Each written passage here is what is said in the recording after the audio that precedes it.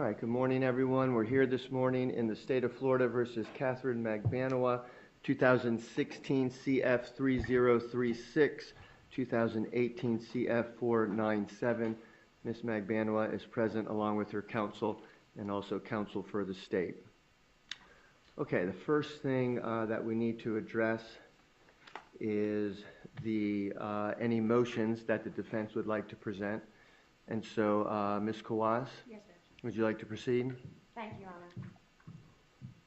And for the record, the state has rested. So, Your Honor, at this time, the defense would like to renew all previous motions and objections and make our first motion for judgment of acquittal as it relates to the charges against Ms. Mcvanwa. I'll start first with the principle to first-degree murder.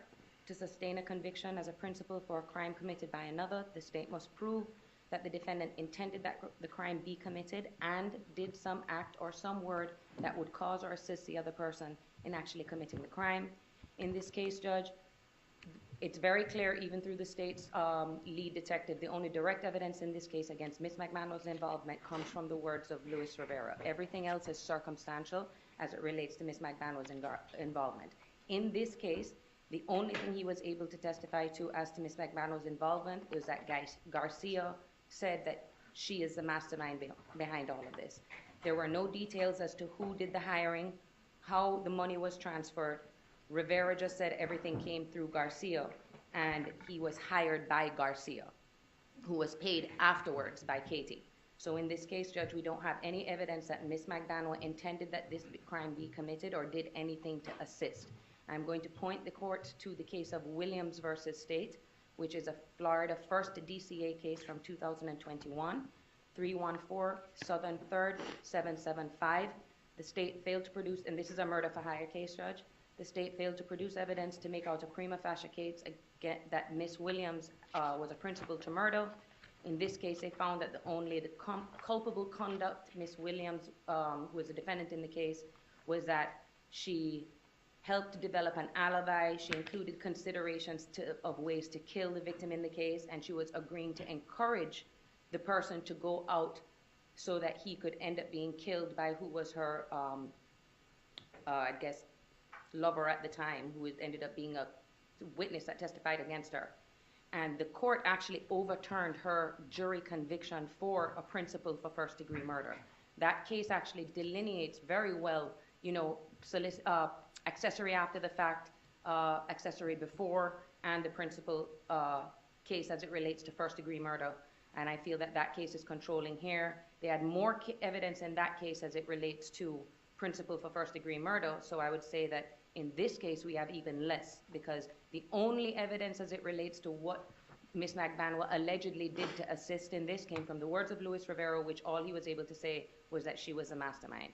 I'm also going to rely on Rocker versus State, 122 Southern 3rd 898 as the language in there as it relates to circumstantial evidence. I won't go over all of that, Judge. I'm just going to rely on that of what circumstantial evidence can be to establish principle. I'm going to now move on to count 2, conspiracy to commit murder.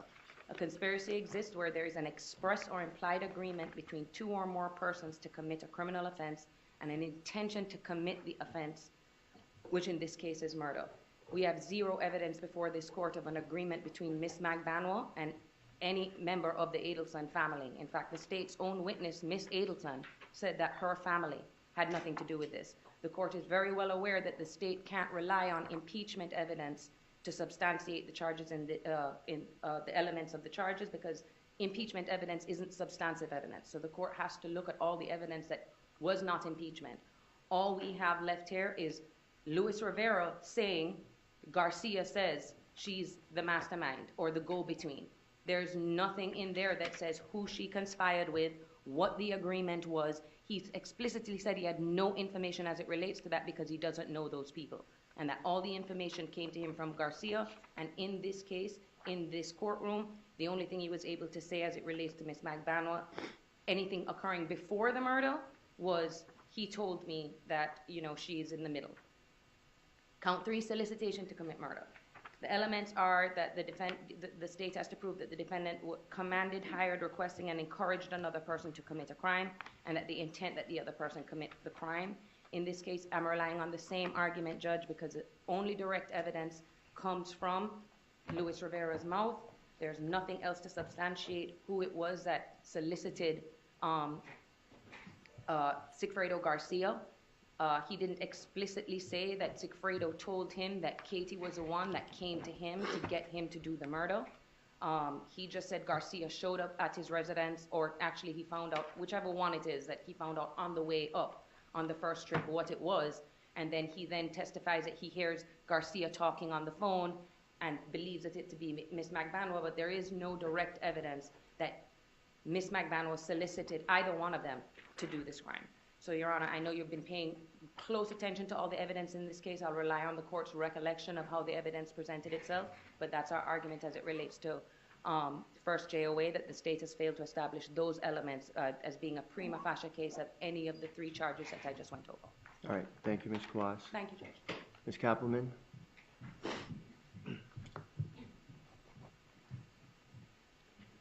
Your Honor, the facts taken in the light most favorable to the case, including the testimony of Luis Rivera as well as Jessica Rodriguez as direct evidence, and coupled with all the circumstantial evidence in the case in the light most favorable to the state, is sufficient to go to the jury in this case. The distinction between our case and the Williams case that the defense cited is twofold. One, in that case, the court found there was insufficient evidence to show that the defendant planned anything or stage managed the murder. In this case, as the defense mentioned, Rivera describes her as the mastermind and does offer details. She's the one that hired, she's the one that paid, she's the one that told them to take stuff off Instagram. She told them when to kill, who to kill, and where to go to do it. She's the one that provided all the direction or stage managing in this case, different from what we had in the Williams case. In addition, a very important distinction is that this defendant was paid and paid others to do the murder, which is distinguishing from the Williams case. So I would ask that you deny the motion and let the case go to the jury. All right. Thank you. Okay. The court will find that there is sufficient evidence in the light most favorable to the state for all three charges to go to the jury. In regards to the first-degree murder, there was sufficient evidence proven by the state that the victim is dead, that the death was caused by the defendant, and that it was also premeditated, that she acted as a principal, had the conscious act to perform the criminal act, and also did some act to assist in the murder. That evidence consists of Rivera's testimony, which is direct evidence that implicated the defendant, from which the jury could find that this murder was committed by the defendant. That's also supported by both direct and circumstantial evidence, which would include the bank records, the employment records, the content of the intercepted phone calls, along with the timing of the intercepted phone calls, the substance of the meeting at the Dolce Vita restaurant, and then also other independent witness testimony, particularly testimony in regards to the money payment that went to Rivera and how that was done. There's also sufficient evidence to prove both the conspiracy and the solicitation. There was evidence of the intent to commit the murder, and also that she conspired with other people, namely Charlie Adelson, Mr. Garcia, and Mr. Rivera, with the intent to commit this murder, and also the solicitation. She solicited a person, namely Mr. Garcia, and that there is evidence of that, and that she commanded or hired that person or people, both Garcia and Rivera, in order to commit this crime. So therefore, in the light most favorable to state, there is sufficient evidence for this to go to the jury, and the motion for judgment of acquittal is denied. All right, so we are moving at this point to the defense case. And who would like to speak on behalf of the defense case this morning?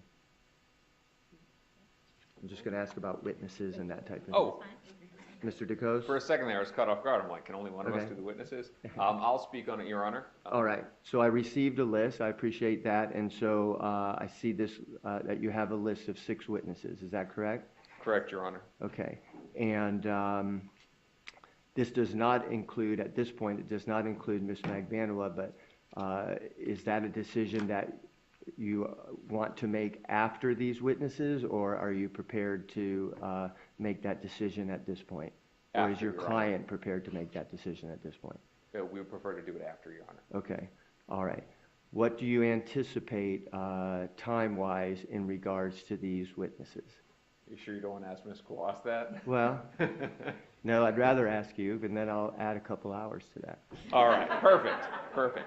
So, Your Honor, this may help out as well, too, for the timing. Unfortunately, this system has gone down, and we need the system in some part for each witness. Okay. And I apologize, I don't know his name. The tech guy came, and then he said he's calling facilities management. There's no power going to it, so we're not All going to right, be I able. didn't know that. Okay. My anticipation, I'll go through the witnesses. Craig Isom, I think the direct examination is going to be about 15, 20 minutes. Okay. So 40 minutes. And then, obviously, cross-examination. We do have Trooper Downing, who is here, the FHP trooper. We haven't spoken to him yet. We're going to push him a little bit later in calling the witnesses and have a conversation with him. Ryan Fitzpatrick, we flew him up. He's here. He's going to be a little bit longer, and Ms. Kwas can tell me how long she thinks that examination is going to be. Judge, I don't anticipate my direct being more than 30 minutes, 40 Okay. minutes tops. Michael Dillmore, he's laying the foundation to enter in some items, sort of like the ZRT report, which is a download of Sigfredo Garcia's phone. All right. Jason Newland, who of course is here, I think that his direct examination is going to be about 45 minutes. His Okay. is the longer one. All right. And then our first witness of the morning is Sherry Bennett. She's being called to impeach Jessica Rodriguez. It's a matter of playing 5 minutes of a recorded phone call with Jessica Rodriguez. So figure Okay. 10, 15 minutes. Now, for what that. about can you play, do you have power to play that recorded phone call from there? I do, but I don't think it's going to be loud enough for the jury. On all witnesses, too, there's an aspect of showing something on the Elmo to be able to go over it. So, Well, do you have all those things on paper, or do you have them just in your computer? The things that you're going to show to the witnesses, do you have them on paper also? no. Well, how are they going to be admitted into evidence? Well, I can go through it. There's certain, for example, the maps that we used, it's best in the electronic form because the printout can't get although we have the maps in evidence. All right, are these demonstratives? I'm just trying to see if we can get it done with some of these, Correct. because I don't want to hold things up just because we're dealing with this. We're going to try to get it fixed, but if we've got things in paper that we can show to the jury, we've done that at one time or another. Correct, and that's the way that we used to do it before all this. Right. My hope is that we can get an idea of whether it's going to get fixed right now. I haven't gone, because I just came in, I got my stuff set up. I haven't gone through it to figure out what I need it for and what I don't. I can Okay. look real quick and see. All right, looks like we're going to find that out right now. So let's see if we can, maybe we're running power from another source. Judge, can I be heard while they're working on that? Sure. Okay, on the issue of defense exhibits, throughout the course of this trial, we have really not been privy to what the defense is showing the witnesses. That's been explained as we don't know what we're going to use until the minute we use it. But now this is the defense case. The defense knows what witnesses they're going to call. They know what exhibits they're going to use. So I would ask that the state be permitted to view whatever evidence they intend to use today and show the witnesses today. The only exhibit I'm aware of as we stand here right now is there's a portion of an interview with Jessica Rodriguez that they intend to publish. I'm not aware of anything in that interview that's inconsistent with what Jessica Rodriguez said that she was confronted with and denied saying. So at this point, I'm going to object to the admission of that item. I think that's something that needs to be done outside the presence of the jury and ruled on before we get in front of the jurors. All right, It's so just first of all, in regards to exhibits, any exhibits that you have that you anticipate that you're going to enter into evidence today, the state needs to see those. Okay, so Your Honor, to make clear on this, days ago I went over with Ms. Dugan and went through these items. There's nothing new in here. It's all from their discovery. We've reviewed it. I'm going to review it with them again so that there's no surprises, so that they can't claim that they haven't seen it. This idea that we have not given them items, first, it's incorrect because it's from their evidence. But yes, as I'm questioning, there's a difference in between exhibits and impeachment items when I'm questioning Agent Sanford. And he says I understand that. Okay. I don't need to get into Okay. that. If you anticipate that you're going to use some exhibits today, if you could just show them to the state Will do. so that they can take a look at them.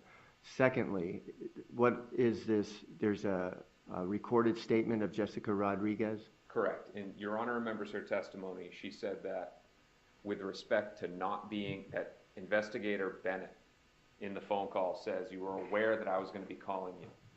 And Jessica Rodriguez says yes. So she's being impeached on that topic. She said that this money... Aware that I was going to be calling you? Correct. So Sherry Bennett, Investigator Bennett in the phone call says, Ms. Rodriguez, you were aware I was going to be calling you. To which Ms. Rodriguez says yes. In her testimony, she said that she was not aware that the phone call was coming in. She also testified that this alleged money drop happened in July of 2014, yet in the phone call she says August, September. She says that Katherine handed the bag, but in the phone call said he had the bag in reference to Garcia. She said that she pressed Katie to find out what was in the bag and that Katie didn't know what was in the bag. She then stated that it was Garcia that called Rivera, not Katherine Magbanua, and most importantly, Your Honor, she is very clear in saying that, and again, we believe that these are all allegations, so they're not entered for the truth of the matter asserted, but we're still only using it for impeachment. She says that Sigfredo Garcia and Katherine Magbanua left before Luis Rivera got there, which is a complete contradiction to what she said on the stand the other day. That's all we're playing. It's about a 5-minute portion. There's All right, other stuff. I'm going to allow it as impeachment testimony. You're getting this in through who? Through what witness? The investigator, Sherry Bennett, who did the recorded phone call. All right. So I'll lay the foundation with her, play it, and that's the extent of her testimony. Okay. You're going to mark it as an exhibit, correct? Yes. Okay. What, any progress? Well, Okay. We think we've made some progress. I see lights on over there. so Your Honor, I have a recording of the entire phone call, but because I'm using it for impeachment, I think the government would agree that I can't enter it in as substantive evidence. Oh, okay. I That's can correct. mark it for the record, though. No. That was my mistake. You're correct. Okay.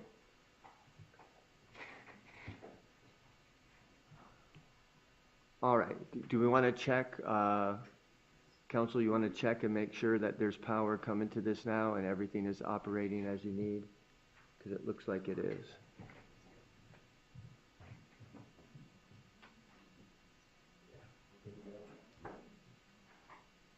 Yes.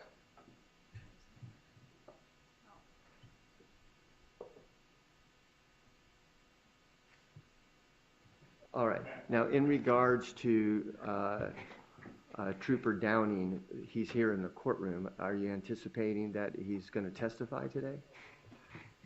Given the communication, so he walked in when Your Honor was on the bench, I think. That's when we noticed that he was here. Based on ASA Dugan's email yesterday, we still have to talk to him.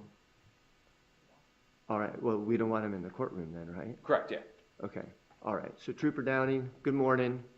I'm going to ask, sir, that you please remain outside the courtroom until, if and when you testify, and during our break, counsel will talk with you at that time, okay? Thank you for being here.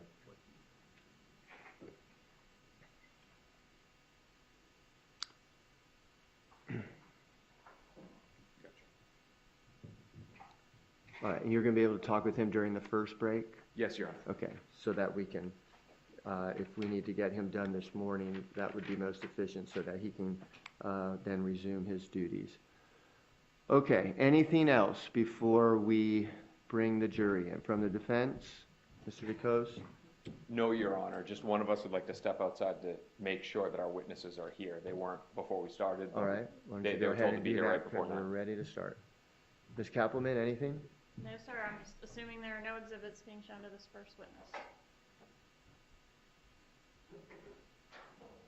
Ms. Kawash, do you know that? Well, I think this first witness, we have the audio that's being played, I believe that's the only thing, Judge. and that's the only one. Okay. All right, let's bring in the jury, please.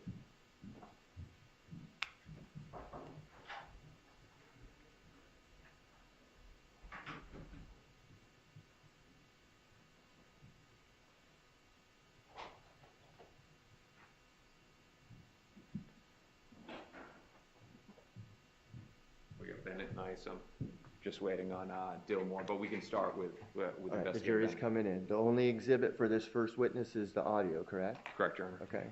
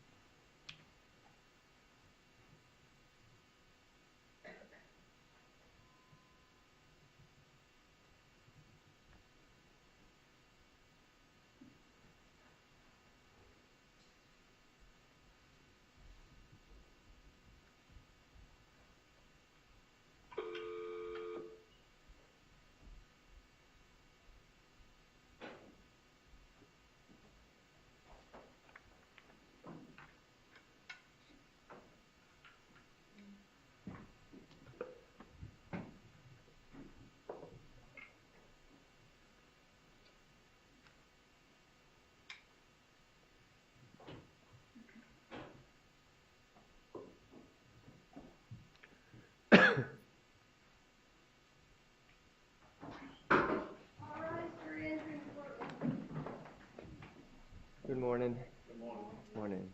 Morning. Good to see you. Morning. Hi. Good morning. Morning.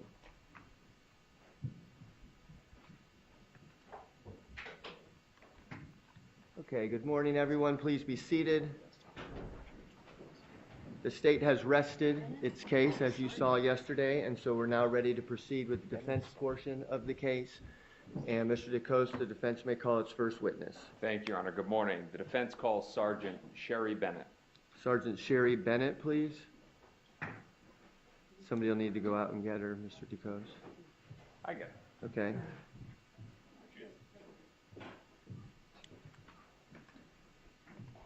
Good morning.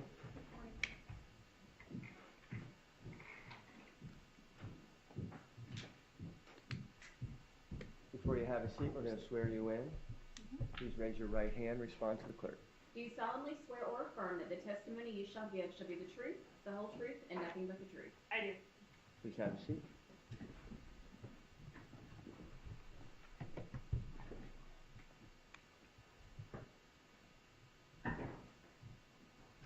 Sergeant, good morning. If you could please introduce yourself to the jury.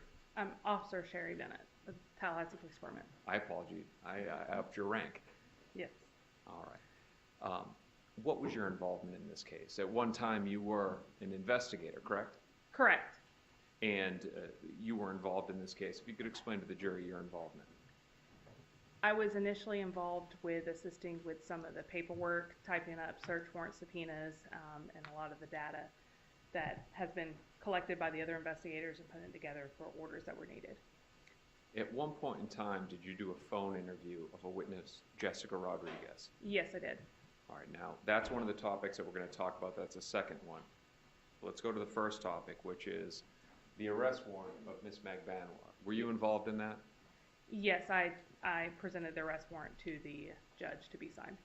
After an arrest warrant is presented to a judge and signed, what is done with it? It is usually entered into NCIC FCIC at the clerk of courts. I believe this one was signed after hours. And once you enter it into the system, would it be available, let's say, the next business day to your colleagues? Yes. Does it even matter whether it's a business day? Yes. All right. If it's entered after hours, it is temporarily entered. It is not available through the clerk of courts. Therefore, a copy has to be sent to someone until the clerk of courts opens the next business hours. Now, that's through the courthouse, but throughout TPD, Tallahassee Police Department, your colleagues at TPD would have access to those documents, right? No. The other officers that you're working on the case, Investigator Craig Isom, he'd have access to the arrest warrant, correct? Yes, I sent it to him directly When did you send it to him? after it was signed that same night. Do you have any reason to believe that he didn't receive it? No, How did you send it to him? through email. All right. Now let's go to Jessica Rodriguez. Who is Jessica Rodriguez in relation to this case? She is the girlfriend of Rivera. Do you remember when you did a phone interview of Jessica Rodriguez? I believe it was September 30th of give me a second. 2016. And if you know, if you could explain to the jury the relation of that date to Luis Rivera's cooperation. I was aware he was, at the time, in an interview with Detective or Investigator Isom and Pat Sanford. So on September 30th, 2016, Agent Sanford and Investigator Isom meet with Luis Rivera and they inform you that there's cooperation happening? Yes. And what was the reason for your phone call to Jessica Rodriguez? I was summoned to the state attorney's office to make the call regarding her providing a statement. Was it your understanding that Luis Rivera was allowed to speak to her before that phone interview? I'm unaware. Was this phone call recorded? Yes, it was. Your Honor, may I publish? You may.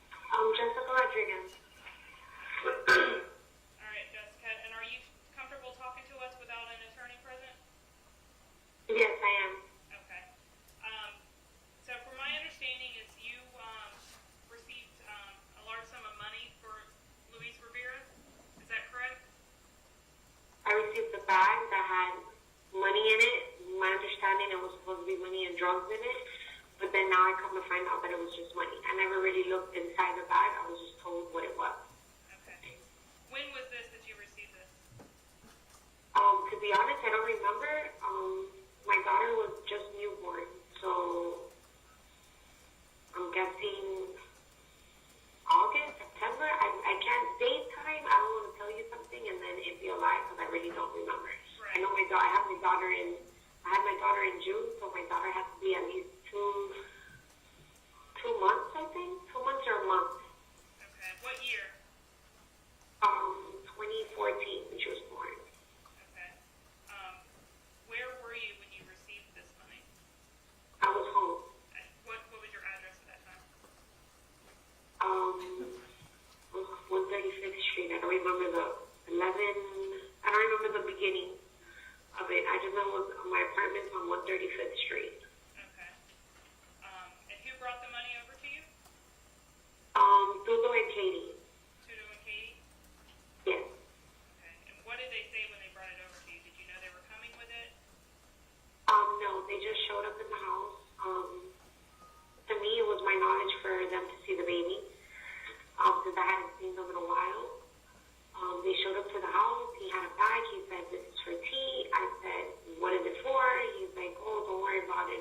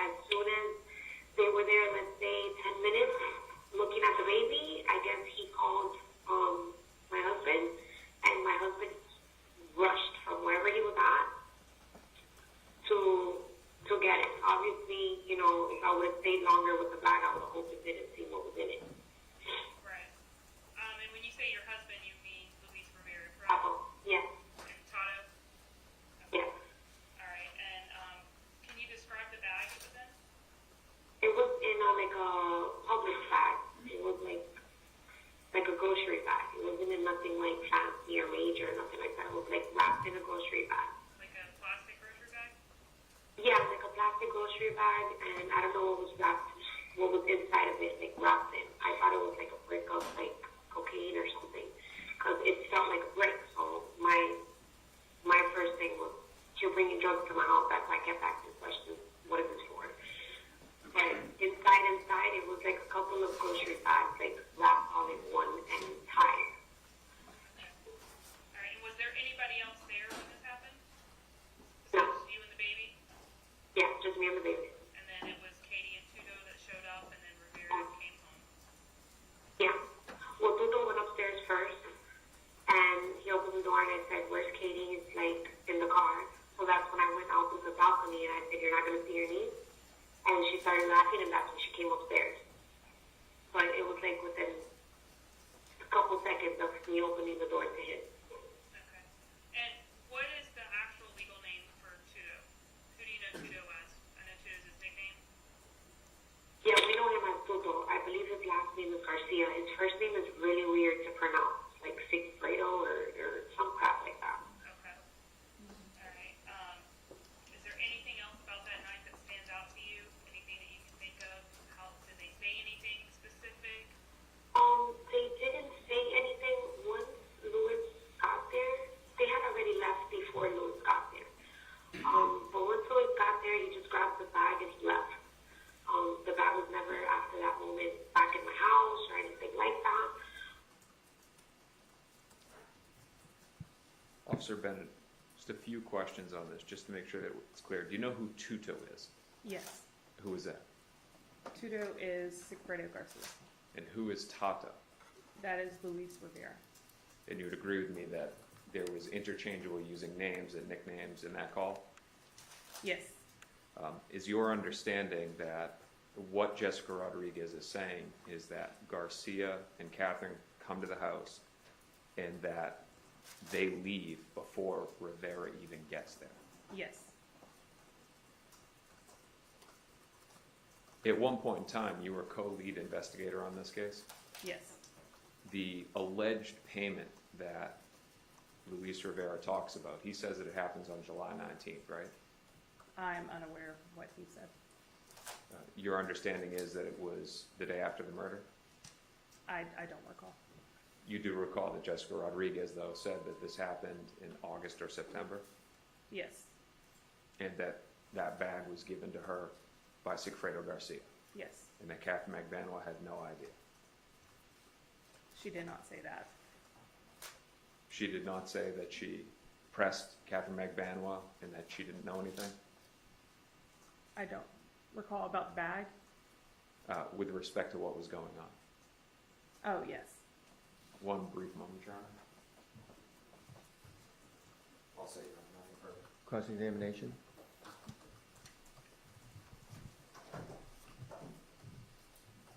What she actually said about the dates was that she couldn't remember, right?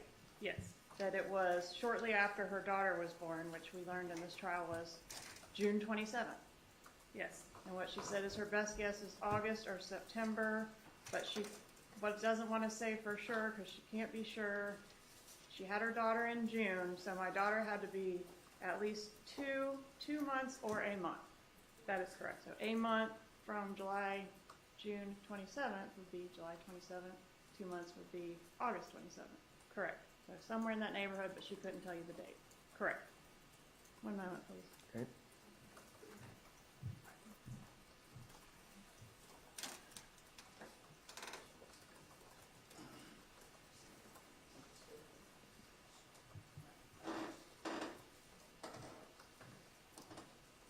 Regarding whether or not Katie knew what was going on, was there ever a question and answer in your interview about whether or not Katie knew what was going on? No. Okay. She said that Jessica Rodriguez told you that she asked Katie what was in the bag, and Katie said she didn't know. Correct. But she didn't say she didn't know what was going on. Correct. All right, thank you. Redirect? No, Your Honor. Okay, we can excuse the witness. She's free to go? Yes. Okay, all right. Thank you, Officer. Have a good day. I'm going to step out for 1 moment. See if our next witness is. All right.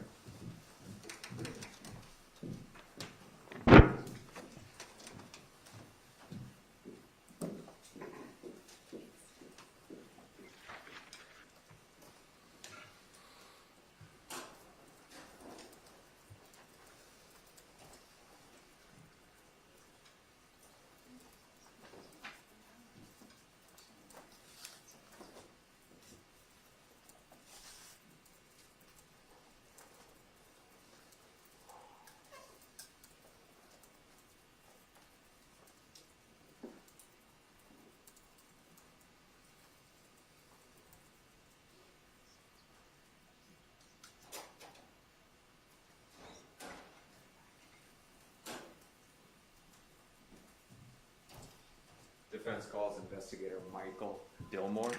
All right, Michael Dillmore, please.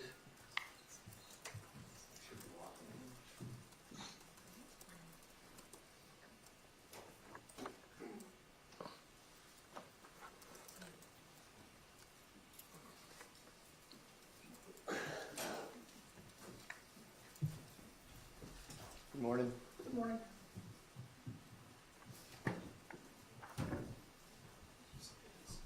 Before you have a seat, we're going to swear you in. Please raise your right hand and respond to the question. Do you solemnly swear or affirm that the testimony you shall give shall be the truth, the whole truth, and nothing but the truth? I do. Thank you. Please have a seat. Thank you, sir.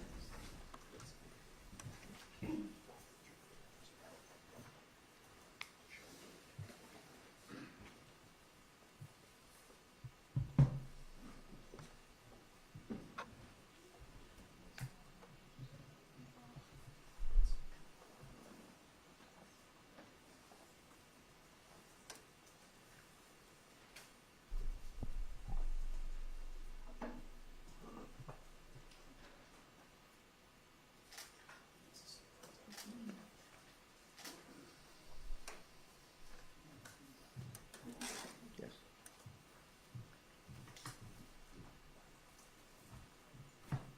Good morning, sir. How are you?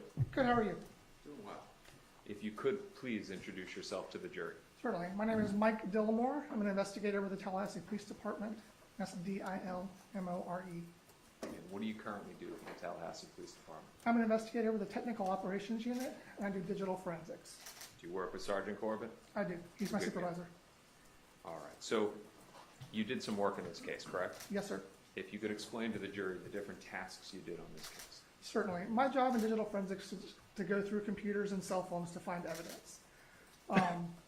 So when an investigator comes something across some electronic storage device in their case that they believe evidence is on, they'll either get consent or a search warrant, bring it to me or my partner, and we'll go through it and try to find that evidence. So in this case, I did some cell phones, a computer, and some iCloud returns, things like that. Did you happen to do any work on a phone that belonged to Sigfredo Garcia? Yes, sir. Was it your understanding that that phone was received after he was arrested? I believe so, yes, sir. And what kind of work did you do on that phone? Give me 1 moment to get my documents up. Yeah, if you need to refresh your recollection, just let us know what you're taking a look at so it goes on the record here. Certainly. And you'll take a look at it and then let us know.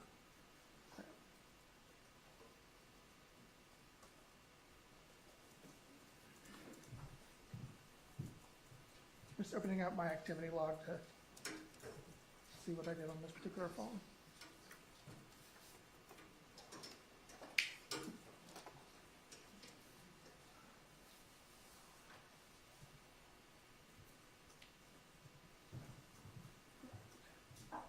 So I believe I did cell write extractions on this particular phone.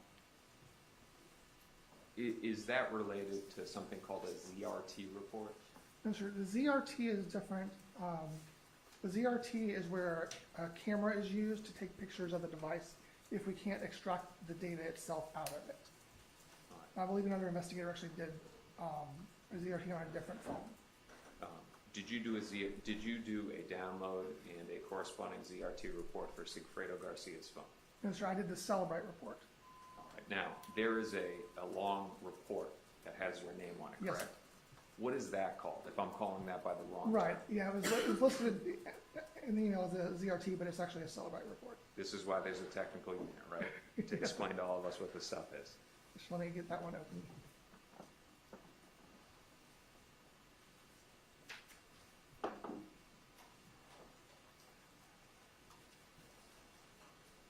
And that particular report that you're talking about was done with a Celebrite UFED device. It's a universal forensic extraction device. And basically, I connect the phone to it and then extract the data to my computer. And you did that for Sigfredo Garcia's phone? Yes, sir. Did you review the information that was downloaded? No, sir, not at the time. Have you since reviewed it? Some of it, yes, sir. And in your review of that, did you find that, let me back up here. With that download, you're getting data off of the phone. Does it include things like text messages? Yes, sir, it does. Since the time that you did this work leading up to today, have you reviewed those messages? Some of them, yes, sir, I have. And in your review of some of those messages, did you find that Sigfredo Garcia was in communication with Luis Rivera during May of 2016? I cannot say that's for certain. I do not know Luis Rivera's phone number. Did you find in there that there was communications that within the communication referenced Luis Rivera? Yes, sir. All right. And if you don't remember, we can take a look at the document, but do you remember the time frame of those communications? When they began and when they went until? I believe it was May of 2016. If I were to ask you the specific day, would you know, or is it something you need to take a look at the items? I'll need to take a look. You're all right, approach? May.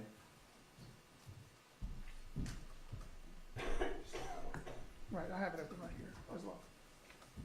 So Investigator Dillmore, when did the communications between, and again, this is Sigfredo Garcia's phone, Correct. and your understanding from the content of the messages that it's Luis Rivera, or do you know if it's Luis Rivera or somebody that goes by the name of Tata? I can say that stored in the device, in the context, it was listed, I believe, as T, just the letter T.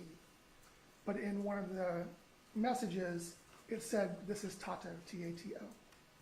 Now, this is coming from another cell phone or another phone number? Another phone number, yes, sir. If you could tell the jury when those communications began? Sure. Looks like the first one, that looks like May 11th of 2016. Would you agree with me that it continues for the next week or so? I believe it goes through the 16th of May, if I'm not mistaken. Double check real quick. The last one I have here is May 16th of 2016. All right, you would agree with me that this is not coming from an email account? It does not appear to be. It says that it's from a phone number. Do you know if the technical operations unit ever did any work to find out if the phone number that these messages that Mr. Garcia's handset was communicating with, whether any work was done on that to find out whose cell phone it is? I don't know. But you yourself didn't do any work on that? No, sir.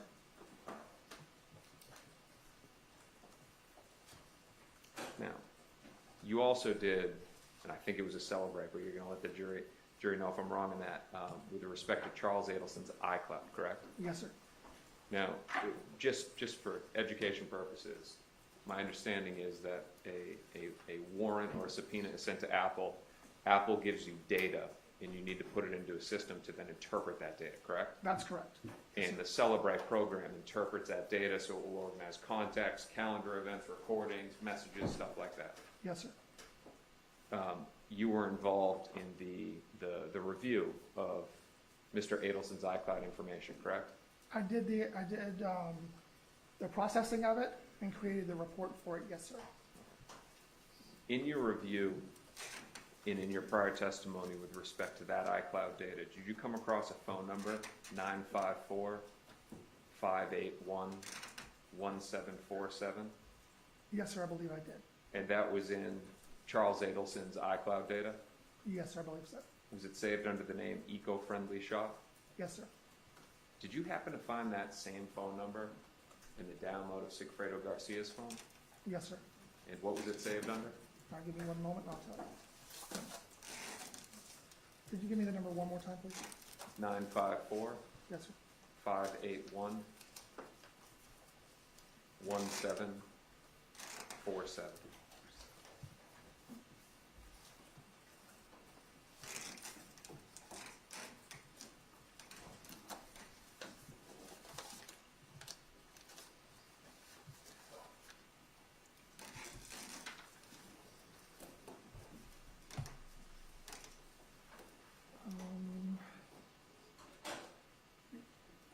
Sully Mech, I believe.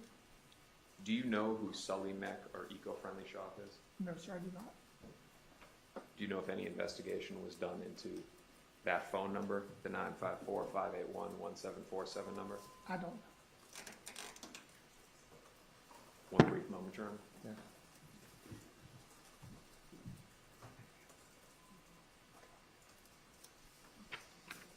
Yeah. Nothing further, Your Honor. Thank you. Cross-examination? Yes, sir. Okay, you can release the witness? Yes, please. Okay, all right, you're free to go. Thank you, sir. Thank you. Have a good day. You too.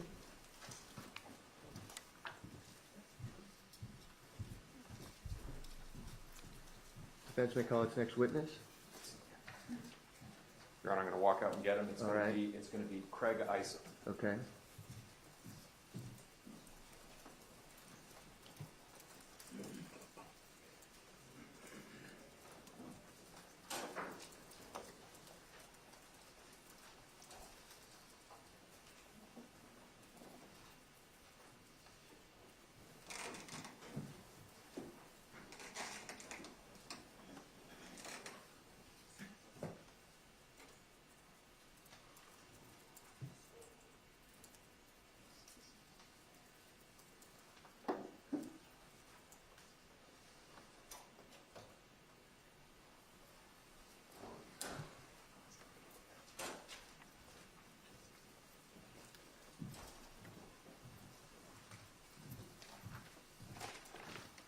Good morning.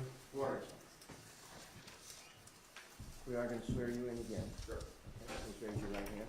Do you solemnly swear or affirm that the testimony you shall give shall be the truth, the whole truth, and nothing but the truth? I do. Thank you. Please have a seat.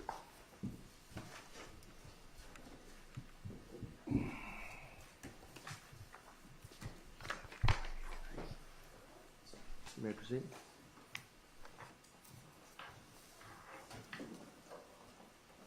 Hello again, Mr. Isom. Hello.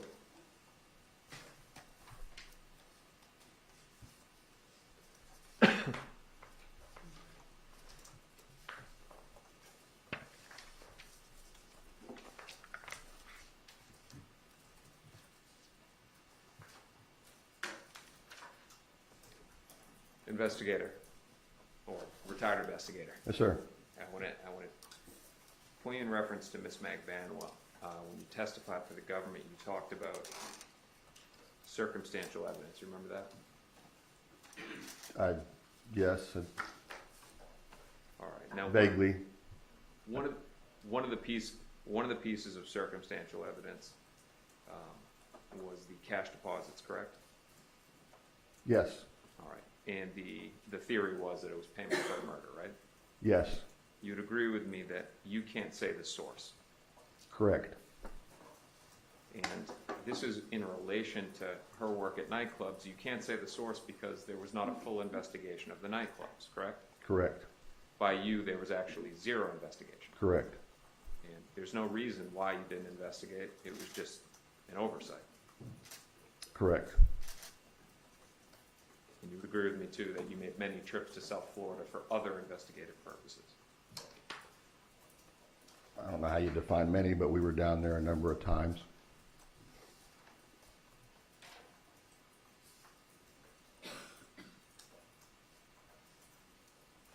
Do you know who Juan Marcos Vega is? I've heard this name during the state's case that you provided. I do not know him. Did you ever meet with him? No. Is it your understanding that at the time he was a Latin King probationer? I don't know him. I don't know, have any background on him. All right. Now, you do know who investigator Jason Newland is, correct? Yes. Works with so you were an investigator for Tallahassee Police Department. Jason Newland is an investigator that is law enforcement but works for their office. Yes. You received no information from him with respect to any information that Juan Marcos Vega had, right? I recall that there was a communication between myself and Newland about someone in Central Florida. I do not recall the name. And to my understanding, whatever he found out, I don't have knowledge of. Now, based on whatever information investigator Newland gives to you, that would dictate what work you do, right? Let me ask that a different way. Okay. If he doesn't tell you that there's somebody that has potential information about the case, it's natural that you're not going to investigate it, right? I missed half of that. Are you saying that I would not investigate it if someone told me there's something pertaining to the case? No, back up and I'll ask that. Okay. So Jason Newland doesn't tell you about the importance of Juan Marcos Vega. Is it then expected that you're not going to investigate something that's not important? Like I said, there was somebody in Central Florida. I just recall that. I don't know if that was the name. And I did not do anything as far as investigating this person you're talking about, this Vega. If you were told it was important, you would have investigated. Yes. All right. That's the way that I should ask. Okay. Now, on your redirect examination, and I wasn't able to get up and ask you more questions, you talked about Ms. Mcvanwa's alleged flight, right? There was testimony to flight, yes. All right, on cross-examination, I asked you, and I went through a series of things like, the PC affidavits, 2020 special, and you agreed with me that she didn't flee. She did not flee the county, flee the country, or anything like that. All right. What she did was she moved, right? Yes, from my understanding, she moved to her brother's home And someplace. This is subsequent to Sigfredo Garcia, the father of her children, being arrested, right? Correct. All right, so he gets arrested. She moves in with her brother, right? I don't know for a fact she moved in with her brother, but I knew it was somewhere in South Broward County.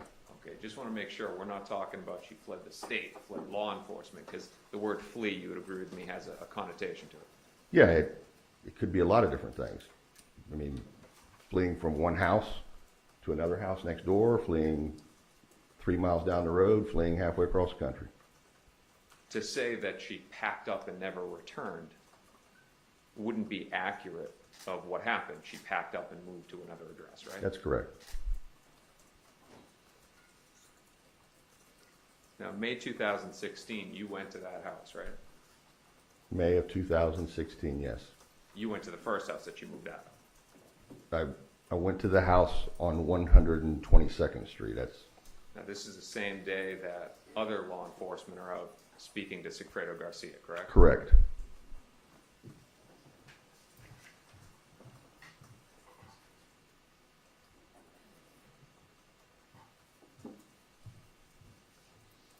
Sorry about that. So at the same time, law enforcement is speaking to Sigfredo Garcia, correct? Yes. You and a Miami Beach Police Department detective go to Katherine Magbanua's house and you knock on the door. Yes. Were you in uniform? No. What were you wearing? Civilian clothing with a Tallahassee Police Department badge displayed on my belt, clearly visible. You would agree with me that you didn't do anything letting her know that you were there for her?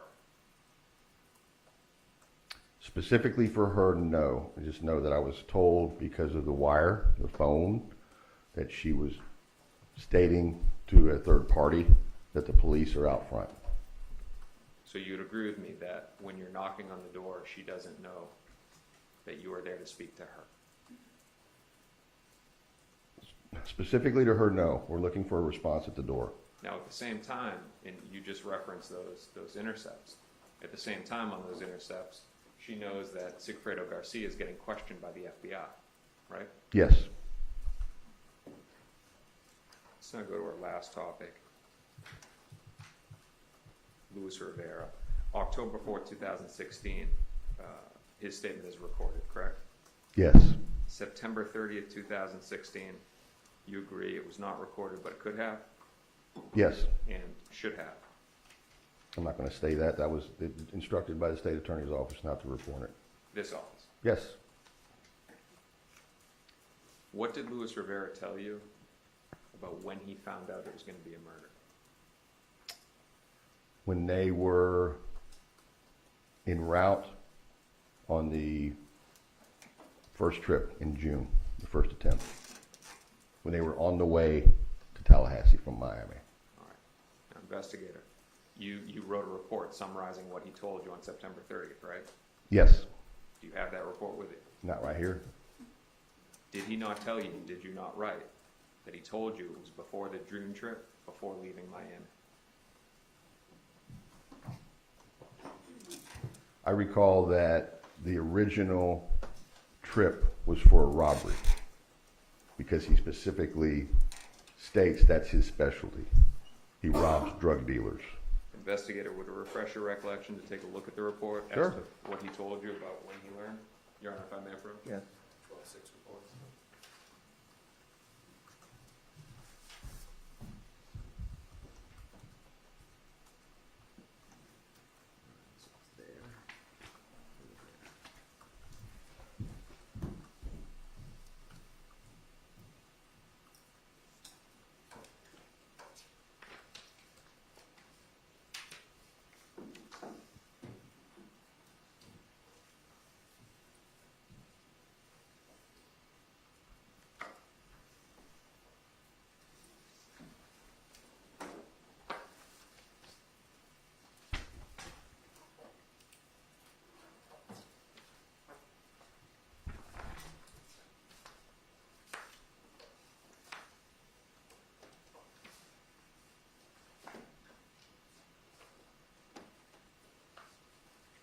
I reviewed it. That refresh your recollection? Yes, He told you that he learned about it before the June trip, before leaving Miami, correct? it's during departure. The date of departure is when he learned it was a murder. If I could approach, Your Honor? Yes.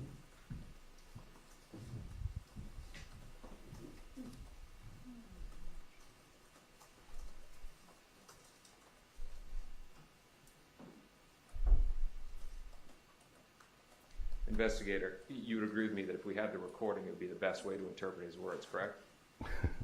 Yes, And what you wrote was not on the way. What you wrote was, once the departure date arrived, June 2014, Garcia told Rivera it was actually a murder he was hired to do and wanted Rivera to commit the homicide. Rivera was promised $30,000 to commit the murder. After leaving Miami en route to Tallahassee, Garcia provided more information. that's what I wrote, and that was the way I understood it. And you agree with me that what you didn't write was that it was on the way to Tallahassee that he was told it was going to be a murder. It says on the date of departure, you can interpret that as being driving on the date of departure, or we haven't left yet and we're talking about it in the driveway. Who did he say did the hiring for the murder? Rivera?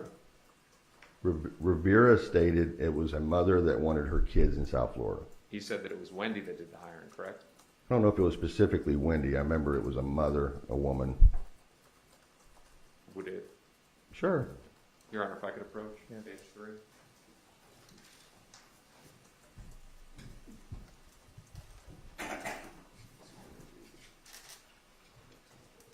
Basically.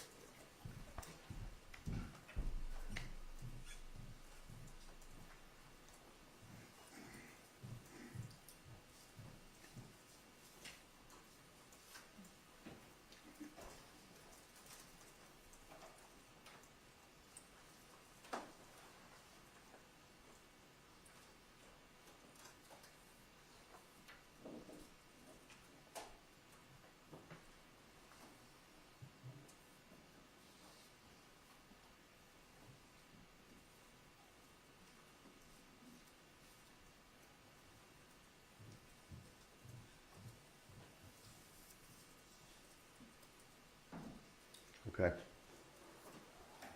He told you Wendi did the hiring, correct? Eventually, he uttered the name Wendi. Yes. All right. Now, he also told you on the June trip that Garcia drove the whole trip, right? Yes. Emphasis on the word whole trip. Or 2 words, whole trip. Yes. I'm showing you what's been entered in as States 85. Just 1 second, the camera get going here. You know what I'm showing you, right? Yes. What am I going to show you? Speeding ticket. For Luis Rivera, right?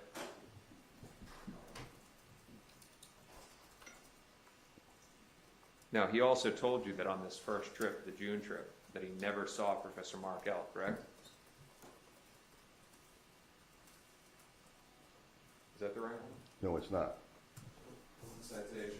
You'd agree with me, though, that we all have paperwork over here. You'd agree with me that there is a citation for Luis Rivera, correct? Yes. I'm not going to waste the jury's time digging through all that. And that citation would mean the obvious, which is that Luis Rivera was actually driving, correct? Yes. Now, the other question, I don't believe he gave an answer, that he stated he never saw Professor Markel on the first trip. If you don't remember, we can... I'm sorry. I believe that's accurate. He also tells you that on the murder trip, the July trip, that there was one gun brought, right? Yes, Not two. correct. Next, with respect to the call after the murder by Sigfredo Garcia to Katherine Magbanua, he originally told you that Garcia told him what was said, Yes, and then he changed it to he overheard. yes, Nowhere in the September 30th statement did he say that there was a separate third trip between King Anthony and Sigfredo Garcia, right? No mention of that. no, The morning of July 19th, he told you he was at a barber shop, yes, that Katie called him. yes, You've reviewed the call detail records. Luis Rivera actually called Katie, right? I believe so, if I remember right, yes. There was no mention ever by Luis Rivera in that statement or any other ones that on that morning everybody apparently had burner phones.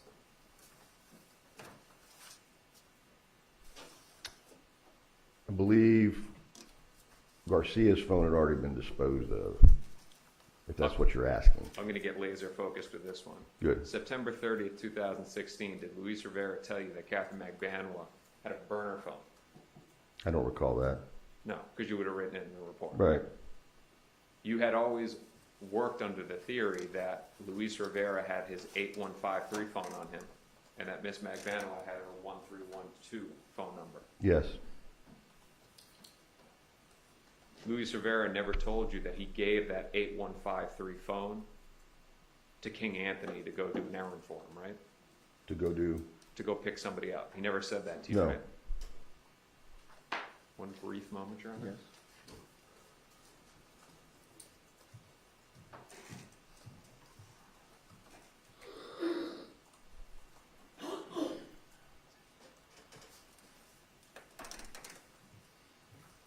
Your Honor, if I could approach, retrieve the document, I got one final question.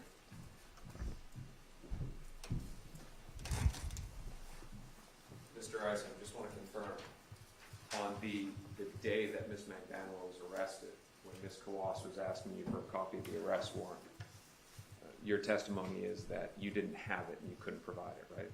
I didn't have a hard copy, a paper version. I could have obtained an electronic version, but I did not have it with me at the time. I didn't have a paper copy with me. So you had it in email, right? I could have gotten it in email from Tallahassee. It could have been sent. You didn't already have it from Investigator Bennett? I may have. I mean, the warrant was already in the NCIC FCIC system. It had already been entered in the computer system. What we're talking about is you providing it to Ms. Kawas. when she We asked never you- met. We never met to provide her anything. I was expecting her to call me after she met with her client at the Broward, Maine jail. Never heard anything back about that. Mr. Eisen, you would agree that on that day you're text messaging back and forth, you're talking on cell phones back and forth, right? Yes, You don't have to meet in person to send somebody an email, right? no, You could have emailed it to her. it was never requested. I didn't, no. Nothing further, Your Honor. Thank you. Cross-examination?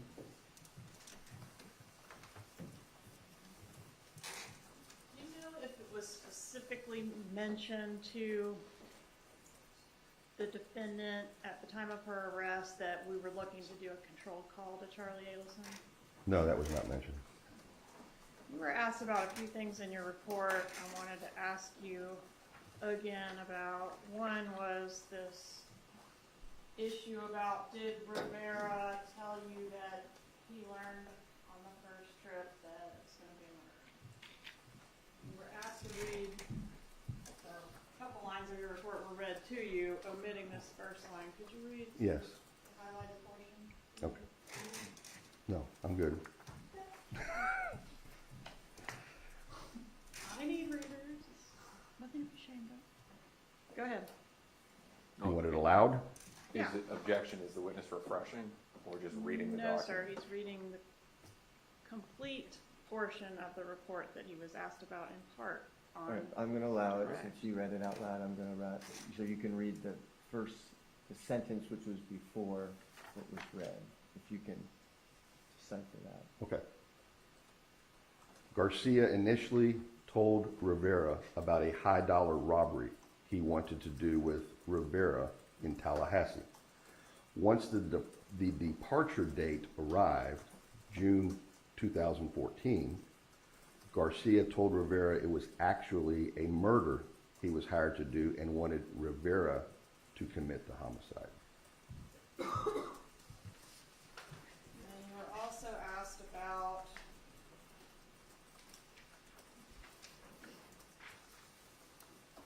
this place over here, Wendi. Did he say the name Wendi?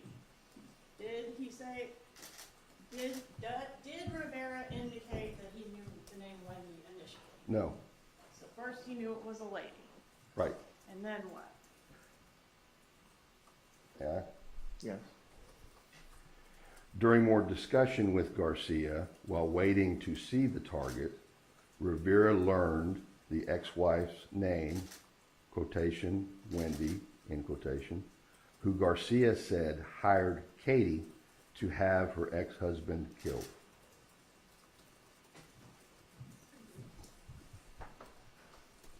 You were asked about the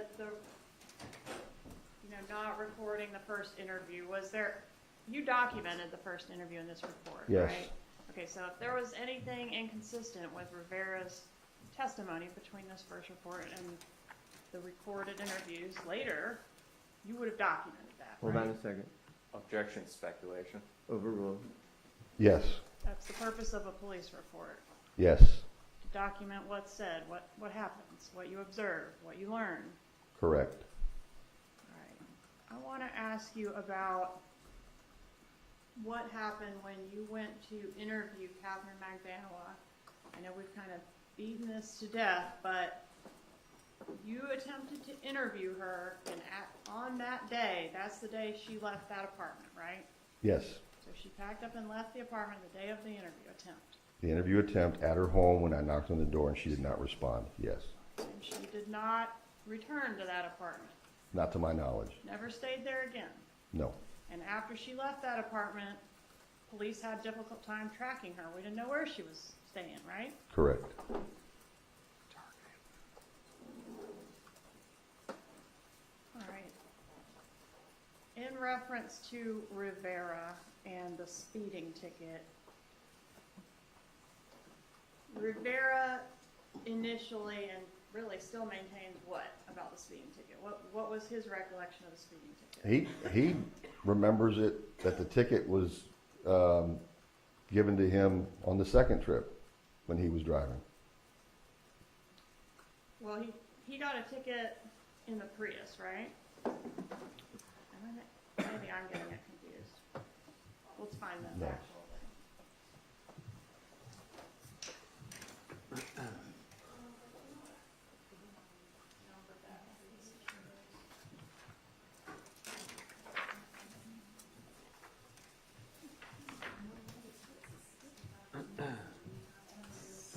$65. All right, so it's 65.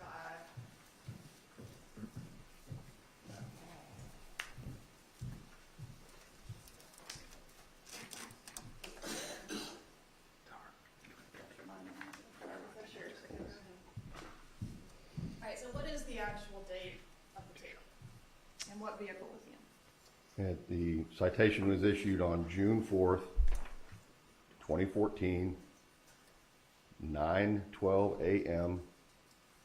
to Luis Rivera. The car is listed as a 2011 Hyundai four-door. All right, so it was the first trip that he got a ticket. Yes, Okay, but he believed it was the second trip he got a ticket. yes. He's All right. maintained that. I've never corrected him. Okay. He thought he got a ticket in the Prius, but it was actually the Hyundai. Yes, Okay.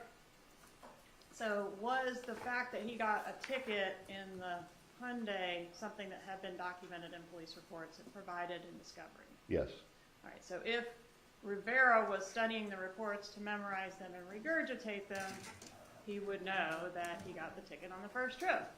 Yes, Okay, but his memory was that it was Prius in the second trip. correct. All right. Yes.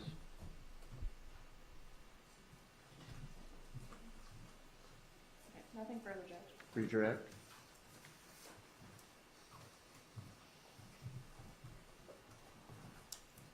So Rivera claims that Wendi hired Katie, right?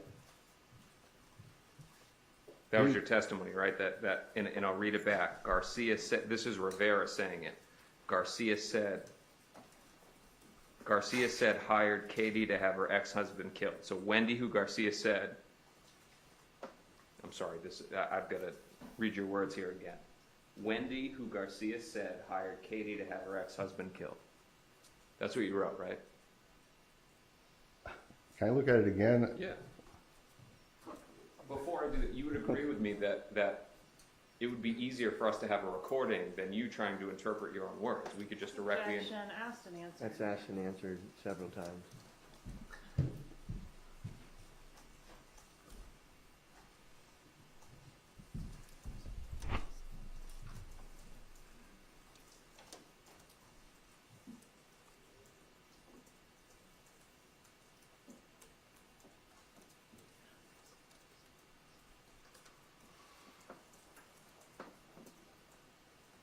Okay, can we repeat the question now, please? What you wrote about what Rivera said is that Garcia said Wendi hired Katie, right? Yes. Has Wendi been arrested? No. Nothing further. All right.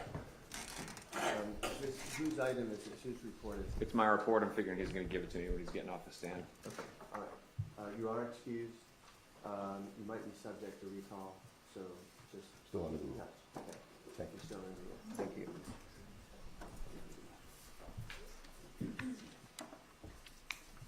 Defense may call its next witness. Brief moment, Chairman.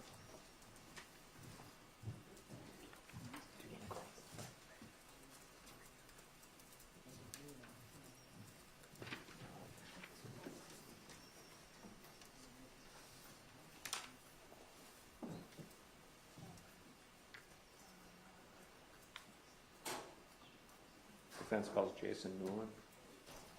All right, Jason Newland, please.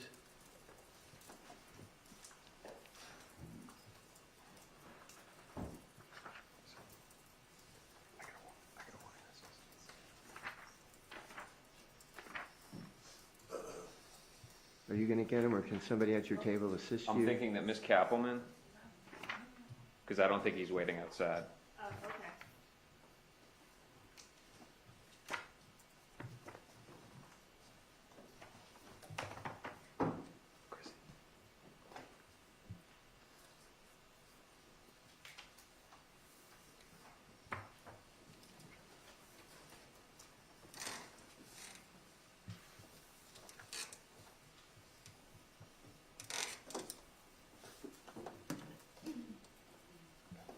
Let's make sure he's just not going to come and wait outside the doors either. He's on his way, Ms. Kaplan?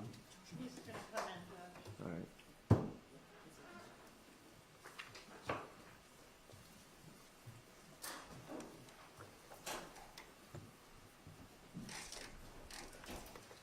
Good morning. Before you have a seat, we're going to swear you in. Please raise your right hand, respond to the clerk. Do you solemnly swear or affirm that the testimony you shall give shall be the truth, the whole truth, and nothing but the truth? I swear. Please have a seat. You have permission to treat him as an adverse witness? You may.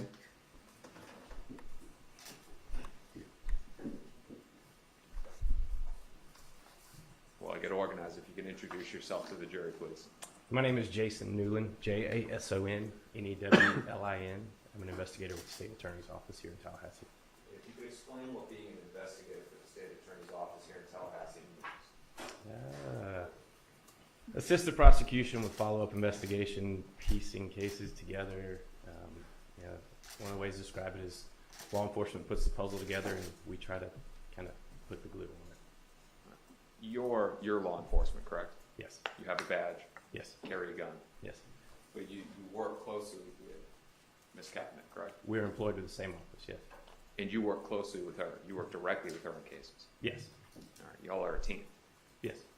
Now, you'd agree with me that part of your work is doing investigation, correct? Correct.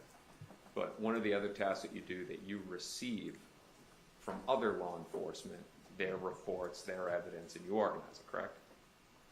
Some of it, yes. So in this case, TPD's involved, they're producing reports from their investigation. They're providing it over to you, to the state attorney's office, right? Correct. And the reason why they're doing that is because you have an obligation, your office, to give it over to the defense. That's correct. And that includes all defendants, right? All Are entitled to what's called discovery. yes. Luis Rivera was entitled to that discovery, correct? That's correct. And your understanding of the rules that apply to discovery, that you have to give it in a timely fashion. That's correct. So if somebody's arrested, within weeks, items have to start being given over. It's not something that a report is drafted and years later it's given over. No, it's generally within weeks. Same thing applied in this case to the reports that were authored by the FBI, correct? That's correct. You've also reviewed these reports because at the same time you're investigating things, right? And many of them, And you would agree with me that these reports were detailed. most of them, yes. In July of 2016, right after Luis Rivera is arrested, Investigator Isom does a 30-plus page report that's very detailed. He wrote a 30-plus page report. I'm not sure when it was actually completed. Do you believe that you've reviewed that report? Oh, I would have looked at it, yes. Would it refresh your recollection to take a look at the report? Yes. A brief moment, Your Honor.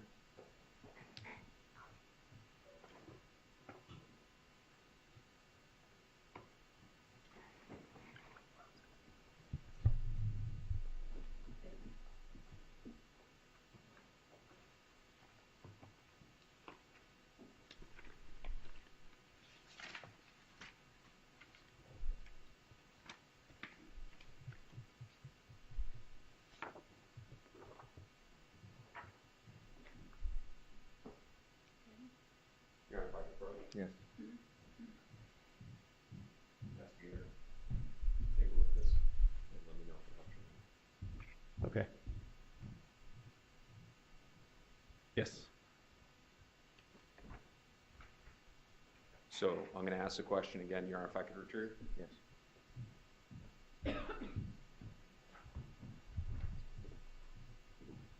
In late July of 2016, did Investigator Isom author a 31-page report? Yes, he did.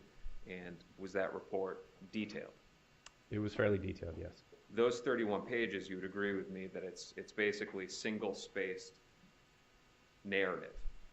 It is. Well, there's at least a page or two of it is information, but the rest of it's the report, correct? Fair enough. So you've got some biographical information, page 1 and Correct. 2. And of course, there's breaks in between paragraphs, but it's a lot of words in the remaining is. 20-plus pages, correct? It is. And it lays out the government's theory as to what happened in this case, correct? I do believe most of it is in there, yes. All right. It basically talks about the theory that Katherine Magban was somehow in the middle, right? Ugh. I don't know the last time I read that one, so it may. Now, in this report and in other reports, you'll agree with me that it had loose information, not the detail that Sergeant Corbett. Actually, let me withdraw that question. I'll ask a different one. You as an investigator for their office, you're allowed to sit in during the trial, right? Correct. The rule of sequestration doesn't apply to you. You're the only witness that doesn't apply to. That's correct. So you've seen some of the testimony in the case. Some of it, yes. So Sergeant Corbett from the Technical Operations Unit, he gives very detailed testimony about cell phone communications, right? Yes. But in these initial reports, it was not as detailed about the cell phone communication, just talked about contact in between people. Sergeant Corbett, I don't even know if he writes reports. So This is, let me break how he that does down it. for you. You've got TPD, you've got Investigator Isom, you've got Agent Sanford. They're communicating and getting information from Sergeant Corbett, correct? there is some of that, yes. And there's some rudimentary cell phone data that they put into their own reports about the communications on Yes, there significant is. days, correct? Correct. but it lacked all the detail that Sergeant Corbett gives us in his testimony. That's correct. And again, those items are going over to Rivera. They should be, right? Police reports? Police reports go to Rivera. Like I said, I don't know that Sergeant Corbett even writes a report. We don't have one. Yeah, I don't. Let's go through this and it'll make a little bit more sense. You receive these items, these reports from Investigator Isom, from Agent Sanford. You organize them, right? Correct. And then you are involved in the process of providing them over to the defense shortly after arrest, correct? Correct. And that's what we were talking about, that there's a rule, the rule of discovery, that you have to do that. Correct. Rivera is arrested May of 2016? No. June. Early June? Correct. You'd agree with me that there's no reason to believe that discovery wasn't timely provided in the month of June and July? No, discovery was provided in that case. All right. And Rivera, then months later, he implicates Katherine Magbanua in September of 2016.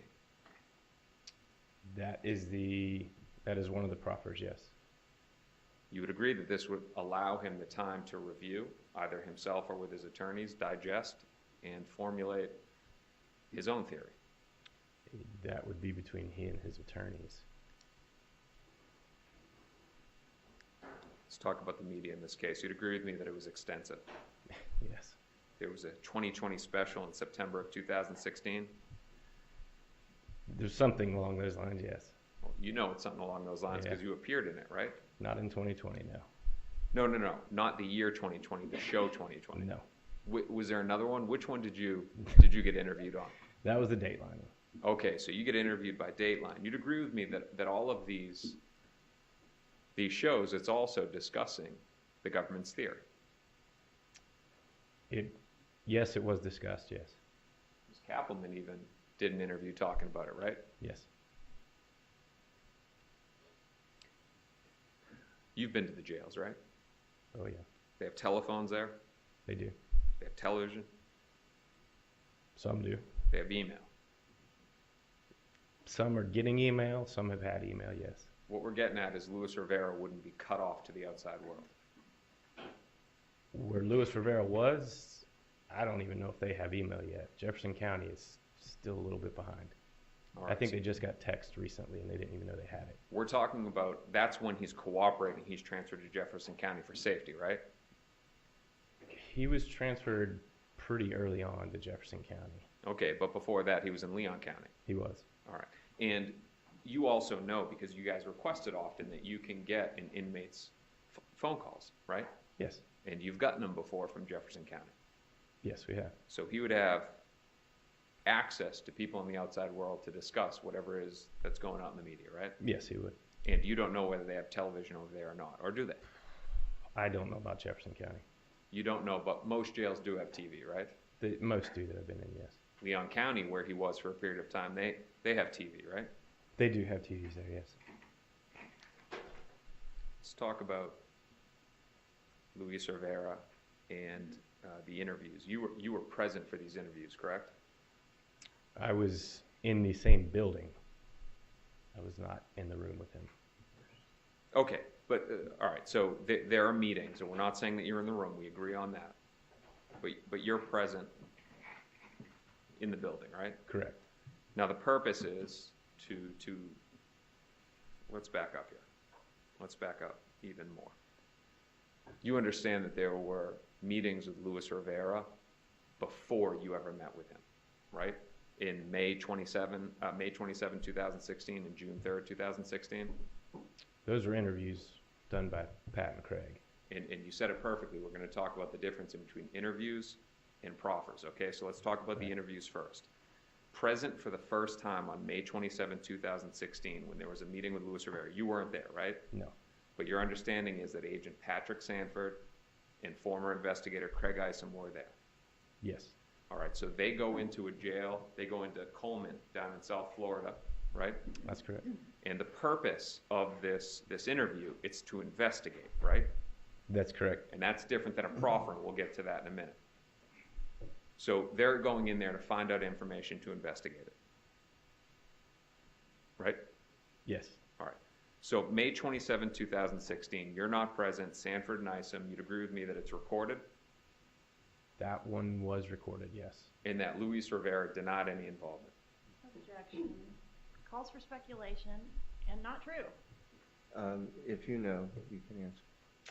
I don't know which interview it was where he did not say he was not involved, but he said you're talking to the wrong person. Okay, so in one of them, either the May 27, 2016, and Your Honor, and I asked you for the government to not make speaking objections.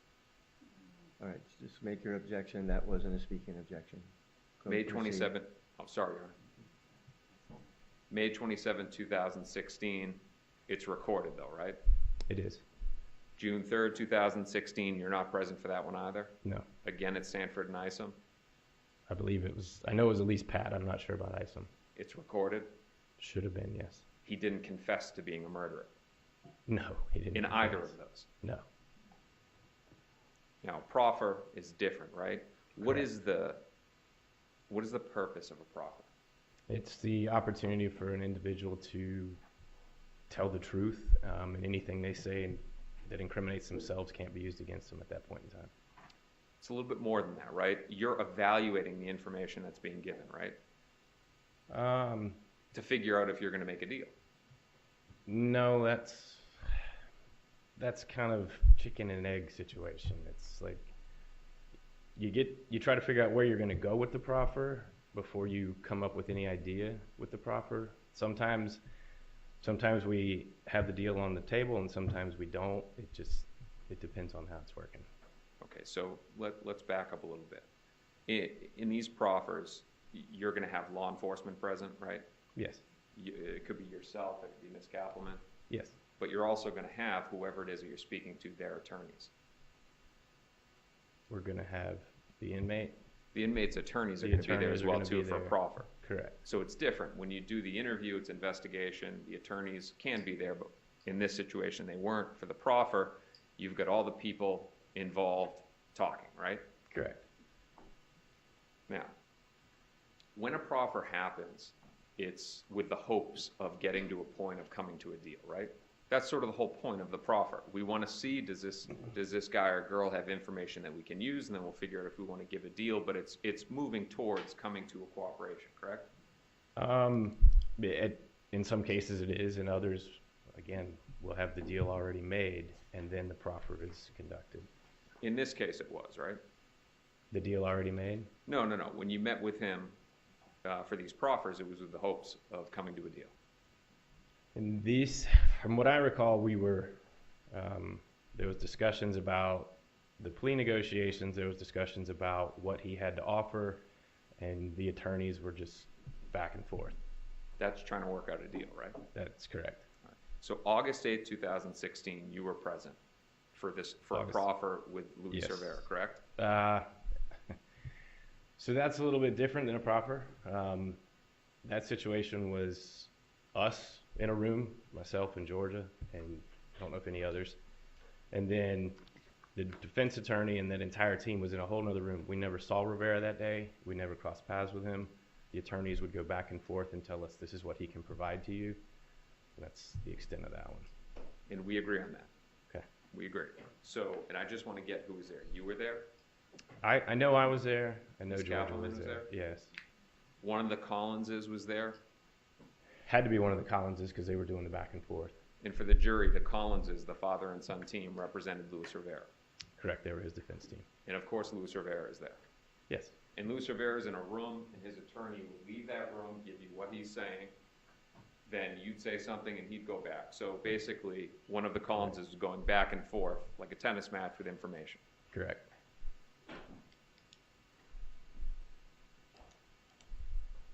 Now, you remember some of the details of the information that you were provided, correct? Some of them, yes. And one of the pieces of information that you received was about the gun, right? Yes. That it was thrown near a body of water and a bridge located on Interstate 10 between Tallahassee and the Interstate 75 corridor. Yes, 2 bridges, body of water, I-10, yes. You also remember how the information was given to Mr. Rivera that giving Garcia wouldn't get him any deal. No.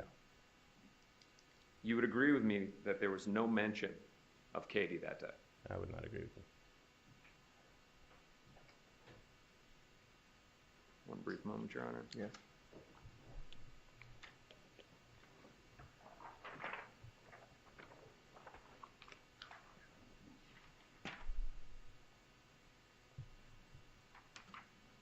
Do you remember? I know what you're going to ask me. So, What am I going to ask you? did I recall? You don't recall whether he ever said Katie's name that day. I do not specifically recall that, but I can't say that he didn't say it either. You would agree with me that if he were to have implicated somebody else, the person who literally has been at the center of your theory since the beginning, that you would have remembered that. I can tell you that an agreement was not made on the 8th, and that stemmed from the agreement on a sentence. And when we left that day, there was nothing I could use. All right. No report. No, there's nothing to document. So to back up here to Garcia for a moment, you would agree with me that the evidence against Garcia was strong? You already had Garcia in custody? Yes. The evidence against him was equally strong, if not stronger, than the evidence against Rivera? Yes. Safe to say you did not need Rivera to flip against Garcia. I mean, it always helps. But you wanted to further your case to get Rivera to cooperate against Ms. Magbanua, right? Literally, we're trying to get to the bottom of the case. All right, so we're going to come back to what you wanted, but you would agree with me that no deal was struck that day? That's correct. If Luis Rivera had said Katherine Magbanua was involved on August 8th on that day, you would have gone and arrested her. No. The agreement was the term of prison was not agreed upon, and he was not going to provide that information to us directly. At the time we had it, it was literally coming from his attorneys. I never got it from Rivera himself. No deal was struck. Rivera returned to his cell. Correct. With his thoughts. Correct. And his discovery. Correct. Well, I don't know what he had as far as discovery goes. But you have no reason to believe that he didn't have it. He may have had some paper documents, but CDs, he wouldn't have had any of those. These reports that lay out the narrative, are they on CD or printed? Those are printed. September 30th, 2016. That is when the next proffer happens, right? Correct. Now, the reason why it happens on September 30th is because on September 29, 2016, your office and Luis Rivera's team come to an agreement, right? I don't know the answer to that. September 29, 2016, you had another meeting with the same fashion with Ms. Kappelman, one of the Collinses, Mr. Rivera, where the attorney's going back and forth? Right? I truly don't remember that one. Possibly? There's no recording of it, there's no report? No. Now, with respect to these two meetings, Luis Rivera, he never said anything about the involvement of Anthony Ortiz, a.k.a. King Anthony? He mentioned Anthony Ortiz. I do not remember when that occurred. I know I've heard the name. Investigator Nolan. Rivera never said that Anthony Ortiz made a third trip with Sigfredo Garcia, right? At some point in the last 6 years, he said, I believe Garcia made a prior trip to Tallahassee with Hebero because he knew where he was going. He drove around Tallahassee like he'd been here before. And you know that in the past 6 years he made that statement. He made it in deposition when he slipped up because you've reviewed that deposition. I do not know when that statement was made. I don't recall. I just know that statement was made. All right. And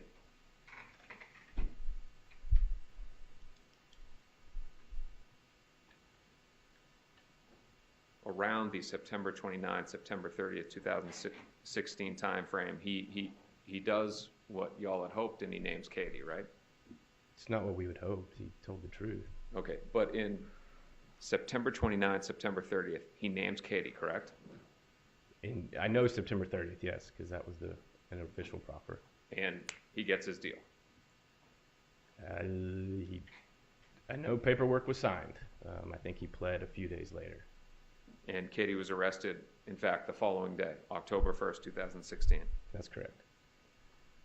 Investigator Newell, what evidence do you have that Rivera didn't untruthfully name Katie to get a deal? I mean, there's a whole lot of evidence to that. that this guy isn't lying and made things up based on the reports that were provided over to him. What evidence do you have that he is not lying?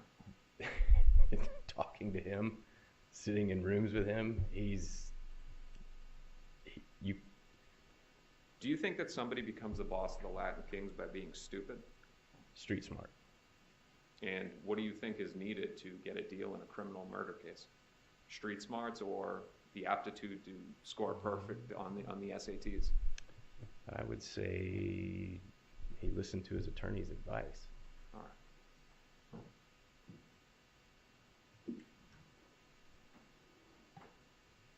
Now, the meeting on September 30th, 2016, that could have been recorded, correct?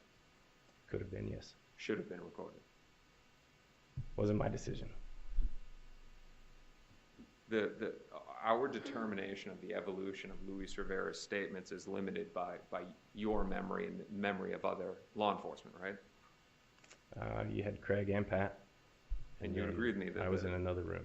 That it's limited because we're only going based on people's memory. I would agree that what was written in the report is what you have. That we wouldn't have that problem with memories if we had a recording, right? No, that's correct. But Rivera's testimony potentially could have a problem because we could show the conflicts in his different statements. That's correct.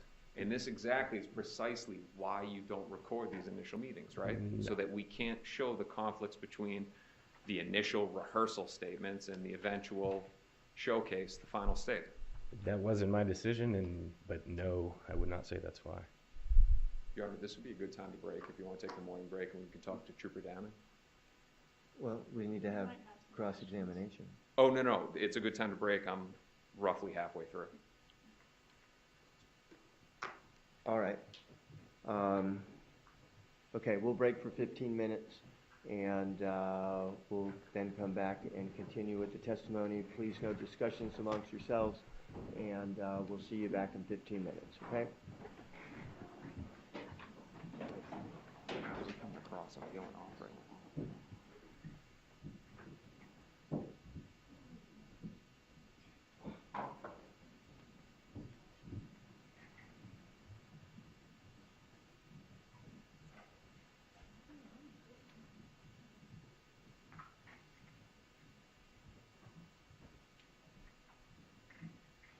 All right, please be seated. Refresh my recollection in regards to Mr. Fitzpatrick. He is who? He is a friend, our former friend of Charles Adelson. It's Ms. Kawas's witness. She can answer the questions better than me. All right, so, That he was listed by the state, I think, in 2021, and we took his depo, and we've now adopted him as our witness. all right, so you anticipate his testimony to be approximately what? With cross, depending with the state cross, I don't think it would take more than an hour. And I'm being generous, Judge. I mean, I don't think my direct is going to be more than All an right, hour. okay. So when we come back in then, all right, well, we'll take another break then before I inquire of the defendant. Yes, Judge. But I expect that these two witnesses, I expect that all of these witnesses will be completed prior to we break for lunch. Yes, Judge. But then when we send the jury out, I'll have a discussion with Ms. Mcvanwa, so I expect at that time the decision to be made. I'm not going to wait until after lunch. That's what I was going to request, Your Honor, if I could just have that. No, lunchtime we've had to plenty of discuss. time, and you'll have the testimony, and I'm going to make my inquiry at that time so that we know where we're headed, okay? So I'm going to need to know at that time, okay? Judge, I did have one thing. I'm not going to have much cross for Mr. Fitzpatrick, but I was just looking through his depo. In his depo, there's a lot of statements about what Charlie Adelson told him. I would object to hearsay for any of those statements. I don't know if the defense counsel tried to. I'm going to wait until I hear the testimony, make an objection if you need to, okay? We'll be in recess for 15 minutes. Thank you. You may sit down.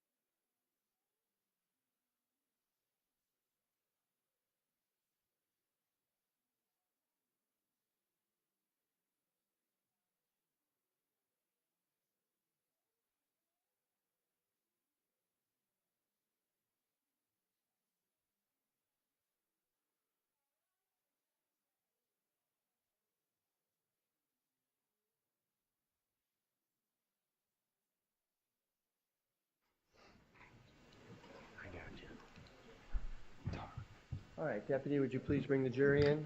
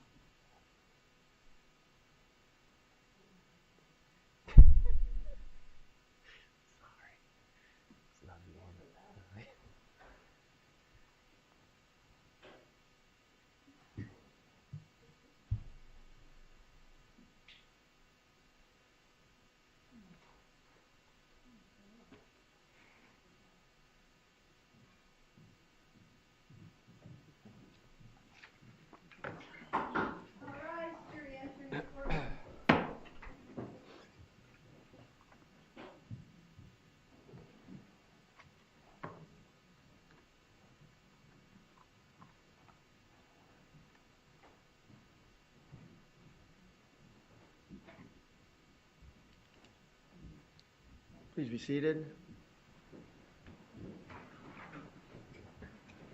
We're ready to continue with the testimony.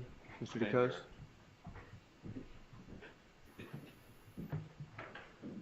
Investigator, you would agree with me that the goal was to get Katherine Magbanua to cooperate against Charles Adelson? Yes, there have been attempts to do so. All right, now, I have law enforcement questions for you that I've asked a lot of law enforcement. The jury's heard it, you've probably heard it. You'd agree with me that your job as law enforcement is to objectively investigate? Objectively, yes. Correct. To present the evidence, both the good and the bad? Yes. Subjectively investigating a case would be a bad thing, right? That's correct. It could lead to a lopsided case, right? Could. Could lead to wrongful convictions. Could. All right, so let's go through some of the work. Now, in fairness to the jury to explain it, your investigation was less than that of law enforcement, other law enforcement, TPD and FBI, right? Yes, and it's kind of hard to say it this way, but some of what I would do is almost just pick up the trash that was left behind. That's a perfect segue into the next topic. You did some investigation about a gun, right? Yes. And you'd agree with me that a murder weapon is great for a murder case. Great piece of evidence. It is. On August 26th of 2016, you went down to the Osceola River, right? I did. All right. And you were supported by one of your investigators, Tully Sparkman. Correct.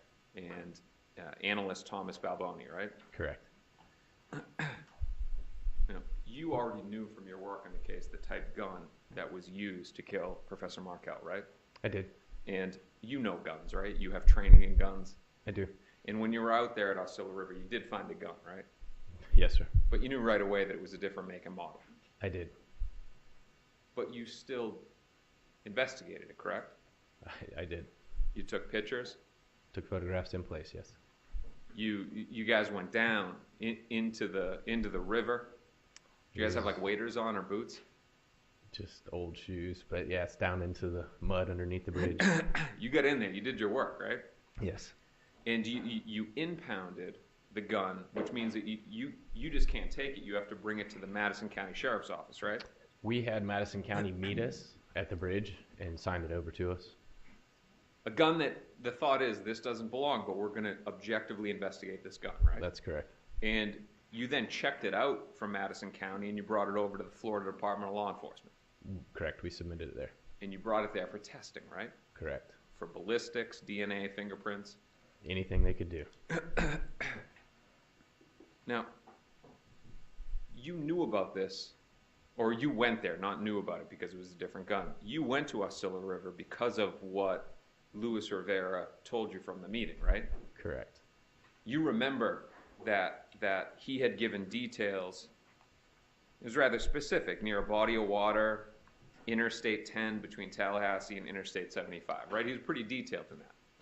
So, I got to say, let me correct. It wasn't from Luis Rivera. It came through his attorneys, and they were telling us that the gun should have been dumped within an hour after the homicide, somewhere on I-10, near two bridges, a body of water, and before I-75. So, that's where I went looking. So you remember, and in fairness, given by his attorney, you remember that detail being given, Correct. but you can't remember whether Katie was mentioned or not. No, Can you say, and I don't mean this to be attacking, but can you say that you did the same level of objective investigation for evidence that would hurt law enforcement's theory? evidence that would hurt our theory? Correct. I investigated almost everything that came to me that I could try to do, yeah. So let's go through it. If you receive information that somebody wants to talk, your involvement in this case, you would send it to FBI or TPD, right? I would always contact them prior to following through with any of the stuff we would get, but yes. December 15, 2016, you receive a letter from a woman, Jennifer Mosley, correct? Ooh, I do remember Jennifer Mosley. Do you remember the letter? I do not. Would it refresh your recollection to take a look at the letter? Yes.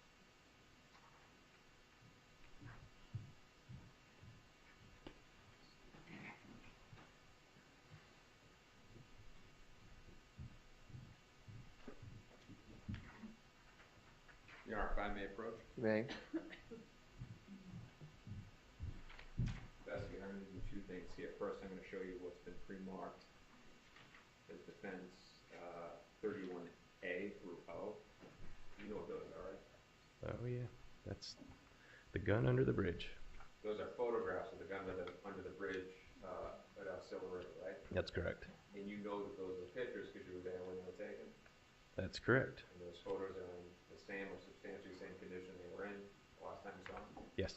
Defense offers what's been pre-marked as defense 31A through O. Any Objection objection? relevance, Your Honor? Overruled. Be admitted as defense 31A through O. All right, you take a look at that. Let me know if this refreshes your recollection.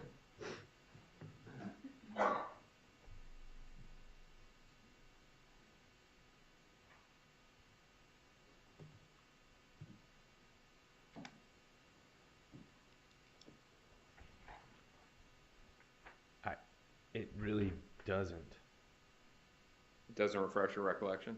No. You remember receiving the letter, though, correct?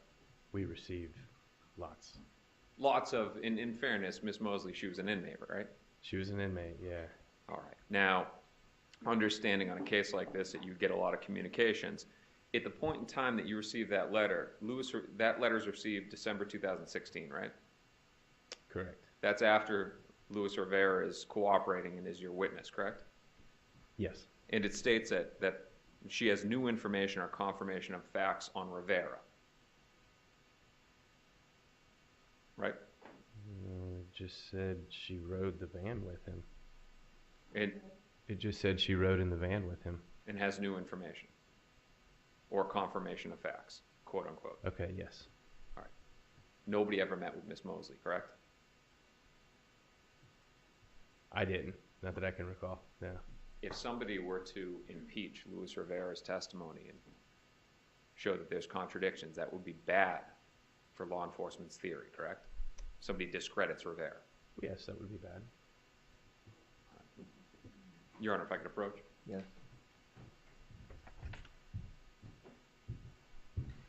Let's now talk about Facebook, Instagram, and owls. You smirk. You know what I'm going to ask. If you could, what am I going to ask? I'll let you do it. All right, thank you. So, at one point, Luis Rivera tells you this tall tale that he posts a photo of an owl on Instagram, right? Instagram or Facebook, which one is it? Do you know? I believe it was Instagram at the time. All right, that he posts a picture of an owl. That was, yes. Not a lion. No. Were you in the courtroom when he said that it was a lion? I was not. Now, understanding, I'm going to trust that everybody in the courtroom knows this. Is there a difference in between an owl and a lion? There is. A big difference, right? There is. He previously said it was an owl. Now he says it's a lion. But there was something, whatever animal it is from the Wild Kingdom, was posted on Instagram.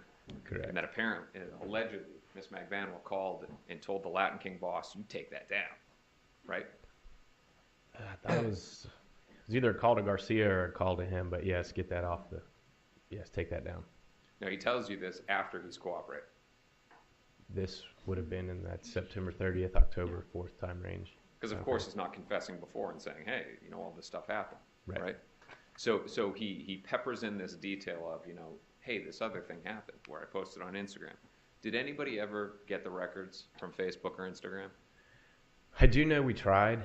I know Instagram, just the amount of times I've had to get documentation from them.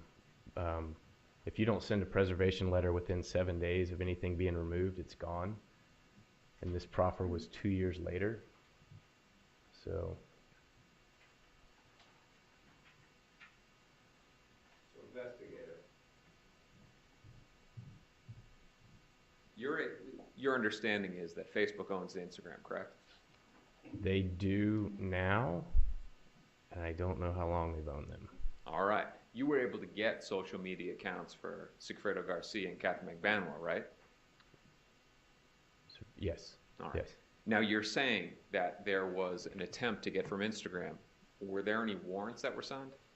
There was nothing to sign a warrant for. Okay. Were any subpoenas sent to Facebook? We'd have those if a subpoena was sent, right? You'd have to give that to us. You would have had them, yes. Yes. Is the fact that I don't have that consistent with the fact that none were ever sent to Facebook or Instagram? It would be consistent with that, yes. Now, you'd agree with me that, if he is telling the truth and there is a response showing this post that was taken down, you don't, and let me sidetrack for a second, you don't know the policy of what they retain on posts that are taken down, right? No, at Instagram, if you don't send a preservation letter within 7 days, you're not getting it. That's not what we're talking about. Luis Rivera says that he took the post down, right? Right. You don't know whether Instagram maintains data of posts that are taken down, right? If you don't send it a preservation letter within 7 days, you're not getting it. It's gone. All right. So it would have literally had to have been done before July 25th of 2014. But nothing was ever sent to try to collect it. Not to my knowledge. There was nothing to get. But we don't know until an attempt is made, correct? I guess you could say it that way. But let's talk about now your meetings with Luis Rivera. And I want to preface this. I'm not trying to insinuate that you told him what to say, okay? Okay. I'm not trying to say that. What I'm saying is he's a very smart guy, right? Luis Rivera is, no, street smart, I'll give you. All right. Now, we talked about that, and I don't want to go things that were asked and answered. But again, your understanding of this man, when he's still, before he's even a teenager, he's a gang member, right?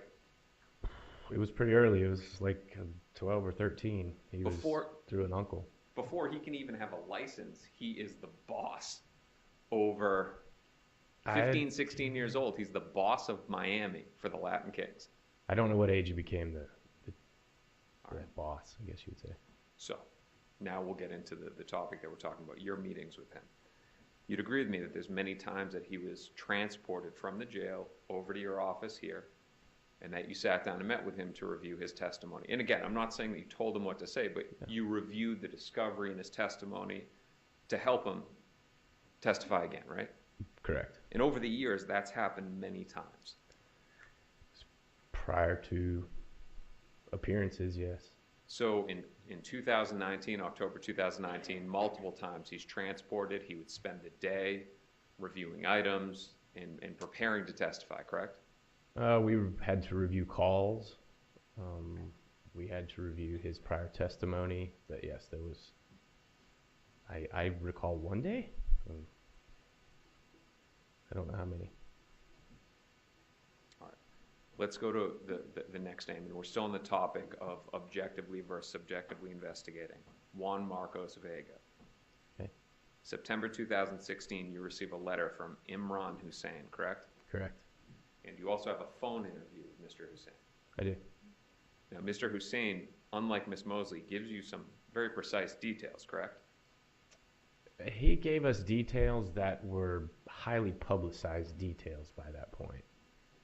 He gave us literally what almost our headline from an article. He had nothing more than that. So he did basically what Luis Rivera did. No. Luis Rivera doesn't confirm many things that aren't known. Again, we don't say that Luis Rivera wasn't here for the murder, but with respect to Katherine Magbanua, Luis Rivera says things that are written all over the reports, right? He confirms the reports. And your thought is that his story fits the facts, not that he's fitting his story to the facts. He's not fitting his story to the facts, no. But you have no evidence to say that that's not happening. Let's stay on Juan Marcos Vega. So, Mr. Hussein, whether he got the information online or not, he's got information. You do a phone interview with him, right? Correct. Now, this one you find relevant enough to actually travel to South Florida to interview Juan Marcos Vega, right? This is kind of one where, like I said, I cleaned up the trash. All right. So, September 22nd, 2016, you have a recorded interview with Juan Marcos Vega. Correct. And you'd agree with me that when you walk in there, one of the first things you say to him is, "We believe someone has linked you to a case you know absolutely nothing about." That's correct. You'd agree with me that that was the wrong approach. Probably not the best. Because you're not finding out if this is legitimate information or not, correct? I did research prior to going to do that interview. I mean, I knew a lot of the case. This was 2016, so it was all very fresh. And when Imran Hussein described who he described, he said Vega, and then he described him as shorter, round. Vega's 5'10" and not round. Rivera is short and round. Nothing was fitting other than what he got on the news. So, you do know that Juan Marcos Vega was a co-defendant in Luis Rivera's 23 defendant and RICO indictment, correct? I do. And he was a probationer in the Latin Kings. I didn't know his status in the Kings, no. Right. Now, you didn't ask Imran Hussein clarifying questions of what he considered to be tall or short, correct?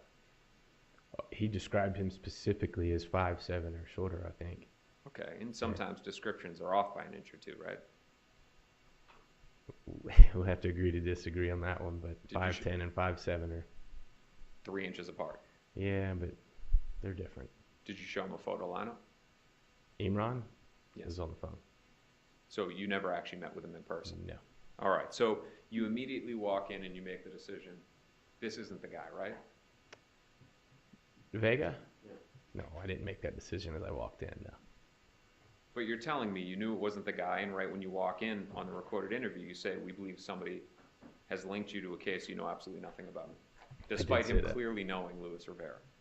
He actually doesn't. He said, I met him because we got indicted in the same indictment. He goes, I didn't even know who he was until we all went down. He was a different Latin King in a different group, and they wrapped 23 of them in together over a couple counties, and he's like, I didn't know 90% of my co-defendants when I got indicted in this thing. That's what the convicted criminal told you, right? Yes. Doesn't mean it's the truth, right? Yep. You sat down once with Miss Mcvanwa, correct? I did. And it was by invitation of the defense, you and Miss Kappelman went over to the Leon County Jail, and we said, ask her anything you want, right? Right. No immunity to ask any questions, correct? Ask questions, yes. And she told you she was not involved. That's correct. But you don't take her word for it. Nothing fit. All right. So staying on the topic with Juan Marcos Vega, in bringing in Osceola River, when you went to Osceola River, you knew it wasn't the gun, but you still took 20 photos, impounded, went to FDLE for testing, brought another personnel, got down in the mud, right? Yes.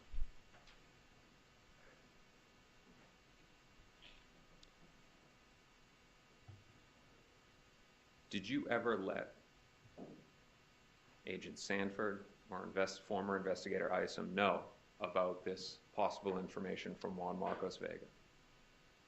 Yes, that was actually, I mean, like I said, I would communicate with them and let them know, hey, we got another one. You want to handle it or you want me to handle it? And generally when it came to ones that were pretty off base, I got stuck with. So is your testimony that they told you to go down there and do it, and that there was a discussion about him? No, it was, somebody's got to do it, so I'm going to do it because they weren't. What Imran Hussein tells you is this guy's got information about Professor Markel's murder, right? No, Imran said he had information and that the guy Vega, what he was describing Vega was Tato. He was describing Luis Rivera to a T. You never showed him a photo lineup, so it's your opinion he was talking about Luis Rivera, right? Everything he said about him was Luis Rivera. But there is the connection between Juan Marcos Vega and Luis Rivera by way of the Latin Kings, right? By way of a single indictment, yes. But their gang affiliation. Latin Kings, correct. Okay, so there's the indictment and there's the gang affiliation.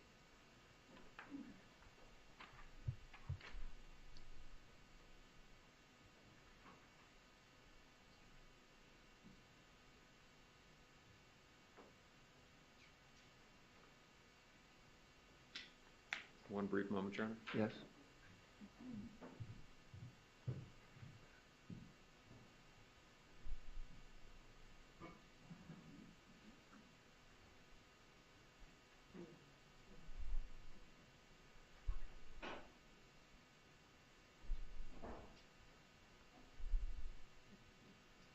Nothing further, Your Honor. Thank you. Cross-examination. Thank you, investigator.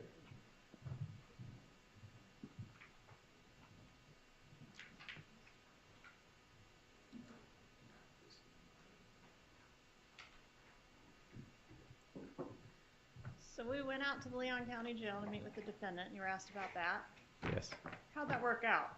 Not too good. It was a joke, right? It was. We were invited out there so that, the defense could tell the jury we were invited out there. Pretty much. Okay. Objection, speculation, move to strike. Overruled. You were showed defense A through O pictures of a gun. Does that gun have anything to do with this case? No. Not related in any way to the murder we're here about? Nope. You were asked about the interviews that you were a part of in reference to Mr. Rivera. Did you or did anyone in your presence ever tell Mr. Rivera what he needed to say? No. Did anyone in your presence give him any information about a particular suspect he needed to give up? You need to give us Charlie, you need to give us Katie, you need to give us Garcia. No. Did we ever say that we needed him to do or say something in particular in order to get a plea bargain or a deal? No. Was there anything unethical that happened in your presence at any Rivera meeting? No. Was there anything unusual about the way the Rivera deal was handled? No. Were you aware of any Rivera statement that did not implicate Katherine Magbanua? No. No further questions. Redirect. Briefly, Your Honor. Investigator, September 20th, 2019 was that meeting, correct? September 23rd was the following Monday. It was a Friday afternoon. Which meeting are we talking about? The meeting with Ms. Magbanua that Ms. Kappelman termed a joke. Yeah, that sounds September, October, something like that. All right, so let's walk through this briefly.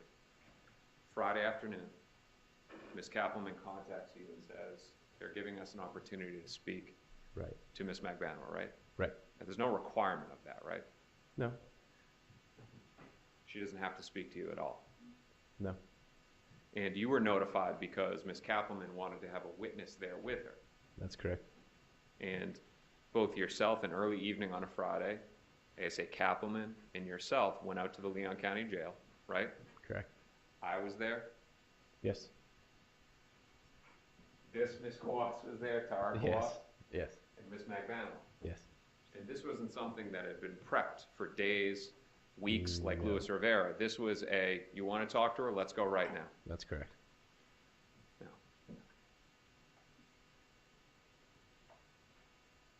When witnesses speak like Luis Rivera, he signs paperwork that's immunity, right? That they're protected, that anything they say can't be used against them, right?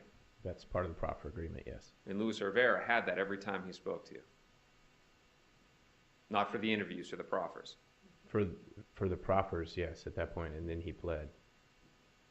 Ms. Magbanua didn't request to have that protection when she met with law enforcement, correct?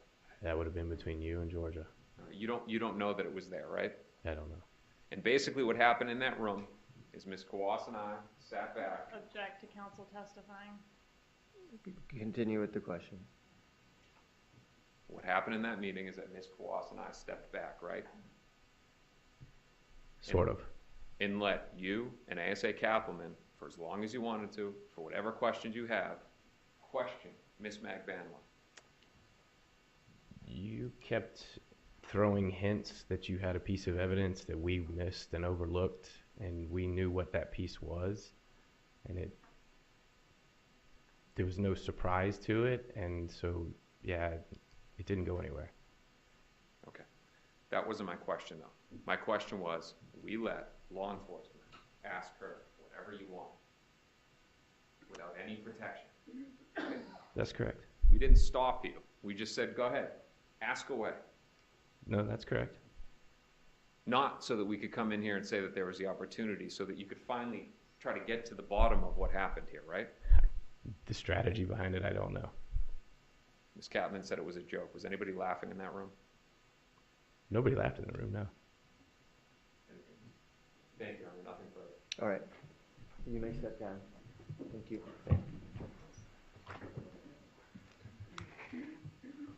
Defense may call its next witness.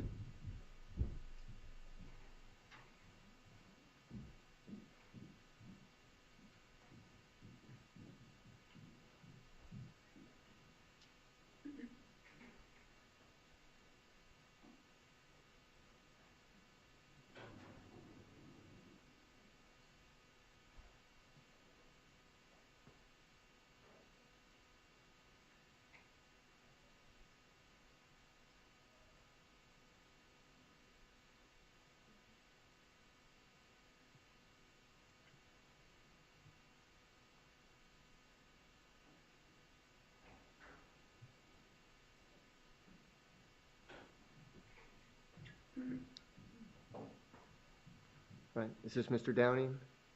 No, this is Mr. Fitzpatrick, sir. Oh, okay. Oh, I'm sorry, Mr. Fitzpatrick. Come up, please. Good morning. Before you have a seat, we're going to swear you in. Okay. Please respond to the clerk. Do you solemnly swear or affirm that the testimony you shall give shall be the truth, the whole truth, and nothing but the truth? Yes, ma'am. Thank you. Please have a seat. Just need you to scoot up to that microphone and talk loudly into that, okay? Thank you. Good morning, Mr. Fitzpatrick. How are you? Good, how are you? I'm doing well. Can you please introduce yourself to the jury and spell your name for the court reporter? My name is Ryan Fitzpatrick, RyanFitzpatrick. And what do you do for a living? I run a medical facility in Hypoluxo, Florida. Do you know someone by the name of Charles Adelson? Yes, ma'am. How do you know him? Known Charlie for many years. He was a former friend of mine and a former business partner of mine. And how long ago do you think, and you can approximate, how long have you known him? 2012, 11? Like 15 years. Okay. And when do you, if you remember, when did you first meet? Prior to moving to South Florida, just through mutual friends. And from that time on, you guys were really close, right? Yes, ma'am. So you know his family as well? Yes, ma'am. Have you spent a considerable amount of time with his family? Yes, ma'am, I have. So you know his mother, Donna? Yes, ma'am. Harvey? Yes, ma'am. And his sister, Wendi? Yes, ma'am. Do you know his brother, Robert? No, ma'am, I do not. Have you ever met him? No, ma'am. When you were ever around the Adelson family, did they talk about him a lot? No, ma'am. And how close would you describe Charles Adelson to his mother, Donna? Very close. Like, talk on the phone every day? Yes, ma'am. Multiple times a day? Probably, yes, ma'am. And how close was he to his sister, Wendi? I mean, very close. Was he protective of her? Yes, ma'am. Did you ever meet Wendi? Yes, ma'am. Do you remember how many times you were hanging out around her? Multiple occasions. Okay, but the majority of the time that you knew her, was she living in Tallahassee? Yes, ma'am. Well, no, she had come to South Florida at that point for the majority of the time, but I had know who she was and when she was in Tallahassee. Okay, so the majority of the time that you spent with her is after she relocated back to Miami after the death of her ex-husband? Yes, ma'am. After the murder of her ex-husband? Yes, ma'am. Did she ever talk to you about her divorce? No, ma'am. Did Charlie ever talk to you about her divorce? Maybe occasionally in passing, nothing that I recollect of significance at all. Was there a type of tone or demeanor to him whenever he was referencing the divorce or Dan Markel? After the murder, yes. Okay. Before the murder, did... No, ma'am. Okay. No. After the murder, how did Charles express his feelings towards Dan Markel? Did he, one way or the other? If he didn't, he didn't. If he did, he did. Let us know. Can you rephrase it? Let me make it easy. Did he ever talk badly about Dan Markel? Nobody talked good about Dan. Nobody talked to you about Dan? Not in that family. Okay. Nobody talked good about Dan, I said. Okay, so that's what I was going to get to. How did you, because you've been around them, how did you get there? What was their feeling towards Dan Markel? I mean, I really didn't pay a lot of attention to it. Obviously, it was insignificant to me at the time, but, you know, I mean, you could tell it wasn't someone that they were fond of. Now, how would you describe, would you describe Charlie Adelson as the marrying kind? Want to settle down? He was never my type, no. Okay. I appreciate that, Mr. Fitzpatrick. All right. So, but Charlie wasn't a one-woman kind of girl, was he? When you guys were no, ma'am. Okay, and you kind of laughed when you said that. Yes, ma'am. He would have different girls all the time.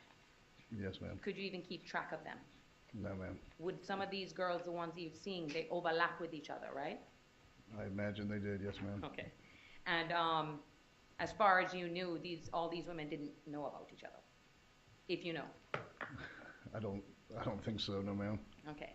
And you remember when he started dating Catherine, right? Vaguely, yes, ma'am. Just Okay. because I would hear her name, Katie, Cat, you know. That's how Charles would refer to her? Yes, ma'am. And your understanding of their relationship, was this just one of the girls that Charles was seeing? To be honest, I really didn't pay a lot of attention to girls that he saw. Understandably. It was just kind of like, okay, whatever. Just because it's another one and another one and another one. ma'am. You don't want to invest too much time in someone you're probably not going to know for too long. No, ma'am.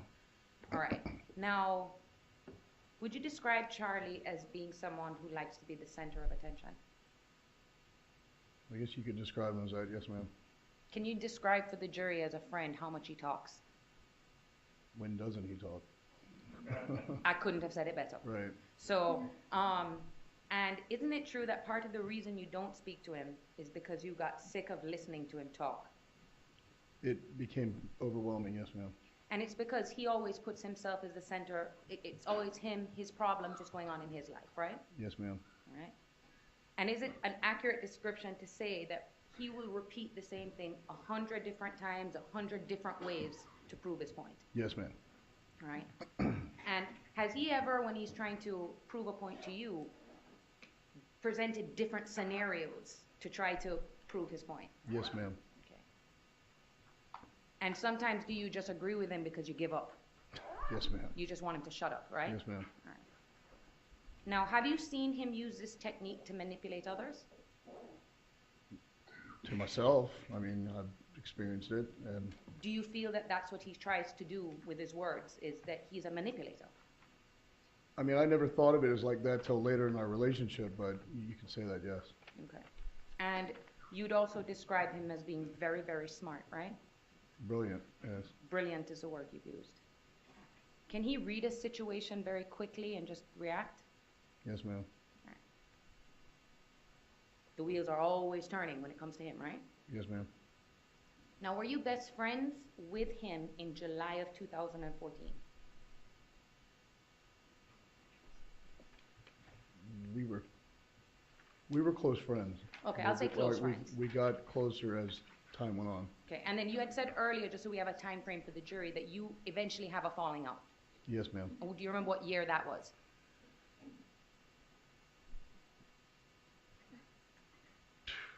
I mean, the COVID year that I imagine it was 2018. Okay, perfect. June of 2018 or something around that time. All right, and I know it's an approximation, but the year is held. Yes, ma'am. So going back to around the time that Dan Markel was murdered, because that is July 2014, and you said you guys were close friends, right? There's a bunch of you guys, right, that hung out. Yes, ma'am. Who was a group, basically? You, there's Clint Stevenson, right? Yes, ma'am. There's Darren Pike. Yes, ma'am. There's, am I leaving anyone? Charles? Yes, ma'am. Anyone else that is a close friend of that group? I mean, there was a large group of Okay. friends. Yes, Of, ma'am. of guys, right? Yes, ma'am. And whenever you guys, I mean, when this happened, that was a pretty big deal, right? Yes. Someone that he knew, a family member, former family member, had been murdered. Yes, ma'am. That just doesn't happen every day, right? Not in my family. Now, when he was around you guys, did he ever say anything like, oh my God, you would not believe what happened to Wendy's husband? Never. Never said, did you guys hear this about Dan Markel? No, ma'am. You never heard him express that, right? No, ma'am. Did he, as far as you know, go up to Tallahassee to be with his sister when he was murdered? No, ma'am. Okay. Do you know if he's ever been to Tallahassee? No, ma'am. Did you find that strange that he just never spoke about the circumstances surrounding Wendy's ex-husband's murder? I think it was so hard to fathom and that it was a reality, I guess, that Okay. I really didn't, it was just never brought up, so it was almost like it wasn't real, Okay. even though obviously it is. And that's close to home as it relates to Charles Adelson. This is his sister's ex-husband, Yes, ma'am. the father of her two sons, his nephews, right? Yes, ma'am. Right. Have you ever met them? Yes, ma'am. Now, isn't it true that when you were friends with Charlie, one of the ways that you would use to communicate with him, and he communicated with you, is by the use of WhatsApp? Yes, ma'am, that's correct. Okay, now, and he would use the WhatsApp to make phone calls to you on the phone. That's how you guys would talk, voice calls on WhatsApp, right? Yes, ma'am. Okay, and you knew that back then, I mean, Charlie even would talk to you a couple times a day, right? Yes, ma'am. Right? And so your records had WhatsApp. You don't know if WhatsApp would be reflected on call detail records, right? Well, the thought was that it was encrypted communication. Mm-hmm. Would you describe Charles Adelson as a paranoid person in that way? Yes, ma'am. Like, has all these cameras around his house? Yes, ma'am. Okay, and always thinking that, like, you know, he's always very cautious when he's talking on the phone? Yes, ma'am. And this was even before Dan Markel was murdered, right? I can't recall. I don't even think WhatsApp was out back then, but I mean. It was, but yeah. But you don't, that's just the nature of who he was, kind of. That he's always kind of suspicious of everyone. Yes, ma'am. All right. Now, you remember meeting Catherine, and... In passing, but no, I don't know Katherine personally at all. No, and the one time you had met, you had seen her at his house. I believe so, yes, ma'am. I mean, it's been so long. You do remember, though, Charles telling you that Sigfredo Garcia, the mother of her kids, had confronted him before, right? Yes, ma'am. Okay. You also remember him telling you something about a confrontation that involved Katie. Yes, ma'am. Do you remember? Just continue with your question. That's Okay, over. I'll just go to the next one. You just asked it, Judge. Okay. Now, with that said, do you know if Charles knew about the existence of Secreto Garcia? Yes, ma'am. Has Charles Adelson ever made payments to you in cash? Yes, ma'am. How did he package his money? Stapled. Describe for the jury how. Bills and where the staple would be. Usually would separate $1,000 at a time. 10 100s equals $1,000, and would staple that. Okay, and he just staple, like stacks of hundreds, but it's 10 $100 bills Yes, ma'am. per 1,000, right? Yes, ma'am. And he's paid you that way before. Yes, ma'am. Did you find that strange? Yeah. Yeah, I mean, yes, ma'am. And I mean, that was an odd way to have money. You've never seen anyone ever done that with money before, No, right? ma'am. Now, in your estimation, 10 stacks of the thousands, it'd be the same as if it were 10 $1 bills, right? Because a $1 bill and a $100 bill are the same in diameter, width, and all of that, right? Correct. So if you just stack 10 of them together, it's pretty thin, right? Correct. And then you put 10 of those together, it's probably about that big, right? Probably, yes, ma'am. Not like a brick of cocaine. Right. Now, to your knowledge, did Charlie use drugs? Like, have you ever seen him do drugs in front of you? Marijuana? Yes, ma'am. Okay. Do you know if he was using steroids? Only if you know. I know he was. Okay. Yes, ma'am. Now, around the time that Katherine was arrested, all right, that was in October of 2016, did you notice a change in his behavior? Yes, ma'am. Describe for the jury what that change was. Frantic behavior, nervousness, paranoia, restlessness. Did you guys as a group ever even confront or just ask him, or this was just a topic that was off limits when it came to Dan Markel and how he died? Did we confront him as? Like, you know, just in passing or talking, because this was kind of a known thing. Did you ever say, hey, did your family ever get any information about what happened to Dan Markel? It was never really relating to Dan. It was just relating to the case. Okay, and would he ever talk about the case with you guys, or just not? Just that, you know, he was innocent, he's got nothing to worry about, this is nonsense, or other expletive terms about it. Okay, do you remember him ever saying something in reference to, you know, you can get away with murder, you just have to keep your mouth shut? Yes, ma'am. Okay. He's not one to keep his mouth shut, is he? No, ma'am. Now, around the time that, oh no, I asked you that already. Now, at some point, you said you had a falling out with Charles Adelson, right? Correct. Has he, since the time of 2016, has all of his close male friendships kind of fallen apart? Yes, ma'am. Okay, is he still friends with Darren Pike? As far as if you know, I think they still communicate, and, well, not anymore, but I think they were still in communication. I don't necessarily know at whose benefit that was. Okay. But Clint Stevenson and some of the others, not I don't close believe anymore. they speak to him anymore as well. Now, with regards to you, what happened that caused your falling out? Well, it was kind of a labored relationship, just because all he did was complain, talk about himself, talk about this scenario as well. And it just got old. I mean, it would be 4 times a day, repetitive, calling me at noon in the middle of the day, 45-minute phone calls in the middle of the day. And it just got frustrating. And then we had a business together, whereas we had a difference of opinions on how it should go, and because of this trial at hand, or potential trial at hand, he kind of freaked out and pulled the rug out from under me.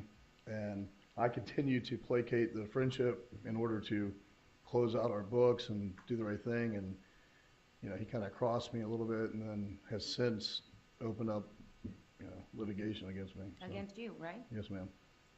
And now, even though you've been friends with him for years, you did not hear from the police until after the pandemic, right?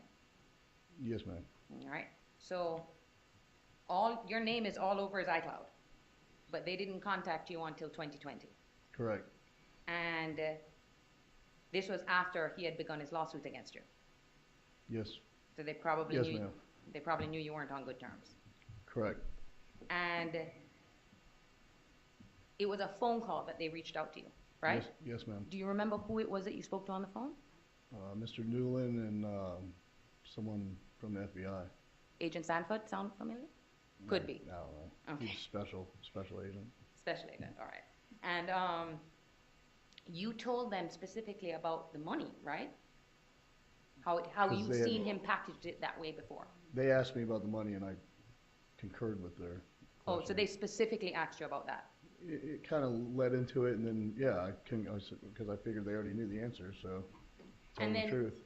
When they called you, they specifically directed your attention to, hey, we know you're friends with Charlie. Do you have any information about the murder of Dan Markel? Is that Basically, yes, ma'am. okay? And you told them more or less everything that you've told this jury today, right? Absolutely, yes, ma'am. Okay. And that's a lot of relevant information that you have against Charlie, right? Unfortunately, yes. You're not here under a state subpoena, are you?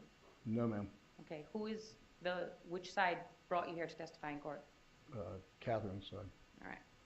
And I want to talk to you about one other thing. You know about Charlie's had a Lexus Yes, at ma'am. some point in time, right? Harvey's. There's a Harvey's, it name. was Harvey's Lexus, right? Correct. Okay. And then it ends up, well, the records show that Katherine paid for it, okay? Have you ever bought a car from Charles Adelson, or do you guys have? He bought one from a friend that I sold a Range Rover to a friend that sold it to Charlie, and then Charlie since sold it, but. But that's something that he's done, is he'll buy cars and then he sells them. It was at a reduced rate too for this Range Rover, right? Very. Very. How much was it sold for? I think it was bought for me for 17. I think I sold it 8,500 or something like that. Okay, and Range Rover's a pretty high price car. Do you know what year it was? 2007, but it only had like 35,000 miles on it. And I had no problems with it, but as soon as I sold it, they did. But that's something that he normally does, is he Yes, will ma'am. take cars and sell them to his friends, right? Correct. Does he also involve himself? He's a dentist, right? That's not his only source of income though, right? No, ma'am. He has other business ventures and other things going on. Yes, ma'am. We were in business together, and then he owns like Class C rental properties. Oh, properties that he rents out to tenants and stuff? Yes, ma'am. Okay. And he has a house in Fort Lauderdale, right? Correct. Is it a mansion? Not at all. Okay. In comparison to some of the other houses in South Florida, how would you describe it? Moderate? Yeah. Yes, ma'am. It was. I don't know. It was kind of gross. But he's still that guy that has a Ferrari parked in his garage, right? Correct.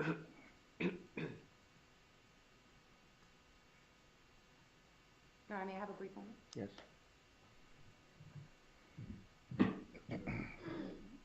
have no further questions, Judge. Thank you. Cross-examination? What was your understanding of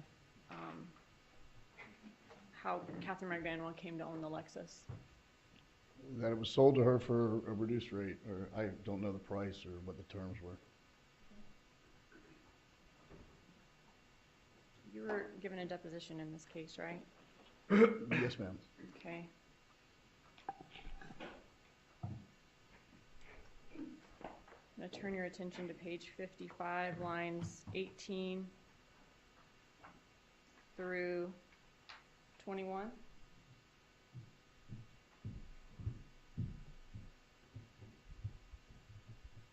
Oh, yes, I said he gave it to her. Gave it to her a reduced rate. I don't know what a reduced rate is, you know? It could have been 50 bucks or something. You don't have any personal knowledge of their bank accounts. You didn't see any check or No, cash ma'am. exchange. Okay.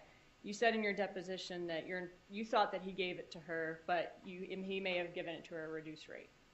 Possibly, yes, ma'am. Okay.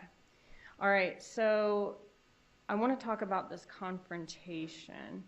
This confrontation that you're talking about, this is what Charlie Adelson told you, right? Yes, ma'am. Okay. And he told you that Garcia confronted he and Katherine Magbanua when they were together, right? Correct. Okay. And this confrontation occurred during the day From my understanding, yes. when when Charlie Adelson and Katherine Magbanua were planning to go jet skiing that day. From my understanding, yes, ma'am. Okay, and Charlie Adelson had his jet skis with him. That's what they were planning to go do. From what I understood, from what Charlie said, yes, ma'am. Okay, and that's when Garcia confronted them, tried to run them off the road. Correct. Okay, made a scene. From my understanding of what I was told, yes, ma'am. And Katherine Magbanua was there. From my understanding, from what I was told, yes, ma'am. Right, Yeah. you weren't Okay. there. No, ma'am. This is just what Charlie's telling you. Yes, ma'am. Okay. And you said that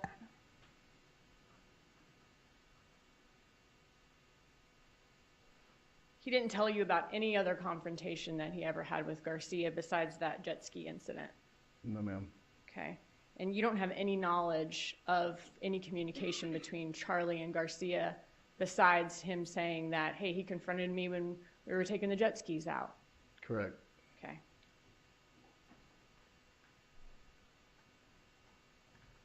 That's all. Thank you. Redirect? Mr. Fitzpatrick, you described Charles Adelson as brilliant, right? Correct. He wouldn't be the type of person to plan a homicide on a regular phone that could be tracked, right? I would hope not. Thank you. All right. Thank you, sir. You're free to go. Please.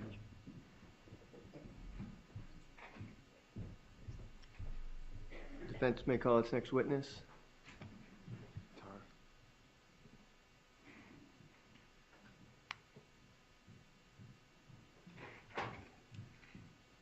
Your Honor, understanding it's early for lunch, I believe that now would be the time to take the break. Okay. All right. We're going to break a little bit early today, and but we will give you until 1 o'clock, so you're going to get some extra time, and we're going to be mindful of the time today. So please, no conversations, no looking at the internet, no discussions with any friends or family members, and we'll see everybody back at 1 o'clock to continue. Okay? Thank you.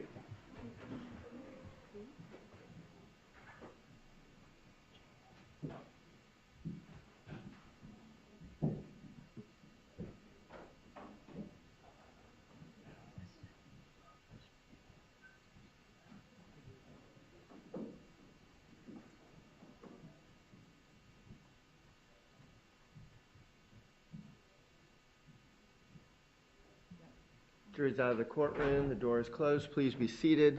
So, Mr. DeCoste, I take it that you will not be calling Stephen Downing? Correct, Your Honor. Okay. Your Honor, I will, and I'm not going to elaborate on it. I have some serious concerns based on that conversation, not against the government, but the change. So we're not calling Mr. Downing. We are done with all of our other witnesses. We are not calling our expert, John Sawicki. Okay. I do have there were some exhibits, and the government wanted to look at everything again, so I saw it best to wait so that we could have that. There are a series of text messages. Now, these are all messages we've already spoken about during the trial. The defense would like to move them in. We're not entering them for the truth of the matter, and I can articulate why we're not entering it for the truth of the matter. And then my understanding is that the government has their demonstrative that had gone in, and if theirs has gone in, we would like to move ours in as well, too. All right. Well, it's not going to the jury anyways if it's a demonstrative, so you can put it in as a demonstrative, but it won't be going back to the jury. And we have it as a demonstrative right now. It's already been entered. I just didn't know if the government had theirs in. I can check it. With the messages, what I can do is... I don't think that, well, let's ask. Is the picture with all the faces on it that you use, Ms. Kappelman, that's just a demonstrative, correct? Yes, Your Honor. All right, so that's not going back to the jury. Settles that. We have these series of messages. Now, we've already laid the foundation. They've been authenticated. I just want to, in fairness to the government, have the discussion with them. I can explain how it's not for the truth of the matter. It's to, and I can articulate it at the time. Why didn't we go ahead and enter them into evidence when we're going through the particular witnesses? Because we were because it was my choice at the time, trying to move through the witnesses, knowing that we've already laid the foundation. All of these have already been discussed, and witnesses have discussed it. We just haven't moved it. All right, Ms. Kappelman, do you want to take a look at these? Yes, sir. How many are there? 1, 2, 3, 4, 5, 6, 7 sets. All right. We've discussed all of them now. Okay. What is the state will take a look at those. Okay, so now our issue is how we're going to proceed this afternoon and whether or not Ms. Magbanua will be testifying. All right, so Ms. Kwas, I know that you've been having discussions with Ms. Magbanua, and so has a decision been reached as to whether or not Ms. Magbanua will be testifying? And I'm going to inquire to her after, but you can tell me right now, Ms. Kwas. She will be testifying? Okay. All right, so I'm going to ask her a few questions. And so, Mr. DeCoste, would you mind putting the microphone, bringing that up to Ms. Magbanua? All right, Ms. Magbanua, I'm going to ask you some questions, okay? Yes, Your Honor. Do you understand that you have the right to testify, but you also have the right not to testify? Do you understand that? Yes, Your Honor. And you can discuss this with anyone. You can discuss it with friends or family members or your attorneys, but ultimately it is your decision as to whether or not you want to testify. Do you understand that? Yes, Your Honor. Now, you have an absolute right not to testify. You've heard me already instruct the jury that you have that right. And if you choose not to testify, then in the closing instructions, I will again instruct the jury that you have the absolute right not to testify and that they cannot hold that against you or consider that in their deliberations. Do you understand that? Yes, Your Honor. All right. Now, you do also have the right to testify, And if you choose to testify, then I will instruct them that they will consider your testimony just as any other witness. Do you understand? Yes, Your Honor. So have you made a decision as to whether or not you want to testify? Yes, I'll be testifying today. All right. So you have made the decision. Is anybody forcing you to testify? No, Your Honor. Is this by your own free will? Yes, Your Honor. All right. And so at the appropriate time, are you certain of this decision? Yes, Your Honor. Okay. So at the appropriate time, when we return, your counsel will call you as a witness, and you'll come to the witness stand and be subject to examination and cross-examination by the state, okay? Yes, Your Honor. All right. Thank you. Okay, so that's how we'll proceed this afternoon, and I anticipate it will take a good bit of the afternoon. And but I expect that it will conclude today, okay? So we'll be mindful, we were going to be mindful of the time today in regards to the jurors because of obligations. So Ms. Magbanua will testify this afternoon, and we'll complete that by 5 o'clock. Now, so what we will do then for scheduling purposes is that tomorrow morning we will go if there's not, I'll ask for any rebuttal witnesses after Ms. Magbanua testifies. Do you anticipate any at this point? No, Your Honor. Okay. So so defense will rest. I will ask for any rebuttal witnesses, and if there are none, then I will excuse the jury for the day. If we need to go over jury instructions, but I expect everybody has taken a look at them. Okay, I don't think that there's anything earth-shattering there. I think we can get through those pretty quickly. And then tomorrow morning I will read jury instructions, and then we'll get right to closing arguments, and then those will be completed by lunchtime. I'll have lunch ready and available for the jury, and they'll begin their deliberations at that time. That is the schedule moving forward. Everybody have a good understanding of that? Yes, sir. Okay, all right. Okay, that's how we'll proceed. So you have some time here till 1 o'clock, but let's be prompt in the courtroom at 1 o'clock to continue with the testimony, okay? All right, in regards to these exhibits, were there any objection to those? Just hearsay, Your Honor.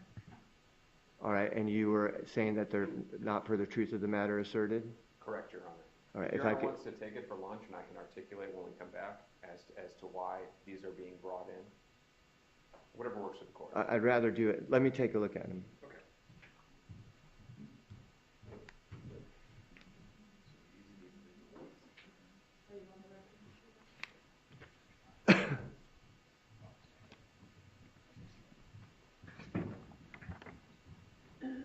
Just about need a magnifying glass for these. I apologize, Your Honor. The first two are quite small.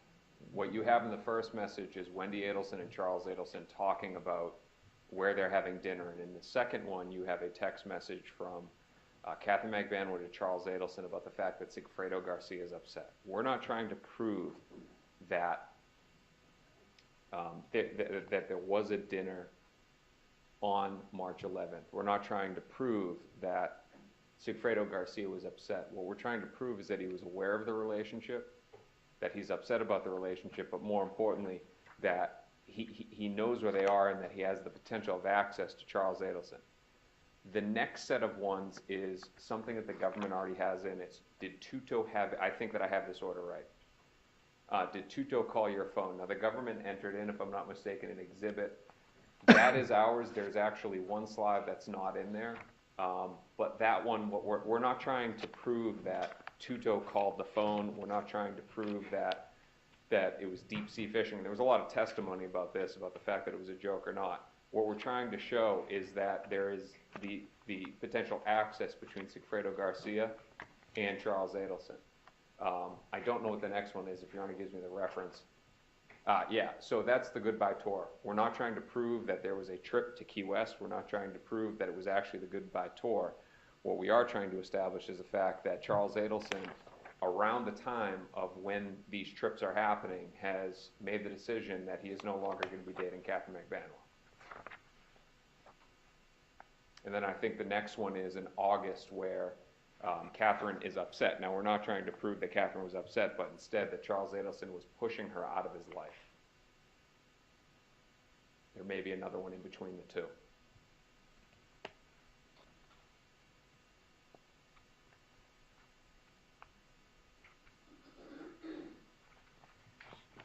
There's other ones between the defendant and Mr. Adelson, again, in regards to Mr. Garcia. Then there's the ones in regards to, are you going to the beach or the pool? We had a lot, and so that's the morning of the alleged money drop, Right. 7/19/2014. We're not trying to prove that she actually went to the pool with the kids. What we're trying to show and illustrate from those messages, and there has been testimony about it. I think Sergeant Corbett was asked by the government specifically about it. What we're trying to show is that there aren't any communications about a murder, because the government has this theory that the cell phones were used to communicate about the murder. All right, I'll allow them to be admitted. This will be what? This is going to be a composite exhibit? I would have them as 7 separate exhibits. All Or right. but whatever the court, I think it's easier. Well, let's get them marked and then, and numbered, please, and then, there's 7 different exhibits? Yes. Okay, so it'll be, 32 through 39. All right, so they're not for the truth of the matter asserted, although they are hearsay, I'll allow them to be admitted. And so defense exhibit 32 through 39 will be admitted.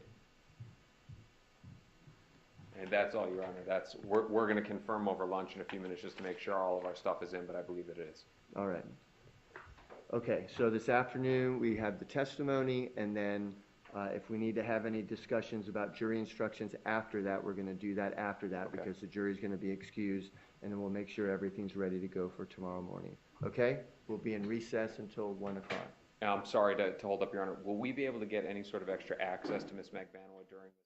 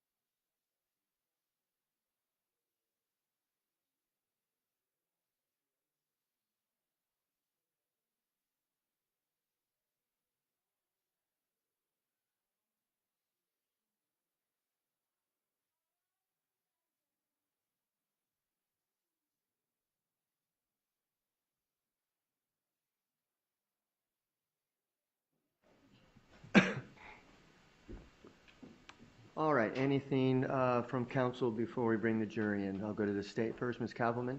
No, Your Honor. Anything from the defense? No, Your Honor. Okay. All right, let's bring the jury in, please.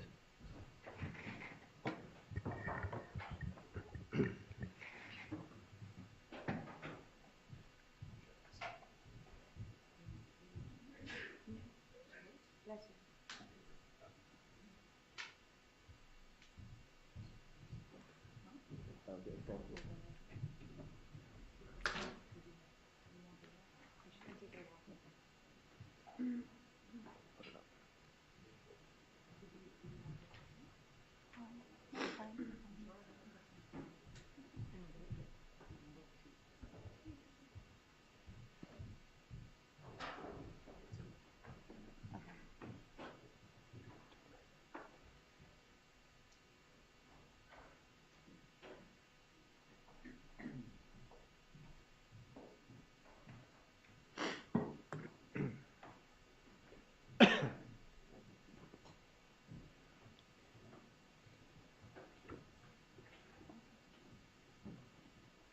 All rise, jury entering the courtroom.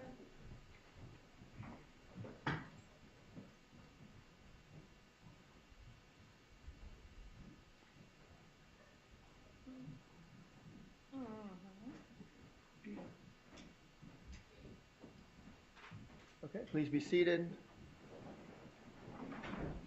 And we're ready to continue with the testimony. The defense may call its next witness. Your Honor, at this time, the defense calls Katherine Magbanua. All right, Ms. Mcvanwa, would you please come up and take the stand?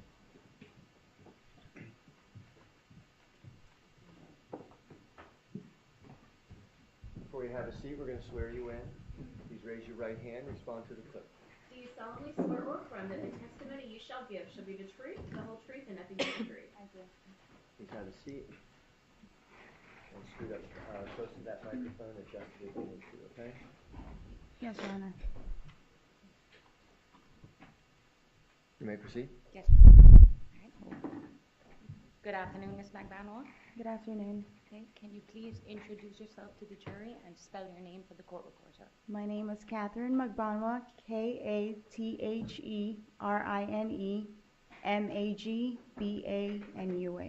Okay, so before we get started, I just want to ask you how you're feeling. Freaking out. Okay. Are you a little nervous? Yes. All eyes on you? Yes. A lot of eyes you've never seen before? A lot of eyes I haven't seen. Okay. All right, so if I ask you a question and it's confusing, stop me. Yes, okay? ma'am. And I want to make sure that everything that we get out is clear for the jury, all right? Yes, ma'am. Okay. Now, we're going to be talking about a lot of stuff. Yes, ma'am. We're going to go back in time, almost 10 years, Yes, ma'am. okay? Because you know that this has a lot to do with your relationship with Sigfredo Garcia, right? Yes, ma'am. And also your relationship with Charles Adelson. Yes, ma'am. Okay. So, now, you understand the oath that you took just now, Yes, ma'am. okay? And what was that oath? To tell the truth. Okay. You understand what the punishment for lying on the oath is, correct? Perjury? Yes. Yeah. Good. Okay. Now, you also understand, because we've talked about it numerous times, you do not have to testify today. Yes, ma'am. You have a constitutional right not to testify. Yes, ma'am. And are you doing this voluntarily and freely? Yes, ma'am. Did anyone force you to testify? No, ma'am. Okay. So let's start at the very beginning, all right? Okay. When is the first time you ever laid eyes on Charles Adelson? I was working down in South Beach at a dental office, and he's one of our specialists, a periodontists, so he came into our office. Now, which office was this that you were working at the It's time? at Sophie Dental. It's south of 5th, I think. That's what SOFI stands for, right? Yes, ma'am. All right. And is it on South Beach? It's on South Beach, yes. Right. And where were you living at the time? At that time, I believe I was living in Treasure Island. That's in North Bay Village. Now, what did you do? What was your duties working at Sophie Dental? I worked front desk, so I did a lot of like clerical work, answer the phones, set up appointments, insurance verification. Okay. And Was Charles someone, he didn't actually work there like you said, he would just come in and perform his specialty? Yes, ma'am. What was his specialty? if you He know? was a periodontist, so he travels up and down from, I guess, Miami to Broward County, probably West Palm. It could possibly go all the way up to West Palm Beach? Yes, ma'am. And do you remember when exactly you met him in 2013? And I know it's a long time ago, but if you can try to narrow it down as much as you can. Probably towards the end of the year. Okay, Yeah. towards the end. Yes, right? ma'am. And I'm not pigeonholing you into a specific Yes, date. Okay, no. if you don't remember, you let the jury know. Okay. Now, at the time that you met him, had you broken up with Sigfredo Garcia? Yes, we were separated already. Now, I want you to explain to the jury about Sigfredo Garcia, okay? When did you first meet him? I met him probably right after I graduated high school. He's just like through mutual friends, and I mean, he was trying to get with me, so. Were you a teenager at the time? Yes, ma'am. All right. Did he go to the same high school that you went to? No, he didn't. I went to Beach High, Miami Beach Senior High, and he's older than me, so he's like 2 years older than me, so we weren't in high school together. All right. So it's because you had mutual friends how your worlds collided. Yes, ma'am. And like you said, how old were you? About 18, 19? Yeah, 18. Now, did you guys start dating? Yes, ma'am. Okay. Now, at some point, did you end up going away for college? Yes, I got accepted to a couple colleges actually, and then I picked University of Central Florida, so I'll have a chance to be out of the house. Where were you living when you were graduating from high school? Who were you living with? When I graduated from high school? When you first met Sigfredo? I moved up to Orlando, where UCF it was, or is, and I was living in an apartment. And before you moved to UCF, when you guys were just dating, were you still living with your family at that time? Yes, with my parents. Okay, so mom, was your brother and stuff and everybody in the house? I believe I was the last one. I have 2 older brothers, so yeah, I think they were already gone to college, so, or finished college. Okay. Just with my mom and my dad. Okay. And your mom, what does she do for a living? Or what did she do for a living? She's a nurse. She was a nurse. And she worked her entire career as a nurse, yes, right? ma'am. Now, going to UFC? UCF. Thank you. UFC is something completely different. Okay, UCF. What did you study at UCF? I got my bachelor's in health services administration. And what did Sigfredo do when you moved to Orlando? I believe he was in construction at that time. Did he move to Orlando with you? Yes, ma'am. Okay. How were things when you guys were living in Orlando? It was great. Okay. And why do you say it was great? I mean, this is the first time we lived together, and it was my first time being out of the house, so it was just, it was good. Was he giving you any problems at that time in terms of infidelity or drug use? No, we didn't know anybody in Orlando. Okay. Yeah. So was he a stay-at-home, working? Oh, he was working like almost 2 to 3 jobs because I ended up getting pregnant. So he was working 3 jobs at that time. So while you were in college, you got pregnant with your first child? Yes, ma'am. Your son? Yes, ma'am. All right. Did you have your son in Orlando? Yes, I did. Okay. In Winter Park Hospital. Okay. And were you able to complete your bachelor's degree? Yes, ma'am. What did you do after you completed your bachelor's degree?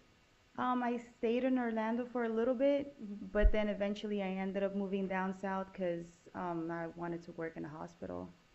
Okay. And I when needed you say, a babysitter. When you say down south, you mean? To Miami. To Miami. Yes, ma'am. And when you say you needed a babysitter, who would have been the prime person to be a babysitter? Sigfredo's mom or my mom. All right. So, takes a village, right? Yes, ma'am. When did you get pregnant with Kaylee, your daughter? I got pregnant with her around 2012, yeah. 2012. When is her birthday? May 30th. Did you have her May 30th of 2012? Yes, ma'am. Okay. So we're going to use that as another big, point for you to go back in time because you can remember things around important dates. Okay. Did you ever get married to Sigfredo? No, I didn't. But you do refer to him as your husband, right? Yes, ma'am. I've been with him for so long. Yeah. Would he refer to you as his wife? Yeah, I believe so. And even though you're not legally married, in your mind, do you consider yourselves married? Yes, ma'am. At that time? Yes.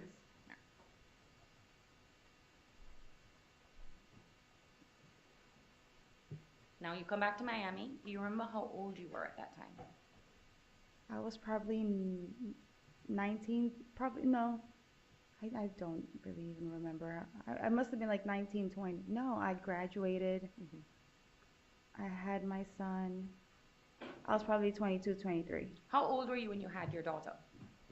I believe like 26, 27. Okay, so we'll just, you were in your 20s at this time Yes, when you come ma'am. back. And when you come back from Orlando, you're still in a relationship with Sigfredo, Yes. right? Did things start to change when you returned to Miami? We were around, like, our friends, and we had a little bit more of a chance to kind of hang out. So, not right when we moved. We still had a good relationship. Now, how was Sigfredo with your family? Was he close with your mom? Yes, he was. Close with your brothers? Yes. Okay, so your family was aware of Sigfredo and that he was a part of your life? Yes, ma'am. Now, at this time, is Sigfredo able to come back to Miami and get a job? Yeah, I believe so. I think he got a job in construction again. Did Sigfredo graduate from high school? He got his GED. Okay. So when was it, if you can remember, that things started to take a turn for the worse in your relationship with Secreto? It had to be like a little, I started kind of fighting like when I was pregnant with my daughter. And then probably after I gave birth to her, that whole year we tried to, work things out, but it kind of started fiddling down. Now, what were you guys arguing about? He just disappeared and he would be drinking, and half the time I didn't know what he was doing. Did you suspect that he was using drugs? At that time, I believe so, yeah. Would he do drugs in front of you? Probably smoke weed, but nothing, or, like alcohol, but that's about it. Okay. And did you suspect him of cheating on you? What time frame? Like, Okay, so now we're talking about, like you said, you got pregnant with your daughter. Yes. Okay. And it's a year later when you guys actually break up, around her first birthday. Yes, ma'am. Okay. So you'd say that whole year between her birth and her first birthday is when things were kind of rocky. Yes, ma'am. Right. How bad were your fights? Did they ever get violent, or? No, it didn't get violent like that. Like, we would just argue back and forth. Half the time it was probably me, like, screaming at him, and then he just doesn't, he just doesn't respond, or, like, he'll leave. Okay. And now, just to remind, you're in your mid-20s, and so is Sigfredo. Yes, ma'am. So you guys are kind of young. Yes, ma'am. And were you aware that he was involved in criminal activity? I don't know if he was, or like, now it's like I'm seeing a lot more of, what's been going on, but at that time, no, he was just hanging out. And you do remember a time when Sigfredo picked up charges in South Florida, right? In South Florida? He was arrested. You're aware that he's a convicted felon, right? Yes, yes. Okay. Yeah. And so do you know what it was he was convicted of? I know he used to get in trouble when he was younger. Okay. But probably sale of cocaine and weed, or... Did was any of that going on, like him getting arrested and going through the criminal system, if you remember, around the time of 2012, 2013? No, I don't think so. All right. And were you aware that he was selling drugs? When he was younger, yeah. So you knew he was selling drugs when he was younger? Yeah. Were you aware of him selling drugs while you two were together in your good times? No. Okay. And did you suspect that is maybe what he was doing after you broke up, or you didn't know? I didn't know. All right. Now, is there one specific thing that caused the breakup in 2013? A specific thing, not that... I can recollect right now. Like, sometimes people will say, oh, I caught him cheating on me Oh, with this. yeah, he did. One time I was going through his phone and I saw that he was like talking to another girl, or there was like text messages from another girl. Okay, and that could have been the catalyst just for the argument that caused Yeah. the split. Yeah. But are you sure, or you think that's what it is? I believe that's one of the times. Now, because of this massive fight that you had, he was living with you at the time, right? Yes, ma'am. And was he helping you take care of the kids at the time? Yeah, he was living with me. So Was it you, him, and the kids, and that was it? Yes, ma'am. Right. And so you kicked him out of the apartment. Yes, ma'am. Do you know where he went? No. Okay. And how serious was this separation between the two of you? Around this time, this is like when Kaylee was like probably This one, is right? Now we're at 2013. Okay, yeah, she's around. She's one. Well, I'm sorry. What was your question? How serious was this separation between the two of you? Oh, I've had it at that time. Yeah, it was a lot of things led up to that big fight that we had. Okay. And on times that you would fight before, you'd fight, but it never got to the point where you'd kick him out the house. Yeah, no, I would kick him I've kicked him out once before that time, but nothing really. Like we would just argue and He'd come back in a few days. yeah, like he'd come back like later at nighttime and he'd be home. So would this be the first major breakup? Yes, ma'am. And you were done? I was done. Did he try to get back together with you? Yeah. I mean, he always tried to get back with me. Now, so you start working at Sophie Dental. Do you remember how you got the job at Sophie Dental? And one of my high school friends was working there, and she told me there was an opening, and she told me the hours would actually be really good for you. I already had my daughter, so I was looking for a job, and I did an application and I got Started hired. working there. Did you have any other jobs at the time you were working at Sophie Dental? I believe I was working promotions as well. You saw earlier during your trial a picture with you and some other ladies standing up behind like a table with some, like a case of beer. Like samples, yeah. Was that a good example of what the liquor promotions were? Yes, ma'am. Is that what you were doing in that picture? Yes, ma'am. Can you explain to the jury what that entails and how it is that you became involved in that? Okay, so we worked with different liquors, like let's say Absolute, it's been so long, and certain types of vodkas, and we would set up, we would buy with the money that like the company would give us. We would get it from the owner of like the store, or buy it from the store, and then we would give samples out to people that are coming in. Okay, and then how would you get paid? At that time, I think I was getting paid through checks. Okay. I don't remember. Are you certain or you're not certain? I'm not certain. All right. And were you broken up with him at this time, with Sigfredo? Yes, ma'am. All right. Now, when you first meet Charlie, did you know right away that he wanted something more than a friendship? Oh, yes. Okay. Explain to the jury how it is that he got your number. Well, he was one of the specialists in the dental office that I was working at. So he came in, and I think he was telling some of the girls, like, asking about me, and he got my phone and tried to put his phone number, on my phone. And I was like, I already have it, because we have to text the doctors to tell them about their appointments sometimes. Okay. And would you say, I mean, what did he ask you out right away, or how did that evolve? I think through time, like he kept, Kaylee was little at that time, so I could never like really hang out or go out. So he kept on, and then one day like we went out to go get something to eat or something. Okay, so it's fair to say he was persistent. Yes. All right. Now, I'm going to try to help you with your memory. So I'm going to go back to, now we're moving forward. Do you remember if you guys were dating at New Year's Eve in 2013? Yes, ma'am. Okay. Did you guys go out for New Year's? Yeah, we went to this place called Hard Rock Hotel and Casino, and we spent New Year's over there with some other friends. That establishment is in Fort Lauderdale? Yes, ma'am. Okay, and it's a Big casino with lots of shops and clubs and all that kind of Yes, stuff, right? yes, ma'am.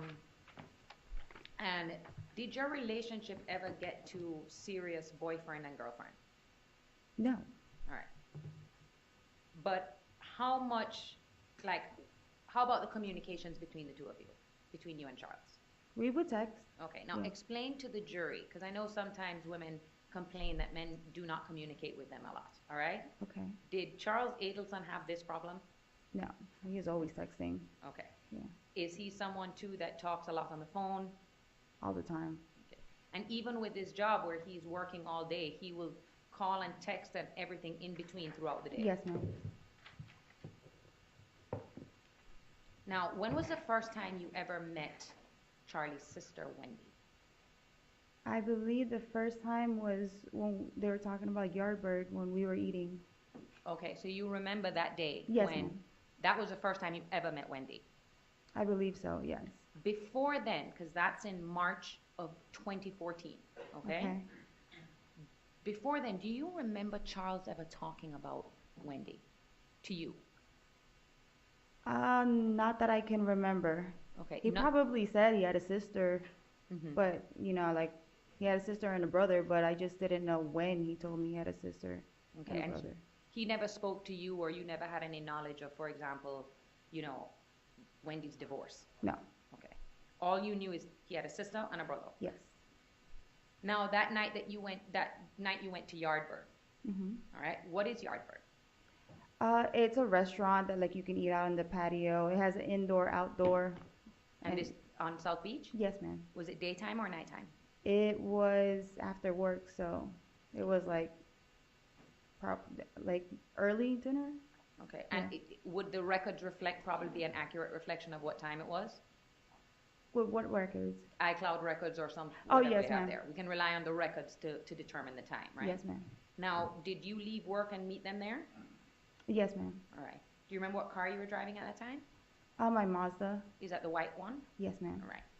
And what car was Charles driving at that time? I think he had that Mercedes. Okay, the one that we saw in the picture? Yes, ma'am. Okay. And when you get to the restaurant, are Wendi and who you now know is Jeffrey Lacoste, were they both there? Yes, ma'am. Right. They were already sitting there. And did you show up before Charlie, or you guys got there at the same time? I don't remember. And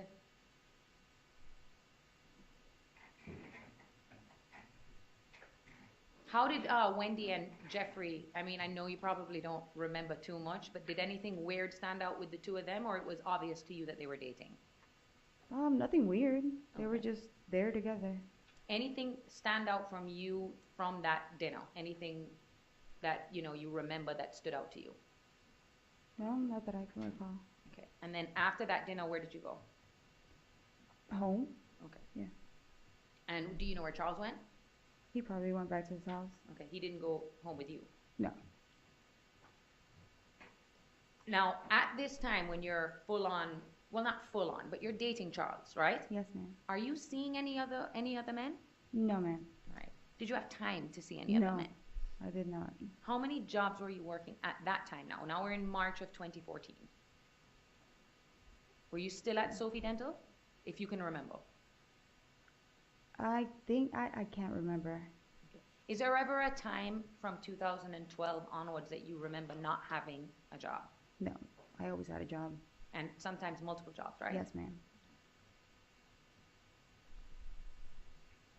And even when Sigfredo was out of the picture at this time, you were able to, with your jobs, you know, provide for your kids? Yes, ma'am. Did you have any other family help? Yeah, my mom. Your mom would help you out? Yes, ma'am. How would she help you out? She'd either I transfer money or like she'd give me cash.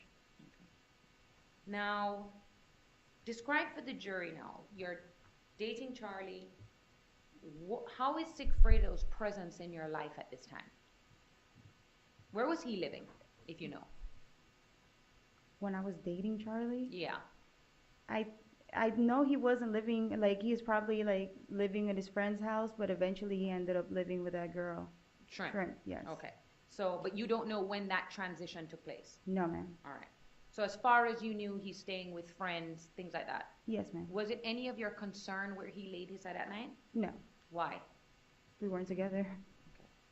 And you saw the call detail records about the flurry of communications between you and Sigfredo and Charles. Yes, ma'am.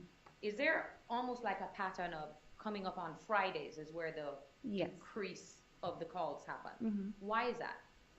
Because usually we were trying to work out something where, you know, one weekend I get the kids and then he'd try to help me out the following weekend. So I'd usually start blowing up his phone like Fridays if I can't get a hold of him, because it was always difficult for him to take care of the kids. Okay, so and you're still in your mid-20s at this time? Yes, ma'am. Okay, and would you go to him first before you go to other family members to Of watch? course, yeah. Okay. And would it be a situation where you would call back to back and he wouldn't pick up? Yes, ma'am. All right. And you wouldn't let up on the texting No. and that's because he's the father of your kids, Yes. right? And you wanted him to help you. Yes, ma'am. You notice anything unusual about the fact that you'd be texting the father of your kids and then maybe not get through and then maybe make a phone call to your boyfriend? No. All right. Now, at the time, you did see some of the summaries that were presented by the state in this case, right? Yes, ma'am. Now, there's a lot of numbers on your call detail record that haven't been identified, Yes, ma'am. all right? The only one that they were able to put in there is Yindro, Yes, ma'am. and she testified here today, right? You had other close friends at that time, right? Yes, ma'am. Okay. Who were your closest friends? Kenya and Maria. Okay. Would you say that they were your best female friends? Yes. Were they closer to you than you were to Yindro? At that time, I mean, they're my two best friends. They're your two best friends? Yes. Okay. And they're not your only friends, right? No, ma'am. If I had you look at those numbers now, do you think you'd remember whose number belonged to who? I don't think so. Okay. It'd be in your contacts, right? Yes, ma'am.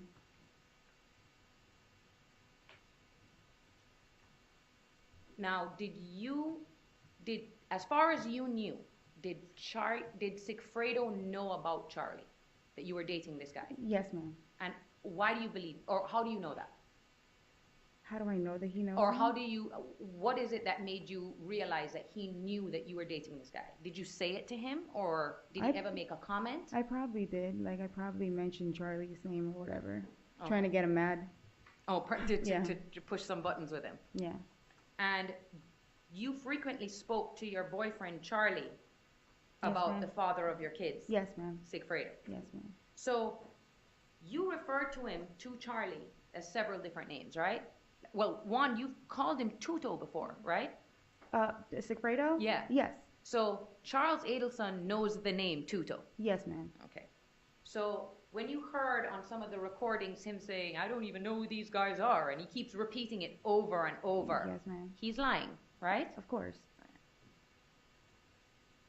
Now, in June of 2014, okay, that is when Kaylee's birthday is, right? Yeah. May 30th. May 30th, yes, Just a ma'am. few days before June 1st, 2nd, and 3rd, 4th, where they say the first trip happened, right? Yes, ma'am. All right. What did you do for your birthday? For Kaylee's birthday, if you can remember. I just had like a little gathering in the house, just like with another friend of mine, I think, and her kids. Okay. Something small? Something small, yeah. How old was she turning? 1. Wait, no, this is 2014. 2. 2, Yeah. okay. And you're still living at the same apartment? Yes, ma'am. Who was living with you at the time? My mom. All right. So it's just the 4 of you? Yes, ma'am. 2 kids, you and your mom? Yes, ma'am. Would Sigfredo still come over? Yes. Okay. Why is that? He'd come by every now and then, see the kids, hang out. Were there times where he would come and take the kids and take care of them over the weekend? Yes, ma'am. Okay. So he wasn't a complete, total absentee father? No. Was he consistent, though? That he wasn't. He wasn't consistent about it. Now, around that time, you've seen these things about you pinging and going to take Sigfredo Yes, ma'am. to rent a car. Did that ever happen? No, ma'am. Okay. Do you have any idea why your cell phone would have been pinging on that day 8 years ago? Do you remember why? No, but one of my friends lives close by there, so. Okay, which friend of yours lives close to the Kenya. airport? Kenya lives Yeah. there, okay. But you wouldn't even be able to tell the jury if that is consistent with that tower, because you don't know anything about towers, right? No, ma'am. All right. But had you taken him to go rent a car, you think you've never taken him to rent a car? No, I've never taken him. Okay. Now, when you were at this time, did Sigfredo own a car, or was he just switching cars all the time? He was switching cars. I don't know if he had his own car at that time. So it could be that you just don't know whose cars he was driving. Yeah, he would just get his friends' cars, or I don't know. Did I you didn't ever- know what he was really doing at that time. Did you ask? No. Had you asked about what his day-to-day, what he was doing every single day, Yes. would he have answered you? Told you what he was doing every day? Probably not. Why? He doesn't tell me everything. But also, too, like, you don't have to tell him what you're doing every day, right? Yes, ma'am. Why is that? We're not together. So I want to talk to you about this day, because this day actually stands out in your memory, okay? It's the July 1st Yes, ma'am. confrontation, okay? Now, explain to the jury in your own words what happened that day. So let's start with, do you get a call from Charlie? Like, is he inviting you to go out? I don't remember like who called who first or Okay. whatever, but I know he wanted to go out on the jet ski. And were those his jet skis? Oh, a jet ski, yeah. Oh, just one? One, yes. Okay. Had you guys ever gone jet skiing before? I believe so. All right. And what happened with Sigfredo that day? Did he come and pick up your kids? Yes, he did. Right. Was it his turn to watch the kids? Yes, ma'am. And he picks them up. How old are Ethan and Kaylee around this time? Kaylee would be 2, and so Ethan would be 5? No, probably 7. 7, okay. So he takes the kids. These Do are you 5 years remember what apart. car he was driving at that time? I believe he had like a blue Volvo. Okay. And is this the car that he was in when the confrontation happened? Yes, ma'am. All right. So do you see him take the kids and leave? Yes. Where do you think he went, or you just didn't ask?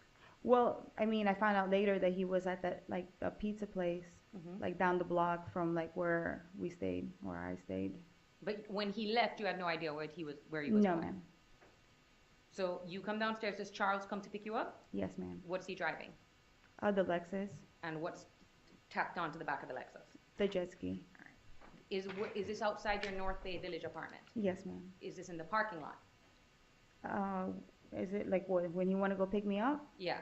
Yeah, he picked me up in the parking lot. So he picks you up in the parking lot. Mhm. Are you guys able to exit the parking lot? Yes, ma'am. All right. When is it that you see, or you know what, you tell the jury, what happens next?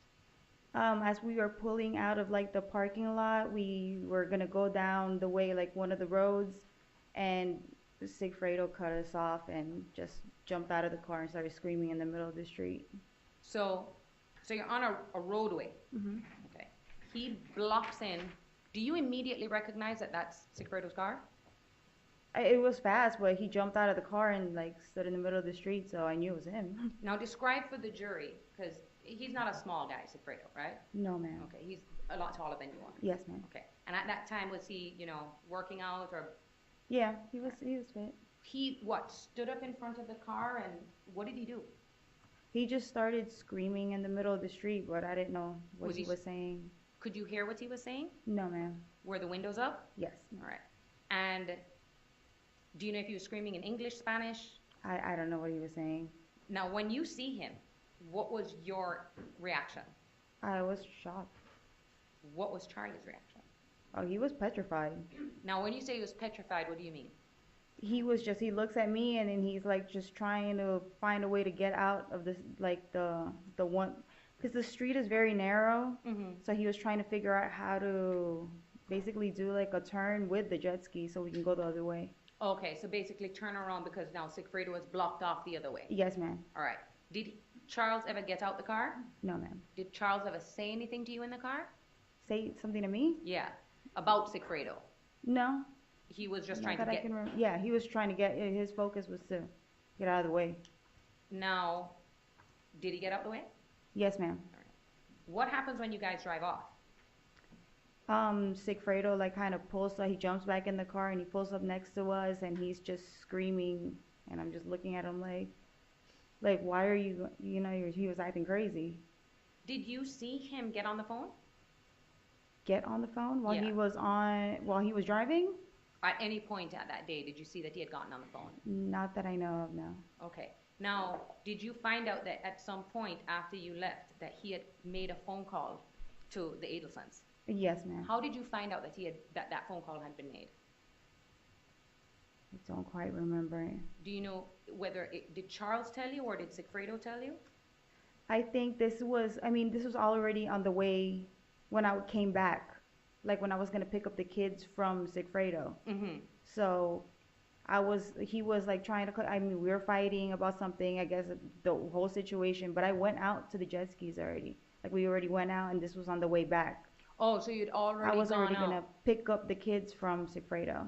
Where was Sigfredo with the kids? Do you know? Remember? I think I pulled up in front of Shrimp's house. And that's where he was with the kids? The kids might have been inside the house because or he left them with his mom, but I was talking to him like we were outside and he was on the phone. Okay, so that is when as far as you know, is making the phone call? Yes. Okay, Yes, could ma'am. you hear what he was saying? No, ma'am. Okay, did you know who he was speaking to? No, ma'am. Was he talking? Yeah, he was talking and then he walked away. Like he was talking on the phone and then walked away and I'm like chasing him in the middle of the street. All right, were you able to get his phone from him or anything like No, that? ma'am. And why is it that you end up calling Harvey Adelson after that debacle? Because he left a message apparently on his phone. And what was your purpose of calling the Adelsons? Were you embarrassed? Yes. What did Charlie ever say? Did he ever talk to you about that afterwards? About, what happened with Sigfredo doing that? I don't remember. Okay, so you don't remember him specifically discussing that with you or saying anything about it? I think about leaving a message on the phone on his dad's phone. Yeah. But besides that, not that I can recall. Did he seem upset that this is what had happened? Like, oh, your psycho ex-boyfriend is like, I can't be with you because he's so crazy? I mean, I guess. No, did Charlie ever kind of say that to you? Like that, because of that incident, that is what would have caused your later breakup? No, ma'am. Okay. Did he ever talk badly to you about Secreto? Not really. And you would talk to him about how frustrated you are with Secreto, right? Yes, ma'am. Mm-hmm. All the time? Yeah. About how he doesn't help take care of the kids? Yeah. And wouldn't Charlie be always encouraging you? Yeah, that's the he's father always- of your kids? Yes, ma'am. Okay, and it was always kind of encouraging you not to end everything with him. Yes, ma'am. Who's the Indra? Mascara, Yeah. I've worked with her. I mean, she was a high school friend too, but she was younger than me. And we started hanging out when she said, I guess her birthday, one of her birthdays. And did that sound right to you that you Yes, remember? ma'am. Okay. Yeah. And so you guys got back to, you met, you see each other at the club, it's her birthday, and your Yes. friendship kind of starts there. Yes, ma'am. All right. Now, she actually worked in the clubs with you, right? Yes, ma'am. Now, let's talk about the two clubs that you worked at. Were there more clubs that you worked at, or it was just those two? At that time, I think it was only those two. What is the first club you worked at? I worked in Fate. Okay, so Fate nightclub. first? Yes, ma'am. Okay. And that's the one where your former boss came in here, Mr. Nabel? Yes, ma'am. Okay. Now, explain to the jury how it is that you made money and how you were paid at that job, at Club Fate. I did bottle service and I bartended as well, and we would get cash tips or on credit cards. Okay. And was what he said, Mr. Nabel said it, fairly correct, that the only thing they can really track from you guys is what's written on the credit card receipt? Yes, ma'am. All right. Did you declare all of your cash tips? No, ma'am. Okay. As far as all the other employees, did you know if they all declare their cash tips? I don't think any of them did. Okay. Is that something that's normal in the service industry? Yes, ma'am. And why do people not declare all of their tips? So they can keep all the money. And not have to pay too much taxes, Yes. right? Mm-hmm. So, how long do you remember working at Club Fate? The dates have been so off, like I don't even remember anymore. Okay, so we should rely on things that are in records to determine? Yes, ma'am. Okay, because I don't want you to, if you don't remember, you don't remember. Yeah. Now, what would you do with your cash? Every time you made cash, did you just go to the bank the next day and deposit it? No, I usually saved it. Okay, and where would you save it, at home? Or? At home. All right, but you did deposit some of your cash into the bank? Yes, ma'am, and when I had a chance to. Okay, and you have 2 bank accounts? Yes, ma'am. And you deposited cash into both bank accounts? Yes, ma'am. All right, and that's something you've been doing since Yeah. you've had a bank account? Yes, ma'am. Even before you met Charles Adelson? Yes. Did Sigfredo ever come out to the clubs and see you working? Not that I know of. Okay, that probably wouldn't have been a good idea, right? Probably not. All right. And did Charlie ever come out to Club Fate while you were working there? Not that I know of. All right. Did you have other jobs while you were working at Club Fate? I don't remember. Were you, because you saw on the chart, your employment overlaps sometimes. Yes, ma'am. So was there a time when you were working at Club Fate but not holding any other jobs, or you'd have a 9 to 5 and then just do the Club Fate? I believe so. I usually have 2 jobs. All right. And after Club Fate, what was the next club you worked at? A Hollywood Live. All right. Now, you saw that photograph that the state presented as to what Hollywood Live was, right? Yes, ma'am. Okay. In your opinion, is that a fair and accurate representation of what the club looked like? No, it was not. Back in 2016? Yes, ma'am. Okay. It wasn't the club opened that night, right? Yes, ma'am. Okay. And it didn't look as run down as it did in that picture? No. You now know that picture was taken during the pandemic? The pandemic, yes, ma'am. Do you know someone by the name of Dan Markel? Yeah, not now. I mean, not now, but I'm just going to do. ask you right now, and you can tell the jury. Did you have anything to do with the murder of Dan Markel? No, ma'am. Okay. Did you know anything about the murder of Dan Markel? No, ma'am. Would you have ever assisted anyone in having a father of 2 killed? No, ma'am. Would you assist anyone in having anybody killed? No, ma'am. Okay.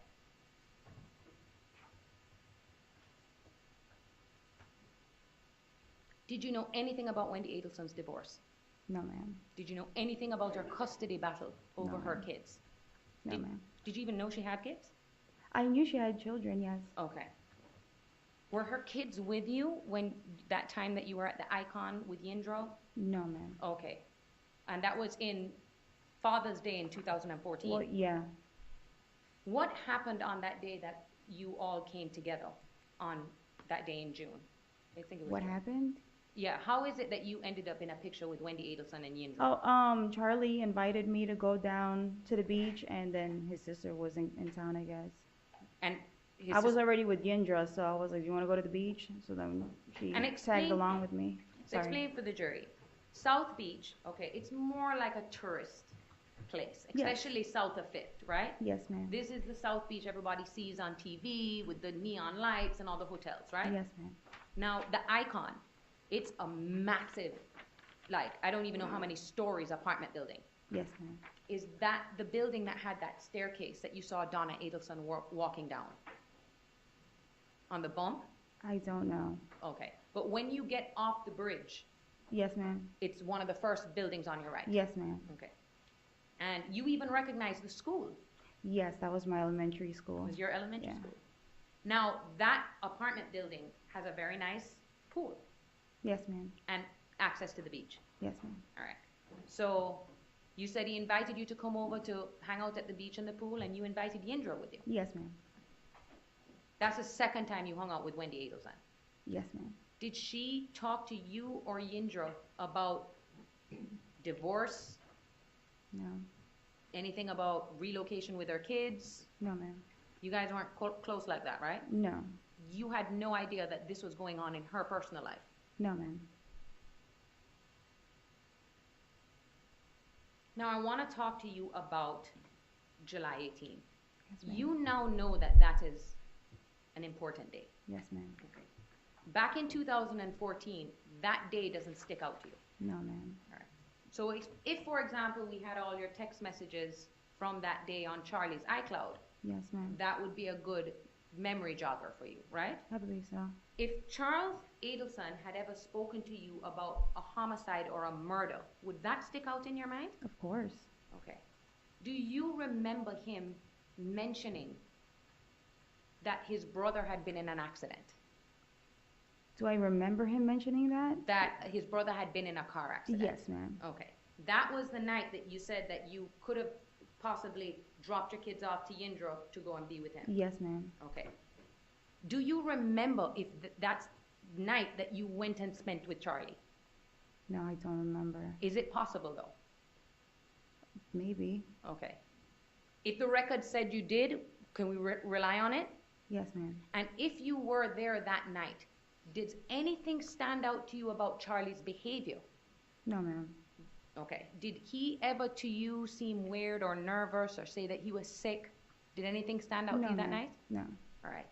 Did Charles Adelson give you $100,000 in stapled cash to then go and give to the father of your kids who you were not with the next day? No, ma'am. If Charles Adelson had said to you, here's $100,000 in stapled money, what would you do? What would be your first question to him? Why are you giving me that? Okay. Did you ever see him with stapled money? No, ma'am. Now, you heard Miss Umchindo. She's seen the stapled money. Were you, even though you were dating, Yes, were ma'am. you at his house every single day? No, ma'am. And why was that? I had the kids, and I could never just go away and spend a night. Okay, so you'd have to get basically A babysitter. A babysitter. Yeah. Did you spend the night at Charlie's house a lot? No, ma'am. All right. You'd have to come back home. Yes, ma'am. All right. And where did your brother live at the time? He lives in Tamarack. All right. Close to the Adelson Institute? Yes, ma'am. Okay. Very And- close. Very close. Yeah. And your brother married with kids? Yes, ma'am. Okay. Now, the next day you say, well, they say that the next day, the July 18th was a Friday, okay? I'm telling you, it was Yes, a Friday. ma'am. I'm sure you don't remember. The next day is July 19th, where there is this allegation that you went over to Jessica Rodriguez's Yes, house to ma'am. drop off money. Yes, ma'am. Okay, let's talk about that. You know Jessica Rodriguez, right? Yes, ma'am. How do you know her? She's Tato's girlfriend, ex-baby mama. So were you guys close before she got pregnant, or it was only until she got pregnant? I think after she got pregnant. Or Okay. I think I knew her when she had the baby, like when she had the belly. Oh, when she actually Yeah, had yeah. the belly. Okay. And even though you and Sigfredo weren't together, you and her bonded. Oh, yes, ma'am. Was she having the same problems with Louis that you were having with Yes, ma'am. Sigfredo? Mhm. She has no idea where he is and all of that? Did she complain about him to you? I believe, yeah, we probably spoke about it. Did you know that he was a Latin King gang member? I did because of the Crown. Like now that they talk about it, all the time with the Latin Kings. I don't know at that time if I knew he was in the Latin King, but I do now. You do know? Yeah. Okay. Was Sigfredo, to your knowledge, ever in a gang? No, Secreto was not in a gang. All right. And so on this day, did that happen? No, ma'am. You never went and were trying to find Sigfredo and to get him to drop off money for a murder? No, ma'am. I was looking for Sigfredo, but not for that. And in your text messages, you see that from that day, you actually was trying to get Ethan and you were going to go take him to the pool. Yes, ma'am. Okay. But it's a weekend. Yes, That's ma'am. Saturday. So it's not unusual for you to be looking for Sigfredo. No, ma'am. It was probably his weekend. And he wasn't picking up the phone. Yes, ma'am. Okay. You heard Luis Rivera say that you called him first. Yes, ma'am. That's not true, is it? No, ma'am. He called you. Yes, ma'am. You were looking for him. Do you remember if who you called was Anthony Ortiz or Jessica Rodriguez? I don't remember. Okay. Would that be normal that you would try one of them to try and find out where Sigfredo is? Yes, ma'am. Why? If I couldn't find him and I was blowing up his phone, it'd be the next person that I would think would be around him. And that's Hibaro, right? Yes. That's Anthony Ortiz. Yes, ma'am. He was close to Sigfredo. Yes, ma'am. All right. And you would probably go to Jessica first before you call Louis. Yes, ma'am. All right. That number that they found in your phone turned out to be a wrong number for him. Yes, ma'am. You don't talk to him that much, do you? To whom? Back then, you didn't talk to Louis a lot? No, ma'am. Ever on the phone? No, ma'am. And they only got your records from May forward, right? Yes, ma'am. We're unable to get any of your records past then, before then, right? And that time that you tried to reach out to that number, that's because you didn't know what his new number was. No, ma'am. Okay? And you had an old wrong number for him. Yes, ma'am. Well, I've had the same phone forever. How long have you had your phone? I've had that phone since I was in high school. The same number? The same number. Not the phone, the same number, yes. Now, let's talk about your work for Charles Adelson. Yes, ma'am. Okay? Because you heard a lot of testimony about where there's no evidence that you were working at the Adelson Institute. Yes, Were you working at the Adelson Institute? No, ma'am. Okay. Who gave you that job? Charlie. Okay. Explain to the jury why you asked him to put you on the payroll. Well, my son, he had a disability, he has a disability, and I needed to get insurance for him, and the jobs that I was having didn't have insurance, or it was so high, so I asked him to do me that favor to put me in his office so that I could have a job on paperwork. Now, you didn't work for Donna Adelson? No, ma'am. You didn't work for Harvey Adelson? No, ma'am. Okay. What would you do for Charles Adelson to get that bi-weekly paycheck that you were getting? Well, I was more like his assistant, like just I helped him get like for his website and set up those appointments for him, and just odd things, odd jobs. Would it be a situation where he asked you to do something and you just do it? Yes, ma'am. You didn't have a set schedule? No, ma'am. Of what your duties for him entailed, right? No, ma'am. And you wouldn't agree to be put on the payroll if you were involved in a homicide, right? No, ma'am. Because that's just stupid. Yes, ma'am. So when you hear that he says, oh, you'd go and you'd clean up and stuff like that. Yes, ma'am. Okay, explain to the jury what he's talking about. I mean, he just goes off on things and I just, okay. Are there times where you would go and clean up if he had asked you to? Have I ever? Yeah. Go what, to the office? Mm-hmm. I mean, I think like I lied about it. Like I told him that I did, but I really didn't. So that you'd say to him, oh yeah, I went and I cleaned up, but you didn't really. Yes, okay. ma'am. Were other things that you did for him too was what? Name some of the things that you said, the website, any other odd things I've done the rental. He had like rental places, and I've had to talk to his tenants before, and collect actually rent before for the tenants, and don't really remember much. It's been so long. But it was a situation where it's just, hey, if he calls me and he asks me for something, I'm just gonna do it. Yes, ma'am. Okay. He didn't ask you to do anything weird. No, ma'am. Like get someone to get a hitman to commit a murder of his ex-husband. No, ma'am. Okay. Had Charlie Adelson asked you if you knew a hitman? If I knew one? If you knew a hitman or knew someone that could commit a murder for him, would you stay in a relationship with someone like that? No, ma'am. Would you have called the police? Yes, ma'am. Now I want to talk about your breast augmentation. Yes, ma'am. How long have you wanted breast augmentation? Since I was in high school. Yindra even said that. Yes, ma'am. And how long had you been saving up for that? I've been saving up for a while. All right. What is the benefit of paying for that in cash as opposed to a credit card? Well, working in the medical field, whenever you pay cash, you get a discount. So I spoke to the doctor about it, actually the coordinator, and I asked him if I paid a certain amount, can you guys give me a discount? And that's because if you get charged by credit card, they could be charged a fee. Yeah, exactly. All right. Did Charles Adelson give you money or pay for your breast augmentation? No, ma'am. Who paid for your breast augmentation? I did. So Sigfredo didn't pay for it either? No, ma'am. When you had your breast surgery, do you remember when that was? When was it? I believe it was like October, around October. Had you broken up with Charles at this point? We never really like broke up because we never really had like a specific day where we would start going out.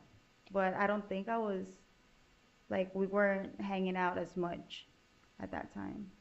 Do you remember, explain to the jury how it is that things kind of tapered off with you and Charlie? How it kind of like dwindled down? Yeah, because I'm sure he was, you know how he is, calling you all the time and Yes, you guys ma'am. talking to each other all day. Yes, ma'am. And then at some point, did it kind of, he was just not calling you as much? Yeah, it just kind of, well, dwindled down. I see now from the text messages. All right. And you can see now from the communication how right after the murder, it just goes. Yes, ma'am. He never said anything to you, though, like, about why that happened. He just kind of ghosted No, you. ma'am. Yeah, yeah. Were you aware that he was also, he began talking and seeing to another woman? No, ma'am. Did you ask him about that? No, ma'am. That wasn't your business? That was my business.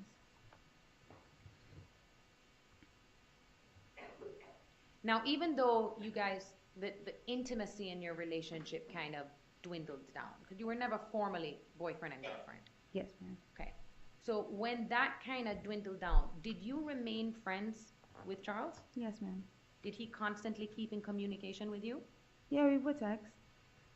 All throughout up until Sigfredo was arrested? Yes, ma'am. All right. It's like, maybe not daily, but every few days you guys remained in contact. Yes, ma'am. So it wasn't weird that, you know, something happens in May and it's not like he just called you out of the blue. Yes, ma'am. You've always been talking. Yeah, we were always communicating. Now, when did you move out of the Treasure Island apartment and move to the other townhouse? After the Treasure Island, I believe I stayed like in 125th, around that area at an apartment, and then I moved to the townhouse when I was with Secreto. Okay, now let's talk about when it is that you remember you and Sigfredo getting back together. Well, that Pacquiao fight. Okay, like, so it that's sticks correct. out. Yes, ma'am. Okay, was that like the official day that you guys kind of said, okay, we're back? Yes, ma'am. That was over a year, or about a year after the murder of Dan Markel. That was in May 2015.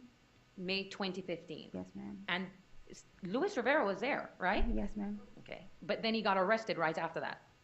I believe so. When he got arrested, did everyone find out what he was arrested for? I believe so. About that RICO? Mm-hmm. Yes, ma'am. Were you surprised? Not really. Were you worried that Sigfredo was going to get arrested? No, because he's not in a gang. Okay. Did Sigfredo ever say anything to you about Luis's arrest? Not that I remember, no.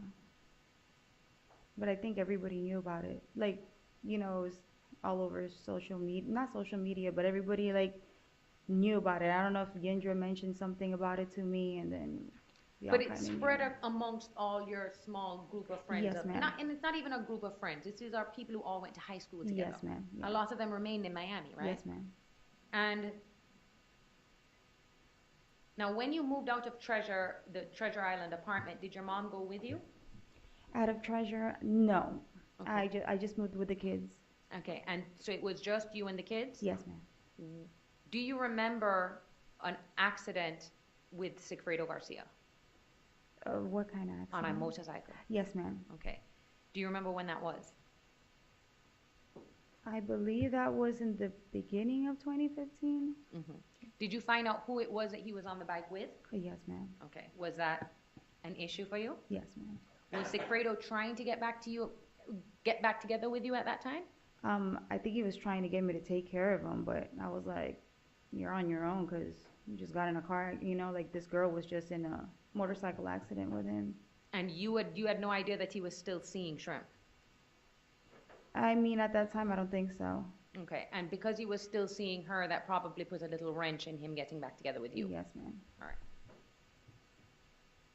Now I want to talk, oh no, we already went through it. So I want to also talk, yes, you see the cash deposits, right? Yes, ma'am. All right. Now, is there ever a time where if Sigfredo ever came into a large money, he'd come and give it to you? Yes, ma'am. Okay. Do you know how many times that happened? Not a specific number, but it would happen every now and then. Okay. Did you ask him where the money came from? No, ma'am. Why? It's probably something illegal. Okay. Yeah. And you just didn't want to know anything about it, right? I did not care. Okay. And why didn't you care? Because I needed the money for the kids, so So I'm if gonna have he, to ask him. but that did happen. You do remember occasions where he had come and given you a bunch Yes, of ma'am. cash. Yes, ma'am. What's the most cash he's ever given you, if you remember? I can't recall. And you can't tell this jury specifically if he did that in July of 2014. No, ma'am. Because if you did that, you'd be lying. Yes. You don't remember. I don't remember. Now, after you and Sigfredo get back together in 2015, you were still talking to Charlie Yes, ma'am. as friends? Did you keep that away from Sigfredo? Yes. Okay, so he didn't know that you were still in communication with your ex. Not that I know of now. And what do you think his reaction would have been if he knew that you were still? He wouldn't like it. As far as you knew, what was Sigfredo's feelings towards Charles? Towards Charles? Yeah, did he like him? Did he not like him? He probably didn't like him. Okay, but and I'm only asking if he ever said or did anything in front of you to make you think so, apart from him trying to run you guys off. Yeah. No, he didn't like him. Is Like he you said, jealous when it comes to you? Yes, ma'am. Okay. He doesn't like you being with anybody else but him. No, ma'am. Now, was there a time when you began working for Jerome Obed? Yes, ma'am. Who's Jerome Obed? Jerome Obed was he had a dermatology office. He was also Charlie's I was just about to say bunkie because I'm so used to jail. Roommate. Roommate. Yes, Okay. ma'am. Now, he was living with Charles at the time of the homicide. In July of 2014? I believe so, yes. Because when you were still dating him, all the time that you were dating him, Jerome Obed was his roommate. Yes, ma'am. Okay. So he was living with Charles around the time that this homicide Yes, took ma'am. place. Okay. And he didn't come and testify here in this case, right? No, he didn't. If you saw him, you'd remember what he Yes, ma'am. All right. Now it's come to your attention about this whole, what we call the bump and Yes, ma'am. Dolce Vito and all of that stuff. Now, I want you to explain to the jury so that they can understand what was going on around that time, okay? Yes, So we now know that that is April of 2016, right? Yes, ma'am. Okay. You're still with Secreto. Yes, ma'am. He's working, right? Yes, ma'am. Life is good as far as you know it. And you're still communicating with Charles on a regular basis. Not as much as before, but on a regular basis. Yes, ma'am. Do you remember the time where he called you? You can hear it now. Yes, ma'am. Is that weird for you listening to? So weird. Okay. Do you have an independent recollection of the circumstances surrounding each of those conversations? A recollection of it? Like, does it almost sound sometimes when you listen to it, it's almost as if you're listening to it for the first time? Because it's been so long. Well, it's not the first time that I've ever heard from the last time, but do I have yeah. Okay, I mean, so let's a talk little about bit. Let's talk about what you do remember. Okay. Because the best person to explain what was going on in those conversations is you. Because Sigfredo's not here, right? ma'am. They didn't tap his phone. No. Charles is not here, right? Mm-hmm. Do you know where he is? In jail? Okay. Do you know how long he's been in jail? A month. Okay, so we'll get to that in a second. So he reaches out to you, and you heard that phone call where he tells you, oh my God, someone came up to my mom on the street. Yes, ma'am. Okay. And he said to you, they mentioned something about an ex-girlfriend. Yes, ma'am. All right. What was your response to him? You have a whole bunch of other girlfriends? Okay. And you could hear your voice and the tone that you had. Yes, ma'am. Is surprised and shocked the words used to describe how you felt when he was telling you that someone mentioned or came up to his mom? Mm-hmm. All right. Now, at that time when he tells you, oh, it has something to do with an ex-girlfriend, you had no idea that it had anything to do with you. Yes, ma'am. Because that would be strange. Yes, ma'am. And he actually says to you on the phone, listen, if I'm wrong, I'm going to feel like an idiot. Yes, ma'am. If it's not you on the phone call. Yes, All ma'am. right? So Charlie then goes and meets with his mother, right? Yes, ma'am. I'm sorry. And then the next day, he is asking to meet you in person. Yes, ma'am. All right. Did you find that strange? Well, from like him wanting to meet me the following day? Yeah. Well, yeah. Why did you think it was strange? See, that's what I'm getting confused, because is it because they said my name already, or is it because he's saying the ex-girlfriend situation? Well, up until this point, because this is where I know things might get a little mushed over for you, okay, is he hasn't said anything. He's already met with his mom, so we can assume that his mother showed him the paper or gave him the paper. Okay. Right? And probably told him that they had said your name and Tuto's name. Yes, ma'am. The next day is when you go and he says, I need to talk to you in person, and that's when the Dolce Vita meeting is. Yes, ma'am. Okay. Now, you saw that picture where it is that it's a Mercedes and then you're behind on the Lexus, right? Yes, ma'am. That's not the same day as the meeting, though. No, I don't even know when they got that picture. Because y'all aren't not wearing the same things that you are in Dolce Vita. No, ma'am. Did you go into a car and sit down with him before? You I remember don't doing recall that? that. All right. I was the first time I heard it, like when they were talking about it. I was like, I don't recall that. You don't remember going and sitting in his car for 10 minutes and then leaving the car and going to go meet at Dolce Vita? No, ma'am. The safest place if you guys were going to be talking about something that you shouldn't be would be in his car. In the car. So you then go to Dolce Vita. Try your best, because I know we've spoken about this over and over and over again. And you have been asked over and over again what you can remember about that meeting. Yes, ma'am. Now, we now have an enhancement, right?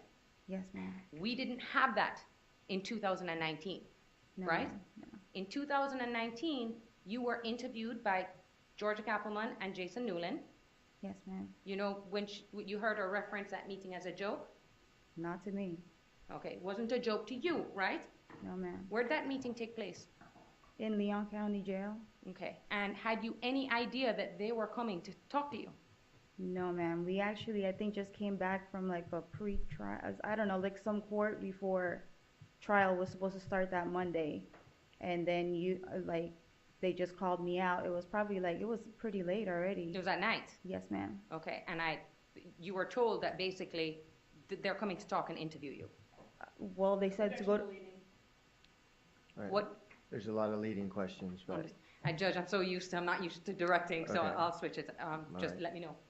So, were you prepped at all? No, ma'am. All right, and Ms. Kappelman and Jason Newland sat in a room with you. Yes, ma'am. Were they allowed to ask you whatever they wanted? Whatever they wanted. And you answered all their questions? Yes, ma'am. They just didn't like your answers? They did not like my answer. Okay. And it's because you said you had nothing to do and didn't know anything about the murder of Dan Markel? Yes, ma'am. Okay.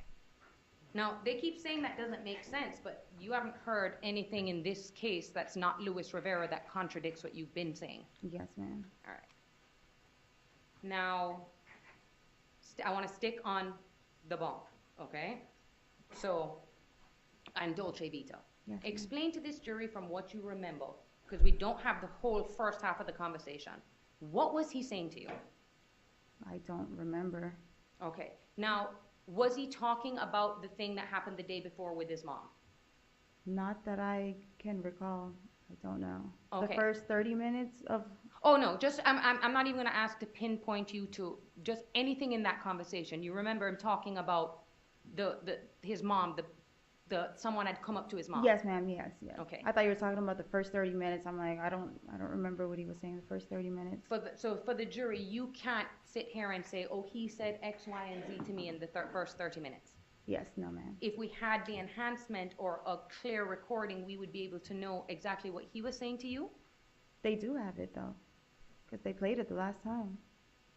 Oh, what? The video. Oh, no, right. But you can play it, but you can't hear. Yes, ma'am. Okay. And it's not that you're not talking. You just can't hear what you're saying. Yes, ma'am. Now, describe for them what it is that he was saying, from what you can remember. Was he giving you scenarios? That's how he always talks. He talks in different scenarios, on and on and on. Okay. And did he mention Tallahassee? No, ma'am. Did he mention a murder? No, ma'am. Did he mention Dan Markel? No, ma'am. Did he mention Wendy's ex-husband? No, ma'am. Okay. You heard that they said, oh, that he had said this had been on the news and everywhere. Had he said murder to you, would you have remembered him saying that? Yes, ma'am. It would have stuck out. Was it unusual for Charlie to be nervous that the government was investigating him? Would it be normal? Yeah. Yeah, he's always sketched out about everything. Okay, that he sketched Yeah. out about everything. Yeah. So you even hear when he's talking to his mom, is it the IRS? Yes, ma'am. Okay. So he didn't, can you remember specifically what he said to you? Not specifically, no. Okay. And he was telling you that the reason he was even coming to you was because they had said your name. Yes, ma'am. All right. Did that seem odd to you, that someone had said your name and Tuto's name to his mother? Yes, ma'am. Why did that seem strange? Why would anybody be mentioning my name or Tuto's name to him or his mother? And you and Sigfredo were together at that time. Yes, ma'am. As far as you knew, Sigfredo did not know Donna Adelson. No, ma'am.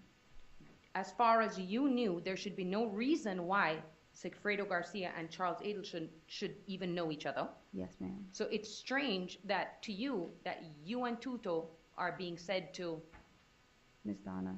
Yes, ma'am. Donna Adelson, right? Now, was he trying to convince you to call the number?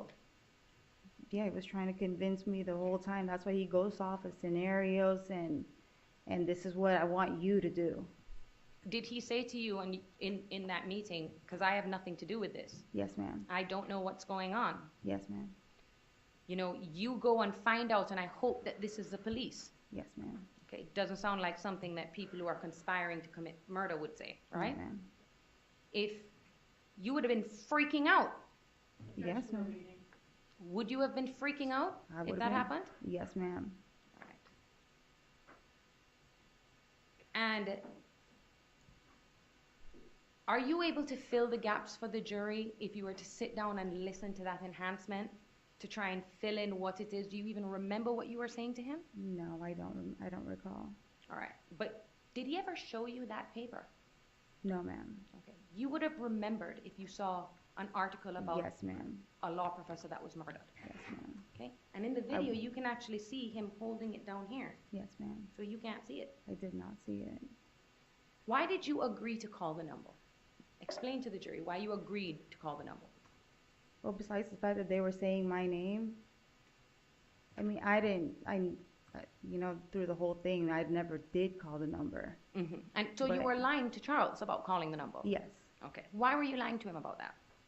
Well, why would I have to be the one calling the number for him? That's why I said because I had Tuto do it for me.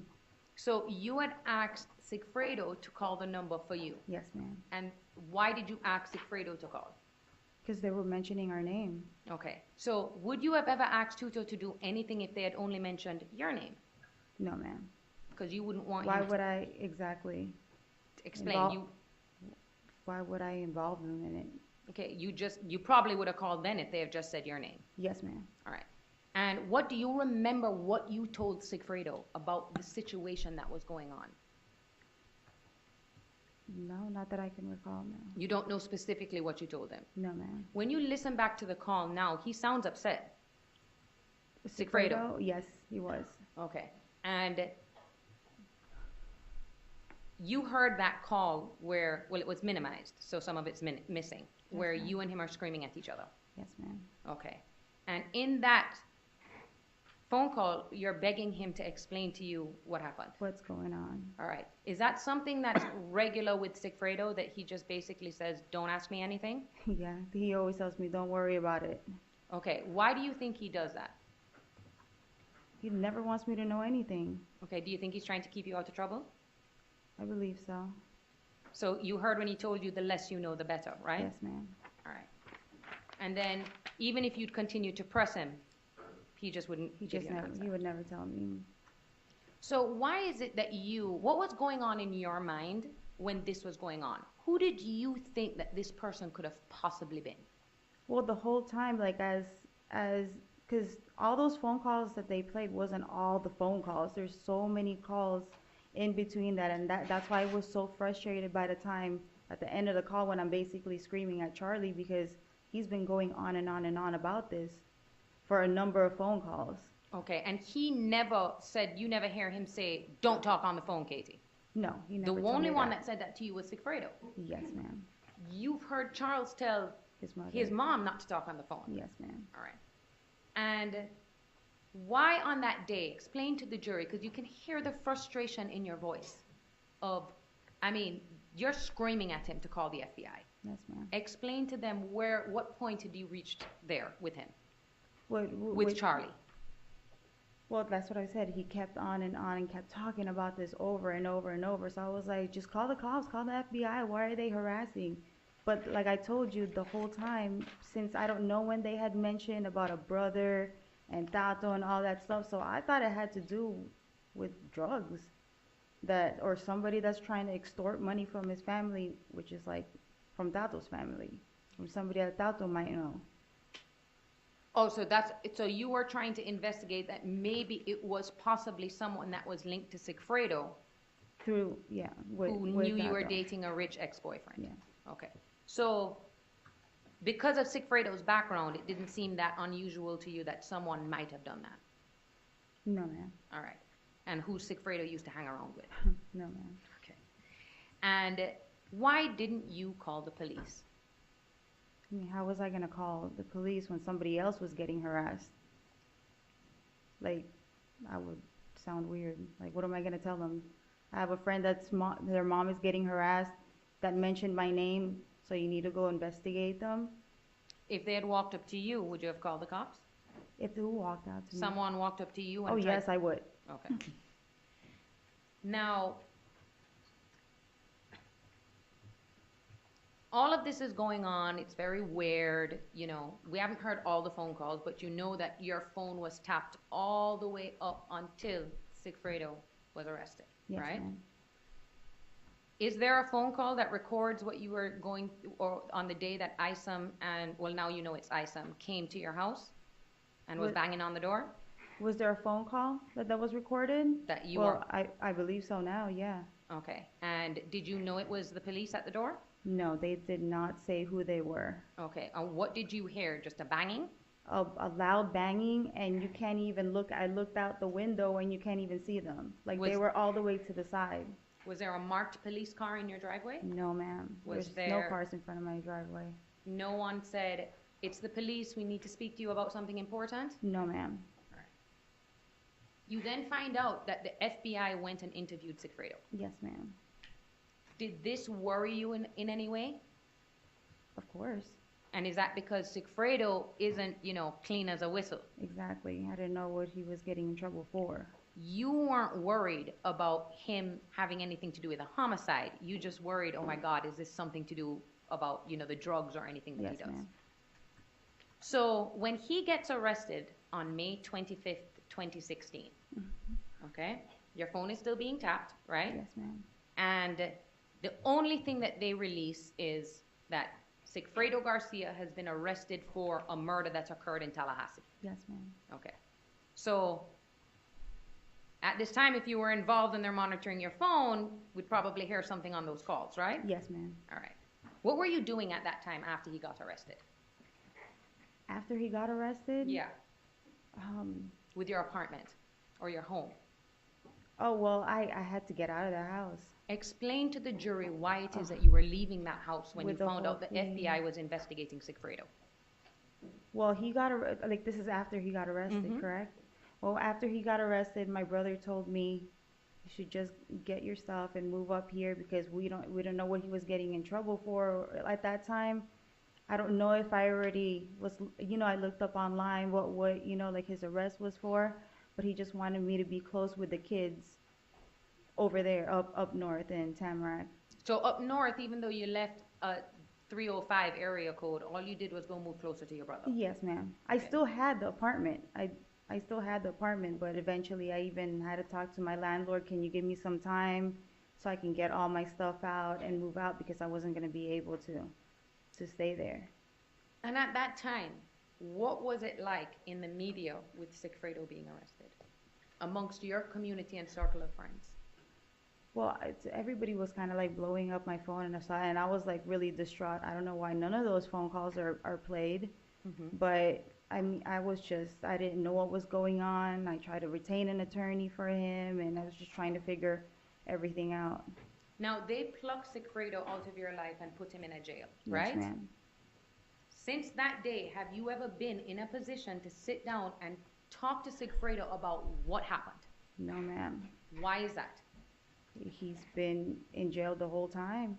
Okay, and every call or anything he makes, It's all monitored. and he would say to you, don't talk to me about this. Yes, ma'am. Okay, so you've never ever had that chance, even though you've wanted to, No, ma'am. to answer the questions about what his involvement in this case is. Yes, ma'am. All right. So then a week later, we find out Luis Rivera gets charged. Yes, ma'am. And is that when they release all the warrants in the media? Honestly, I don't even remember time frame wise. I don't remember once he got arrested and what they put out. I was just worried about Secreto. Now, isn't it true? So you retained an attorney for Secreto, right? Yes, ma'am. That's Jim Lewis. Yes, ma'am. Okay. And Jim Lewis was telling you that the FBI and they want to talk to you, Yes, ma'am. but he wouldn't tell you what about. Exactly. I kept asking him. He's like, you might need to retain an attorney yourself. I'm like, why would I need to retain an attorney? And then he's like, it's just best. They're trying to speak to you. And I was like, who's trying to speak to me? And that's when I was just like, I have no idea what's going on, but I don't know what was released yet. Okay. So, but it was clear to you that somehow, they'd shown up at your house, you find that out now. Yes, ma'am. And that even after he was arrested, they wanted you to come and talk to them. Yes, ma'am. But they wouldn't tell you what they wanted to talk to you about. What it was for. Yes, ma'am. And the person who had been arrested was the father of your kids. Yes, ma'am. During that summer, because that happens in June, had it been released in the media, a document calling for your arrest? Yes, ma'am. Okay, and it was prepared by the Tallahassee Police Department, correct? Yes, ma'am. And it was how long? 19 pages? All right, and it got released to the media. Yes, ma'am. Did it basically outline your involvement in a homicide for Dan Markel? Yes. Did it? Yes, ma'am. Okay. And this was just out for anyone to click and read? Yes, ma'am. Did you seek out the assistance of an attorney at that time? Yes, ma'am. Was it clear to you that they considered you a suspect? Yes, ma'am. Did they at any time after that try to get you to come in or talk to you? No, ma'am. Did they ever offer you a state subpoena like they did with Wendi Adelson to get you to come in? No, ma'am. All right. So you're just in the dark. Yes, ma'am. Then in August of 2016, did you find out that they were trying to get your medical records? Yes, ma'am. You had to come up here and basically had a court date for that. And then that was turned over? Yes, ma'am. We proved everything. We showed all, the payment, and still, kept on.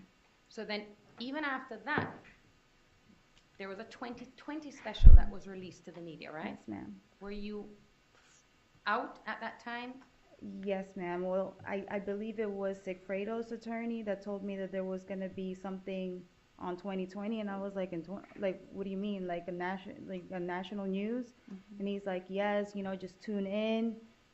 I watched it, and I didn't even know that they were following me because there was surveillance on that video where I was staying at, and my brother's, and I was just like, I started freaking out because with my children, my niece and nephew, I don't know if it was safe where we, even where we were staying at.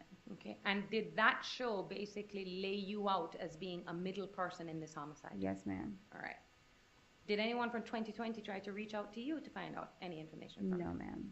Now, at the end of that episode, there was the two hosts came on, yes, and they said, we just received information that Luis Rivera is cooperating. Yes, ma'am. You remember that, right? Yes, ma'am. Then you and I talked after that. Yes, ma'am. Okay. If you were involved, you would have probably freaked out if you heard that, right? Yes, ma'am. That's sustained. Now, that was in September of 2016, right? Yes, ma'am. They release this thing in the media, your name is tarnished, and when is the next time that you have, and that something happens to you in regards to this case? When I got arrested. All right, so let's talk about that day. Yes, ma'am. Where did you just come from? I had just dropped off I had a ballet recital for my daughter, and my son thankfully wanted to stay with my mom at that time. So I went with Kaylee to the ballet recital, and then she wanted to go to her cousin's house, which was Sigfredo's mother's house, because all her other cousins were there. So I dropped her off there. That's a day you remember very clearly, right? Yes, ma'am. Right.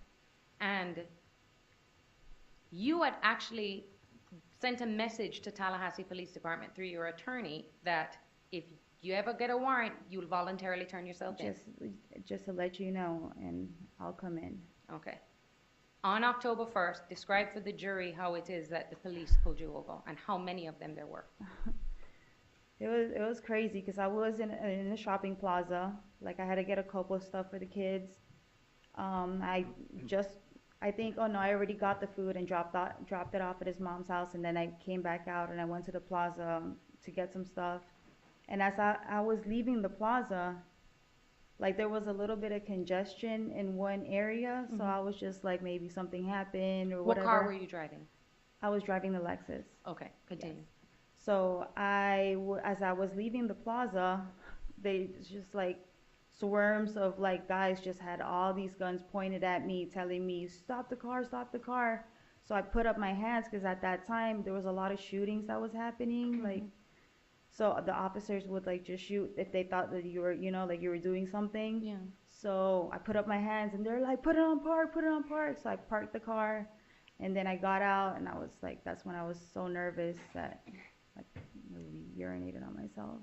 Okay. And that's from just the way it's because of all these guns coming at you. You thought you were going to get shot. There was, they had like the big guns, and they were all pointing it at me. A whole bunch of like SWAT team. Broward SWAT, right? I believe so. Now there's two faces that you recognize that day, though, right? Yes, ma'am. You recognize them now.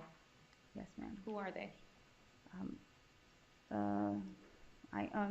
Retired Isom and Sanford. Okay. And they actually took your phone from you. Yes, ma'am. The one that the same one I've they were always monitoring. had. You've Yes, always ma'am. had. They unlocked the phone for you. Yes, ma'am. And they allowed you to call me, Yes, right? ma'am. To let me know that they were going to take you to jail. Arrest me. Yes, ma'am.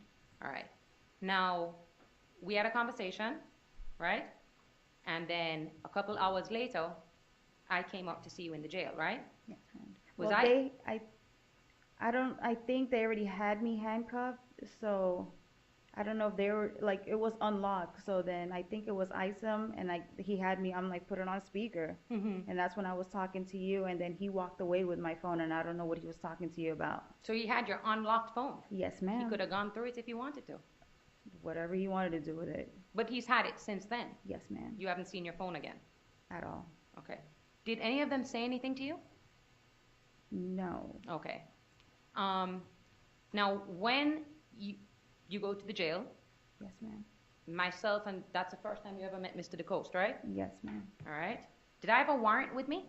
No, you didn't. Actually, I was asking you, why am I being arrested? Okay. And I wasn't able to tell you that, right? No, ma'am. And why wasn't I able to tell you that? Overruled. You didn't have a warrant, and I wanted to know why I was getting arrested for. What information was I able to give you as to why all of a sudden they were able to arrest you? At that time, I don't recall. I just know that, like, the warrant that you're trying to get was, like, redacted. Well, it like ended up being redacted. Yeah. But, so we had no idea what had changed from the Exactly. 19-page probable cause affidavit to now give you probable cause. Yes, ma'am. Right? And when we were there, I explained to you that now would be the time if you know anything. Yes, ma'am. Okay? And I'd also explained to you that those detectives were there with the specific purpose of me talking to you about cooperating. Yes, ma'am. We had that conversation. Yes, we did. And I had no idea what it was, evidence that they had against you. Yes, ma'am. Right? What did you tell me? That day? That day. When So I who said if wanted you to know talk? anything at all, talk now, I knew nothing. Overruled. okay? I knew nothing. All right? Were you under the belief that if you did have the information they sought, that I would be able to get you home? Yes, ma'am. All right. After that, were you then transported to Leon County? I believe I stayed there for like 10 days. We were still trying to figure out like what was going on, what was the full probable cause. And I think they transported me like probably on the 10th day. And it wasn't until October 4th, when Luis Rivera cooperated, that we found out what it was. Yes, ma'am. That he had said that he heard you on the phone. Yes, ma'am. And then that's why you got arrested. Now, Yes, ma'am.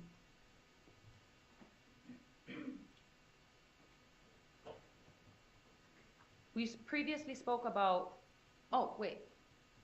we previously spoke about a meeting that you had in the jail in 2019 with Jason Newland and Ms. Kappelman, right? Yes, ma'am. That's not the only time that you've answered questions for them, right?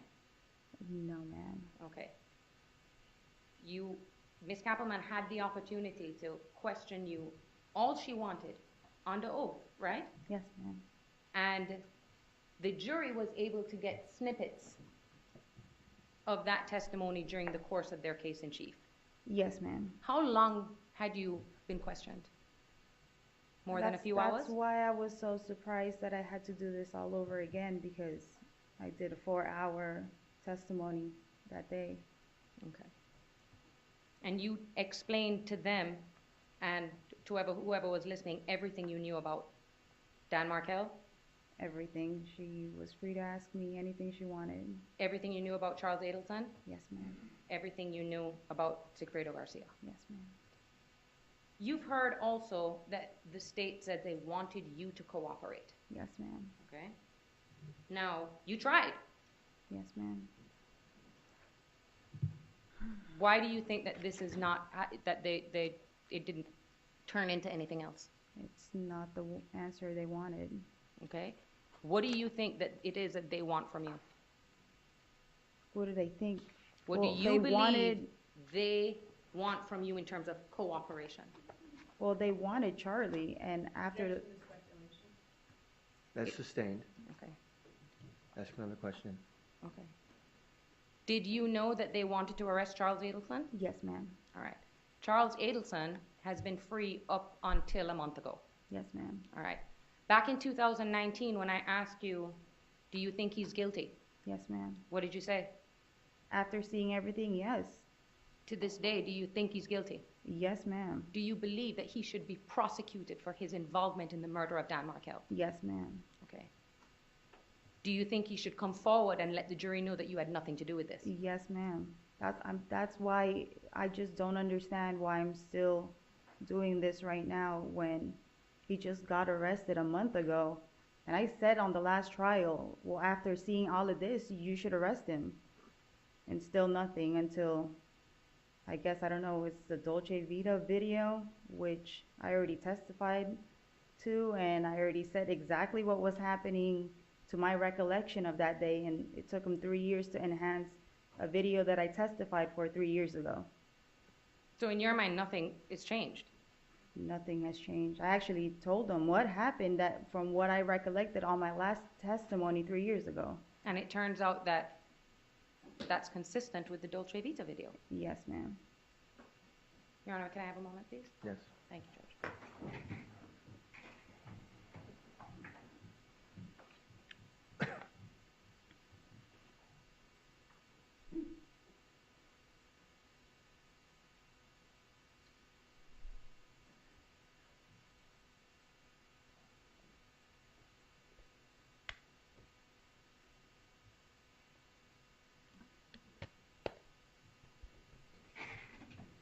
No further questions. Thank you, Judge. Okay, we'll take a short break before cross-examination. We're just going to take a 10-minute break, and we will start back at 2:45. So the deputy will take you back, and then we'll be back out promptly, okay, so that we can stay on schedule for today.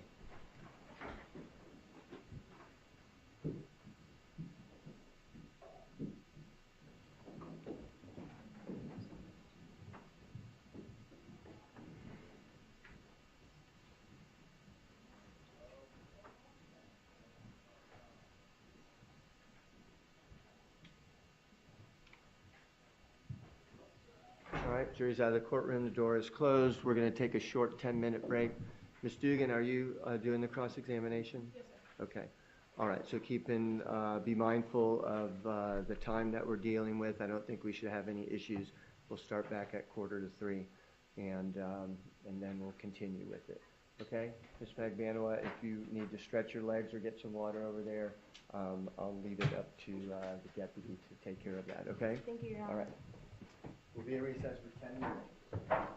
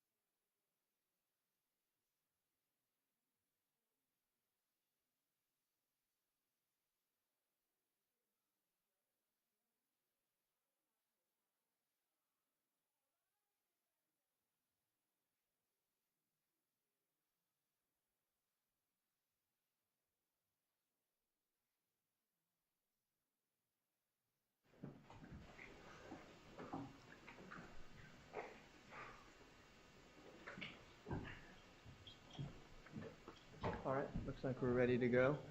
And, Sorry, before we get Yes. started, I showed the defense several messages from discovery that I intend to show Ms. Mcvanwa. It's a composite exhibit. I'd like to label it State's Exhibit 136.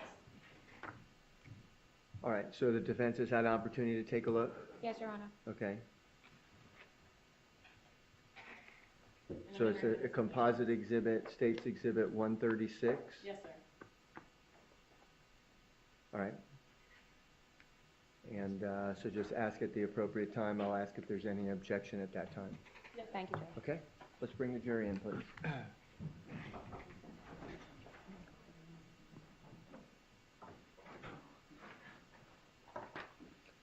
That's perfect.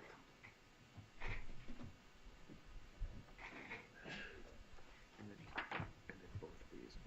Oh, no, I don't mind.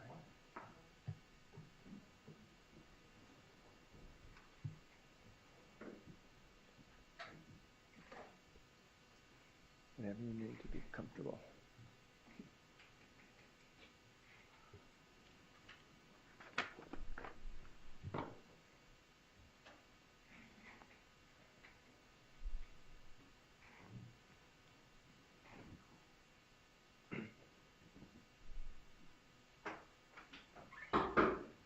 All rise, jury entering the courtroom.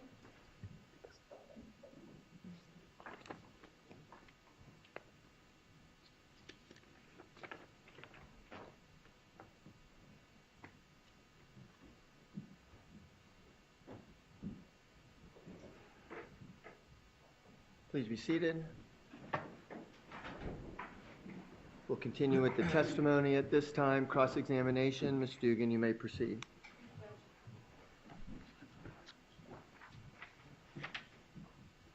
All right, so I want to talk about what you just talked about with your attorney. Yes, ma'am. You said that you and Charlie Adelson were together in July of 2014, right? Yes, ma'am. No, July 2014? Yes, sir.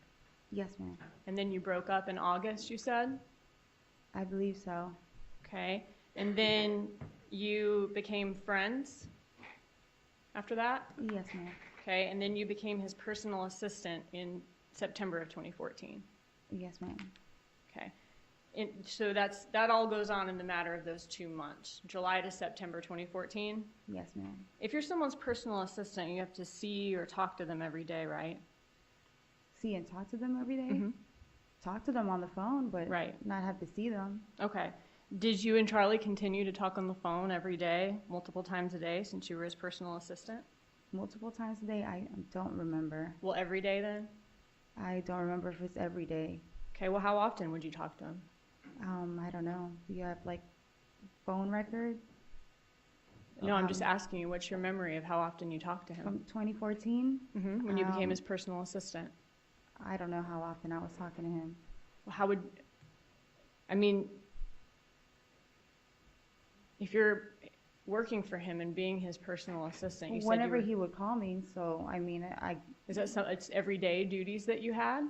He was calling. I don't know how often he was calling me. That's why I don't want to answer like a wrong amount or a wrong number. Okay. Well, you were getting paid every 10 days for your work, right? Yes, ma'am. Okay. So you would have regular work and you'd have regular contact with him during all of your pay periods?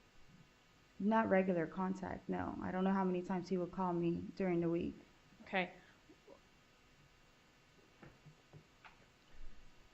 And he had just broken up with you 2 months before that. Like I said, like I was telling Ms. Kawas that I never had like a definitive date when we stopped like talking. Sometime between the murder, though, and when you became his personal assistant, he broke up with you, though. That was your testimony? Like it was dwindling down, like our relationship. Meaning that he was ghosting you? That's what Something your like that, attorney yeah. said in her opening statement? Yes, ma'am. Okay. Why would he want you working as his personal assistant if he was ghosting you? Well, I told you that I needed that favor for the insurance purposes. That's why I put that I was working for him. Uh-huh. And you needed that favor, though. You needed that favor, and you asked him for that favor actually in June of 2014, didn't you? If that's what the records show. showing the first composite exhibit state 136. All right, well, let's make sure we're going to get it. You're asking that State's Exhibit 136 is admitted into evidence? Right. No objection. It'll be admitted as State's Exhibit 136. Permission to publish? Yes. Sorry about that. I thought we'd That's done all that right. last time. Just wasn't so sure. All right. Looking at this, you asked him for this favor. Baby, I need your help with employment. I have to send it to DCF for my kids' insurance. Also, if I end up moving, I need to show I'm working for you or else I won't be able to get an apartment. That was in June of 2014, right? Yes, ma'am. June 24th, actually, right in between the trips to Tallahassee to commit this murder, right? Say the dates again. June 24th, that's in between the June Tallahassee trip and the July Tallahassee trip, I believe so. that you asked for this favor for him? Yes, ma'am. Okay, and then you guys were together at the time that you asked this favor, right? I believe so. Right, but he didn't put you on the payroll in June, did he? No, I don't think I was on the payroll till September, you said? Right. Okay, so that was a favor that he did for you after he broke up with you, you're saying? We never really broke up, like I guess when we stopped having like that type of relationship. Right, you were no longer intimate with each other? Not that I could recall. Okay. You said that y'all broke up sometime after the murder of Dan Markel, and then about in May, that's when you got together with Sigfredo Garcia, right? I got in 2015. Mm-hmm. Right. Yes, Yeah. ma'am. But you said that in August, that's when he broke up with you. I don't know the dates that when we stopped, or not stopped, but like when our communication dwindled down in the relationship. Okay. You asked him for that favor in June when y'all were definitely together, though. I believe so. And he ghosted you after the murder of Dan Markel. That's what the argument is, right? Okay. Right? Yes, ma'am. Okay.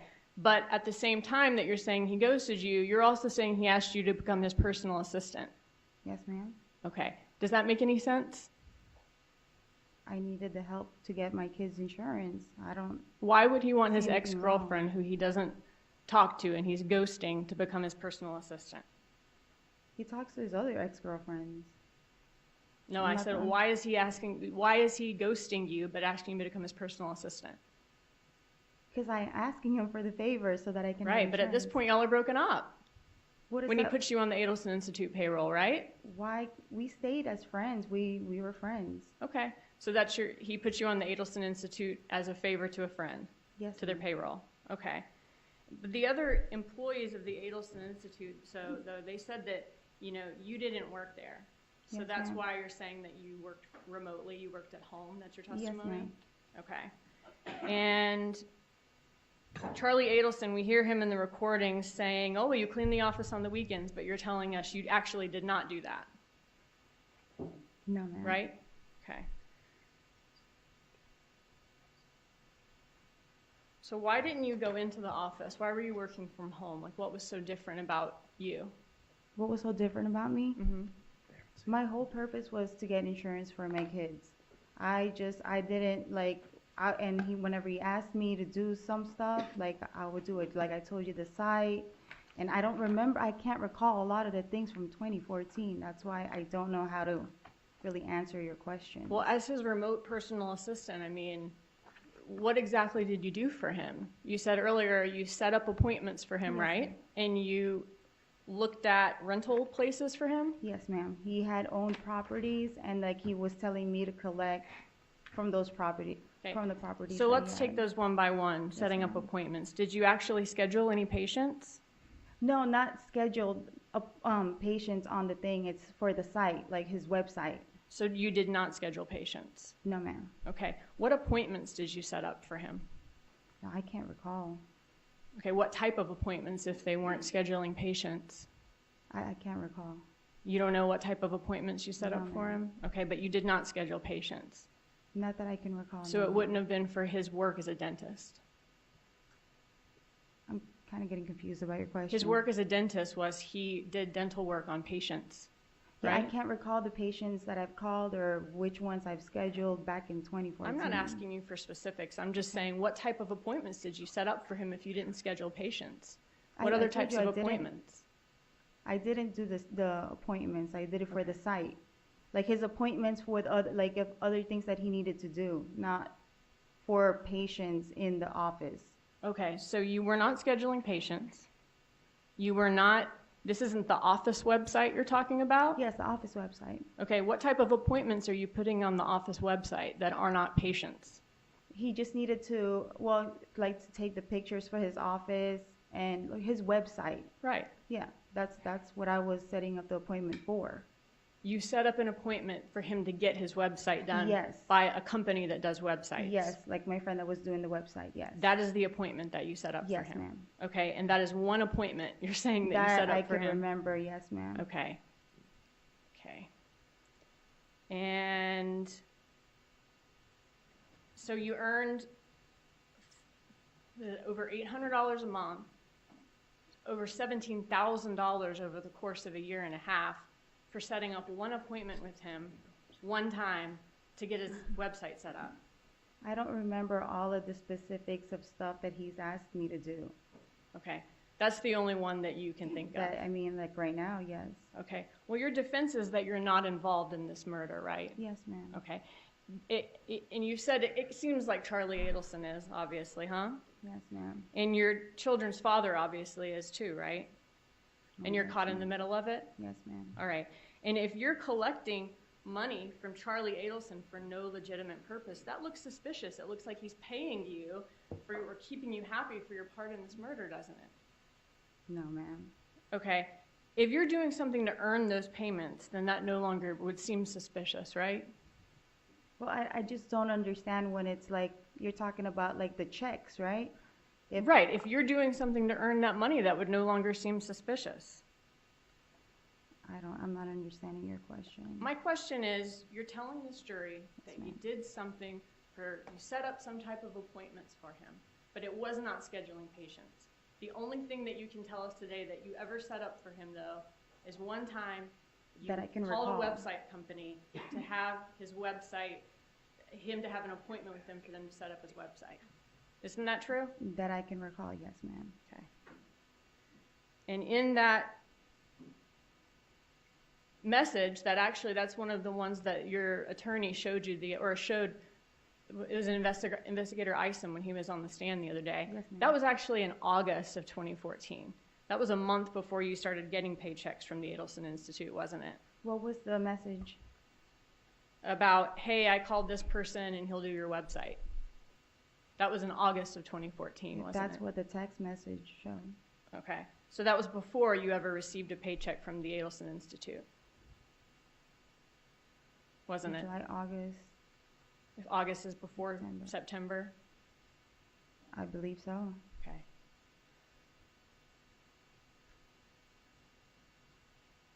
Did you keep up with his schedule? I mean, you'd have to know his schedule to be able to schedule patients, right? Or to set up appointments for him, I mean? That's what you keep talking about, like these appointments. I can't remember things that I was doing back in 2014. I'm not asking I didn't any have like a specifics. schedule Right. of his like daily activities and stuff, so I would just call him or he would call me if he needed me to do something. Okay. Did you keep up with him, though, and his schedule in order to be able to make appointments for him? Keep up with him, like see what his other appointments Know what's were. going on with him. My boss is here today, he's there today, he's on vacation today, he's working this week. You would have to know his schedule in order to be able to set up appointments for him, right? I don't know his definitive schedule at that time, but I mean, like I told you, he would just text me if he needed me to do something. Okay, and how often would that be? I don't recall. Okay. I mean, you would have some idea. You would have some idea of what's going on with his work schedule if your job that you're getting paid $800 a month for is to set up appointments for him, right? Like I said, I don't know how often he would text me. Whenever he would text me and he would ask me to do something, then I would do it. It was like odd jobs. It wasn't a specific, oh, call this patient or do this. Okay. I mean, isn't it true you had no idea what was going on with his schedule to set up any type of appointment for him or his work, No, right? I would just text him and be like, okay, are you gonna be free for this, X, Y, and Z, if I needed to, but not that I can recall. I want to ask you about this text from October of 2014, which is a month after you started collecting paychecks from Adelson Institute. You send a message to him where you say, how are you, by the way? How's work? And your love life? Didn't you say that? That's what the text says. Okay. The following year, you say, hey, I was going to text you, but you know, I never know if you're on vacation or not at work. Didn't you say that? That's what the text showed, yes.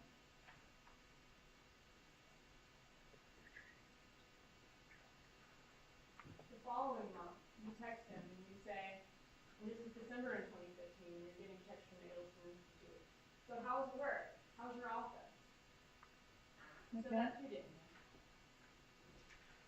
Yes, ma'am? Okay. So you were working as a personal assistant, Making that money, only set up the one appointment that you can think of, and you're having to check in with him. How's work? How's your love life? What's going on with you? You're not keeping up with his schedule either, are you? Like I said, I didn't have his definitive schedule of what he does. If he needs help and he needs to text me and needs me to do something, he'll text me and let me do something. Well, you also said that you helped him with tenants of his properties. Yes, ma'am. What did you do with the properties?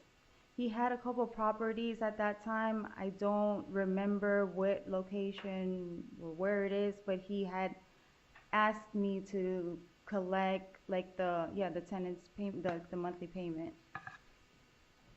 And like they had like washers and dryers there too, and like you'd have to open it up and like get like whatever coins are in there.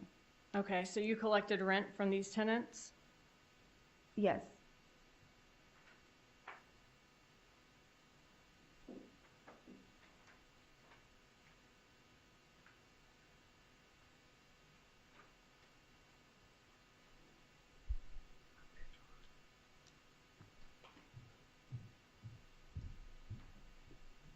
Do you want me to look at it? Okay. So I want to ask you about a prior statement that you made. I just gave you a transcript of that particular day. Yes, ma'am. Looking at page 58, Grab it. line 22 through 25.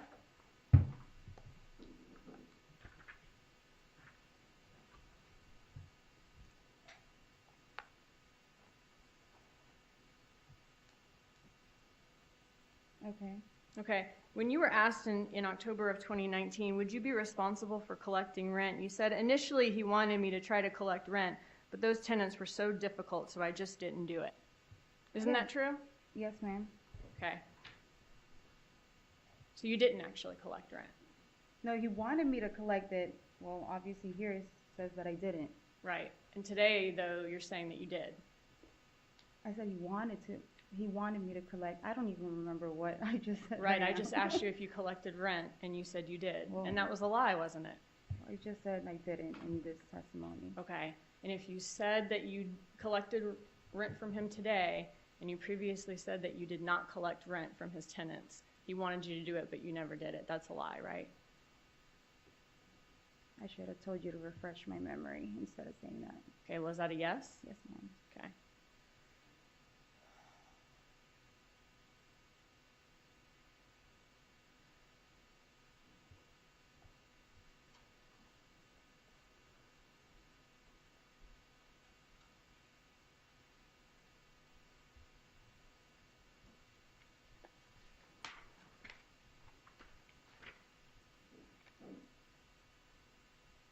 Why did he do this favor for you? To give you over $17,000 over the course of a year and a half from him and his parents' business. I needed to do it for the insurance for my kids, and I had to put it on a bracket so that I can apply for that. I understand why you needed it. Why would he do that for you? That's my question. Because he had a business. He had that office. Right, but you're not doing a service for him, though, right? You only set up the one appointment, and you didn't actually collect rent from the tenants. So why would he do this for you if you're not actually earning that money? Objection, speculation. Overruled. I asked him for that favor for the insurance. I understand why you needed it. I don't know. My why he question did is, it for why me. did he do it for you? I don't know, ma'am.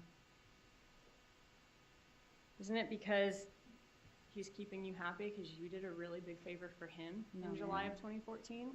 No, ma'am. And you did hang that over his head, though, sometimes, didn't you? Hang what over The his fact that head? you had done a really big favor for him. Not that I can recall.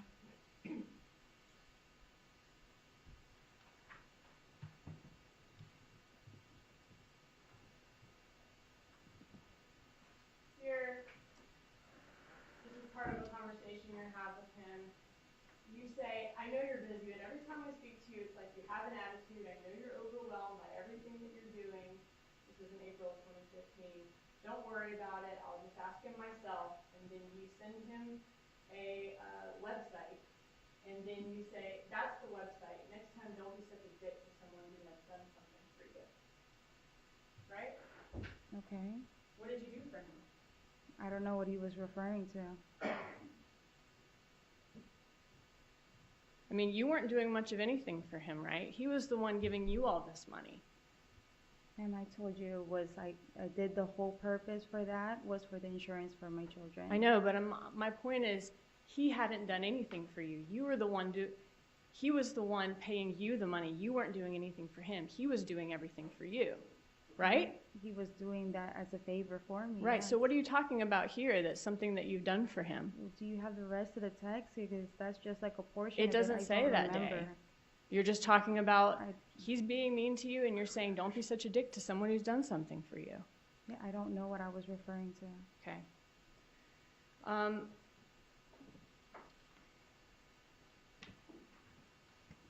And that favor, you say it was to get insurance, and you're talking about Medicaid is what you were trying to get? Yes, ma'am. Okay.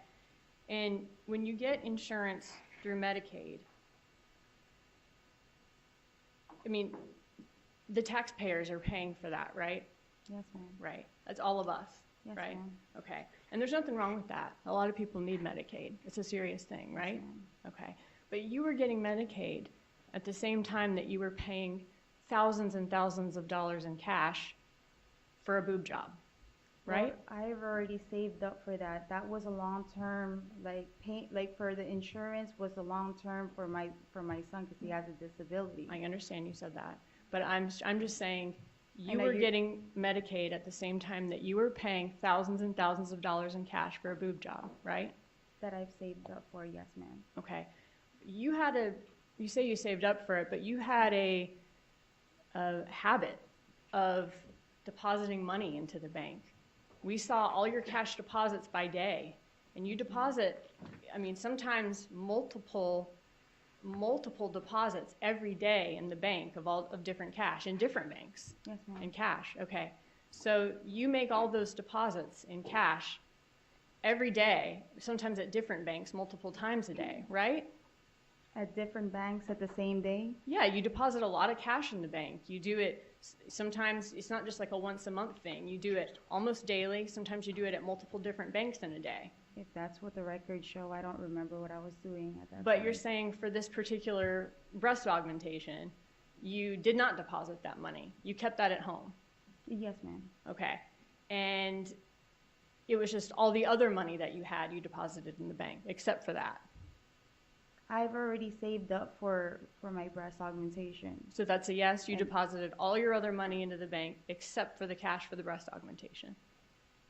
Whenever I would have money with me and I would, from working from the club, then I would save up and then I'd deposit whatever I had.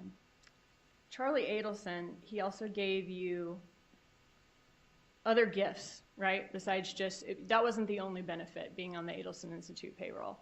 I mean, he paid for a trip to Santo Domingo for you, right? And the kids? Okay, and that's the Dominican Republic, right? Yes, ma'am. All right, and that was in 2015 after you and Charlie Adelson broke up? If that's what the record shows, I don't remember what date it was. Okay.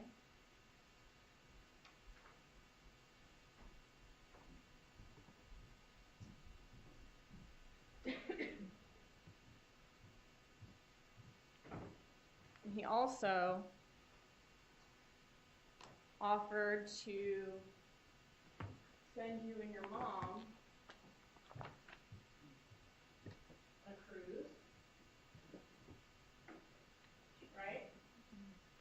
Where am I looking at? October of 2015?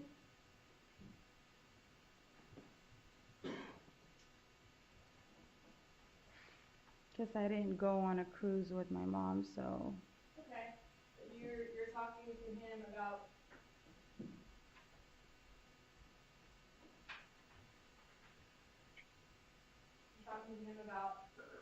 he says, where do you want to take your mom? You say, I want to do something for my mom.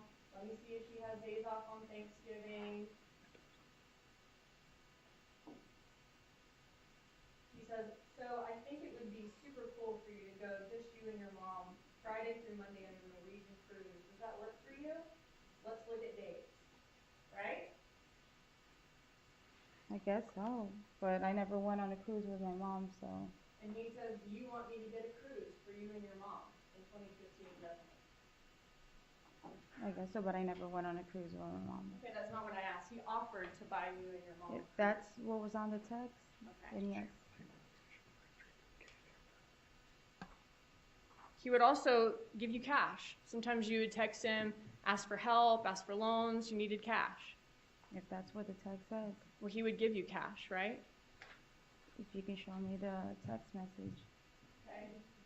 In May of 2015, you say, by the way, I have a shitload of things to pay for. I need a little help because tuition is crap for the summer.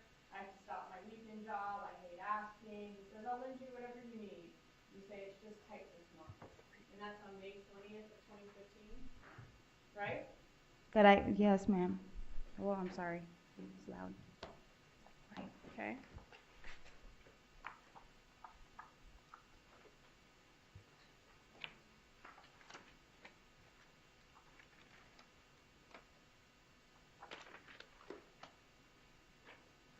And then when you look at State's Exhibit 81B, all your daily cash deposits, and a couple of days after that, on May 26th of 2015, you deposit $1,400 in cash, right? That's what the record shows. Okay. So you ask him for help, and he gives you cash. Isn't that true? That's what the records show. Who is Sully? That's the mechanic. Okay. So Sully, and your attorney was asking earlier about a Sully Mech, M-E-C-H. That was in Charlie Adelson or Sigfredo's call list, right? Yes, Sully is a mechanic. Mech is the first four letters of mechanic, right? Yes, ma'am. Okay. And how did you find out about Sully? That was somebody that Charlie used for his mechanic. Charlie referred you to Sully to fix cars when you were having car trouble, right? Yeah, when like if the Lexus was having issues or like my Mazda was having issues. Right. And so you got the Lexus fixed with Sully, right? And your Mazda. Sully fixed. Yeah, he's fixed it. He's fixed it before. Okay. And Sully is the mechanic for Eco-Friendly Shop. Yes, ma'am. That's the name of the body shop. The body shop. Yes, ma'am. Okay. And when you got work done with Sully, Charlie Adelson would pay for it. No, I believe I paid for the, unless you have a text that shows otherwise, but I paid for payments for the Lexus getting fixed because it kept breaking down on me. Okay, and your Mazda broke down a couple of times, right? I believe so, yeah, because Okay. I got in a car accident. At least some of these times, though, Charlie paid for it. I don't know which times, but if you have the text message for it. Right. Here in October, he's saying, I just got a call into Sully for you. I just spoke to Sully. It needs to be done. It has to be done in Mazda. He said it should be about $1,200. You're, upset that it's $1,200. He says, I'll pay it for you, smiley face. And that was in October of 2015.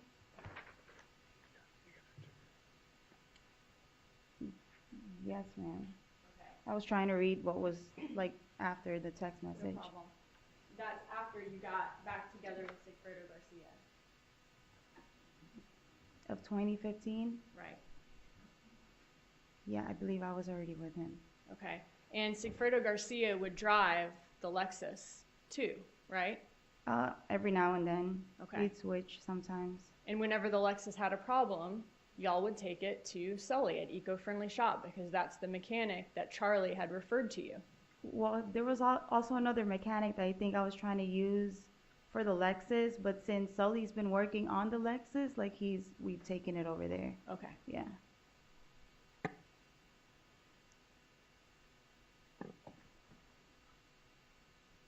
He's also called in prescriptions for you, right? Charlie has? Who has? As a favor? We're talking about the favors. We talked about the trip to Santo Domingo, offering you and your mom a cruise, the car repairs. He also called in a prescription for you, right? Called in prescriptions in the past? Prescriptions? Right. I guess so. I don't recall that such a long time ago. Okay. Do you remember him paying for a catered fit meal service for you? If you can refresh my memory. You don't remember that? Can't remember. All right. And then he also gave you cash. When you would ask him for help or ask him for loans, he would give you cash. Do you have any text messages that show? I just showed you the one about... Well, for that one, yes. Right. Okay. And those things that I was showing you, all of those things in 2015, that's after you and Charlie Adelson broke up. I believe so. And you heard June say, you were here during trial, that after they broke up, they were together for 7 years, he didn't give her any gifts like that. What makes you so special that he's giving you these gifts after he broke up with you? I think she did mention she was getting gifts from him. He said a little something, not a trip, cash. You looked into car repairs? No, I'm asking you. What was so special about you that he's giving you all these gifts after you broke up? I don't know, ma'am. I thought you were referring that you had records for her too. No, I'm asking you why you were so special that he's giving you the gifts. And you don't know? I don't know. So not just to keep you happy, keep you quiet? No.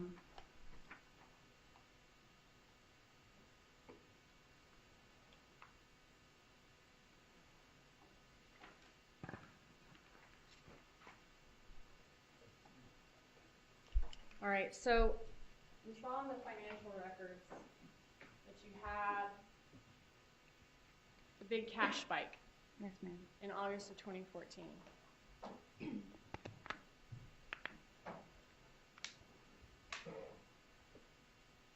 Where did this money come from?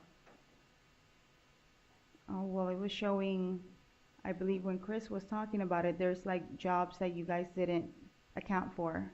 Where were you working in July of 2014?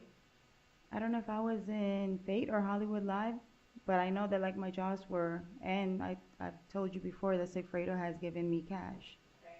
Yinder says you were not at Hollywood Live in July 2014. She said she quit in July 2014 and you had quit 2 months before.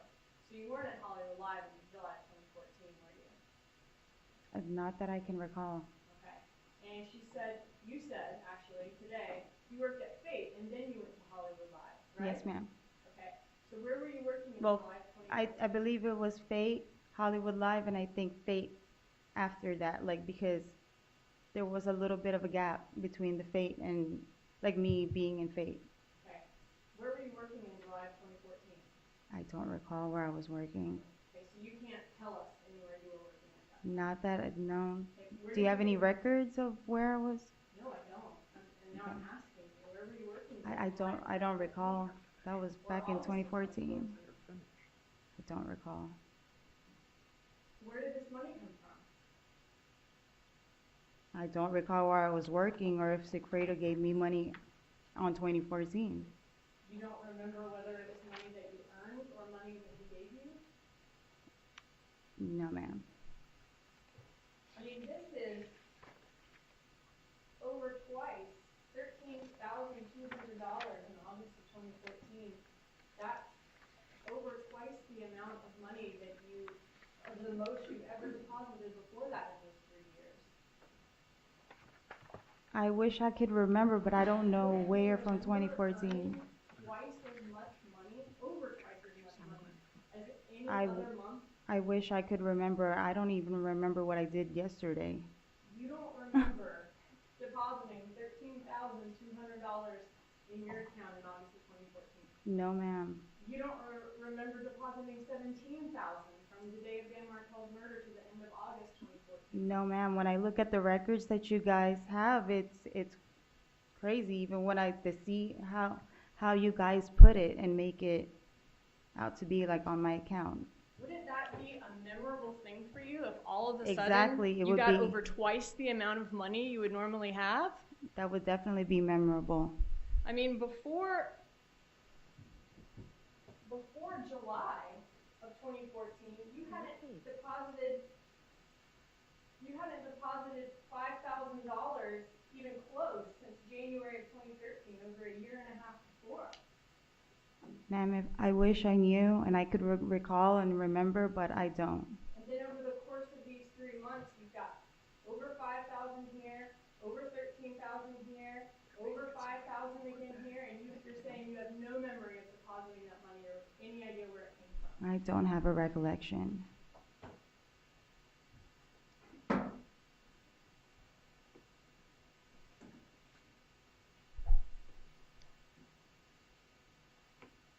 And you don't think that's something that you would remember? I would remember that, but I don't have any recollection of that date. I don't know I'm what. not talking about one specific date. I'm talking about those couple I know of months. you were saying those months, but Right. I remember when we were doing the chart, there was jobs that I was working, and I don't remember where I was working, what exact month, and I told you I've gotten cash from Secreto before. Okay, you can't tell us, though, anywhere you were working in July of 2014. I can't remember. I can't Okay, recall. and when you're talking about this money from Sigfredo, Yes, ma'am.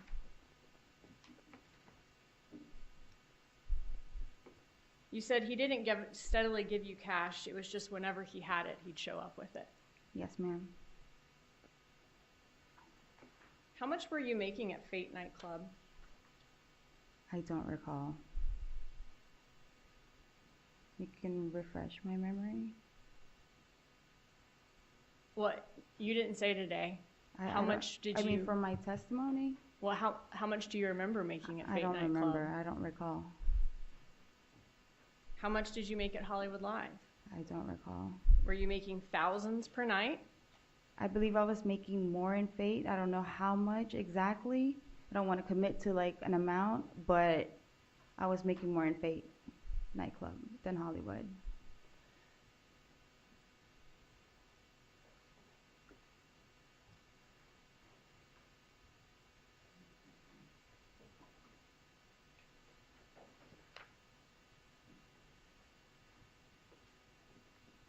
Looking at page 36, lines 22 and 23.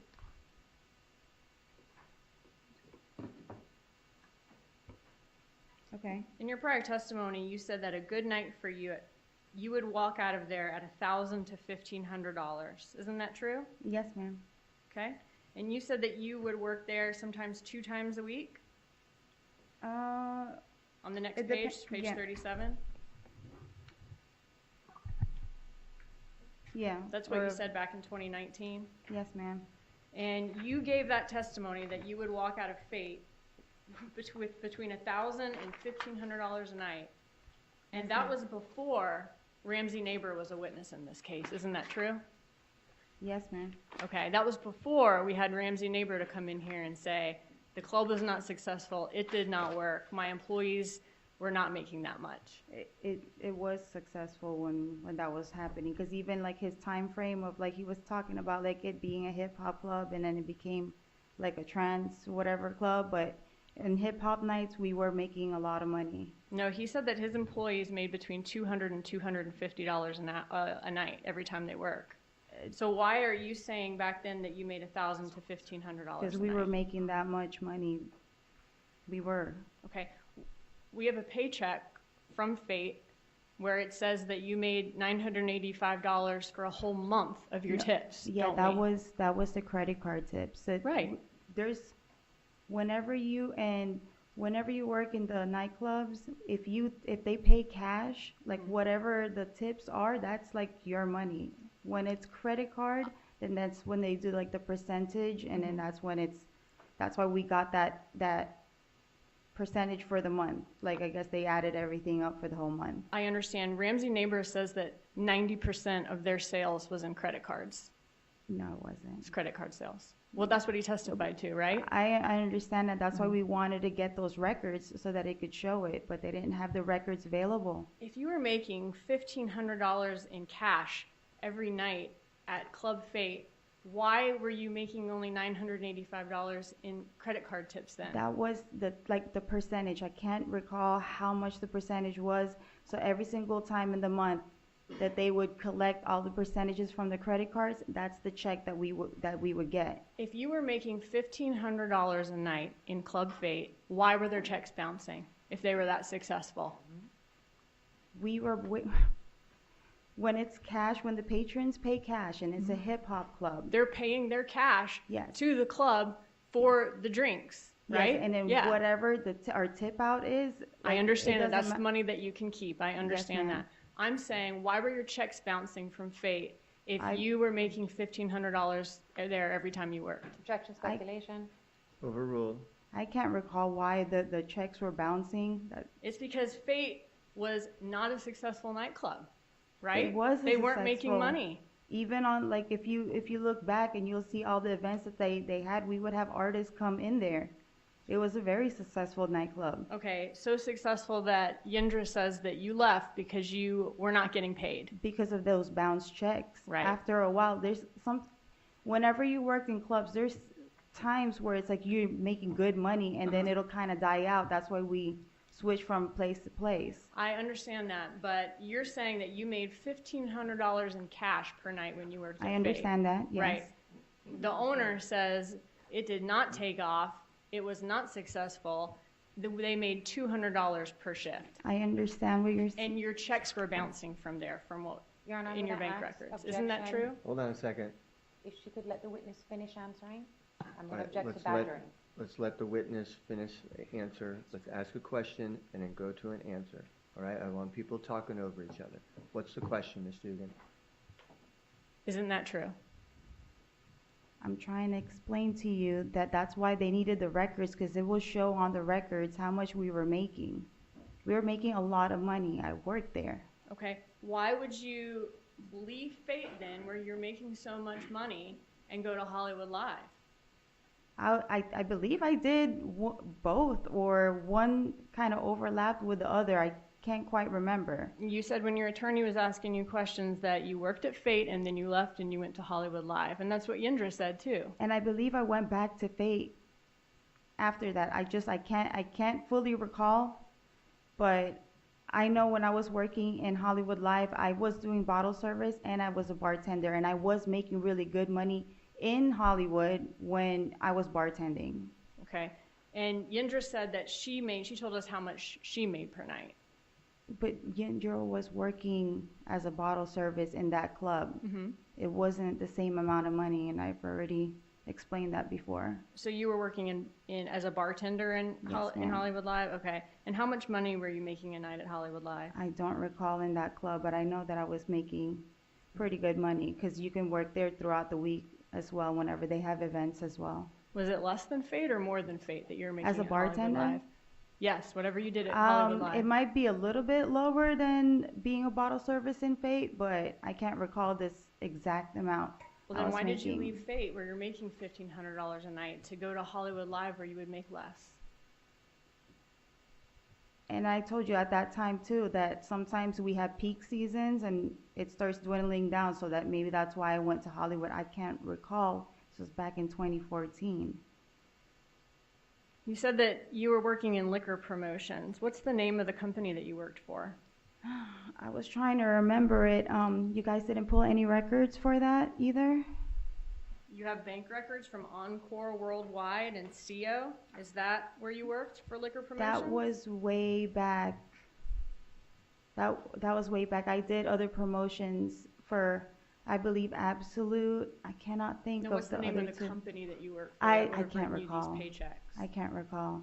Okay, was it Encore Nationwide? One of them, yes, ma'am. Okay, so that was a liquor promotion company that we have here that you worked for from January to December of 2013? If that's what's on my records, yes, ma'am. Okay, and then what's CO? I don't recall. Okay, so then you stopped liquor promotions in December of 2013. I don't recall the dates. You said Encore Nationwide was the business that you Yeah. worked for? Okay, so then if your last paycheck is in December of 2013, that's when you stopped liquor promotions, right? If that's what's on your records, I just know that I worked for another liquor promotion, but I don't know if it was Encore as well. And you said that in certain liquor stores, the owner would allow you to get tips when you handed out drinks. Yes, ma'am. Okay. And that you think at the time they gave you paychecks. That's what you said?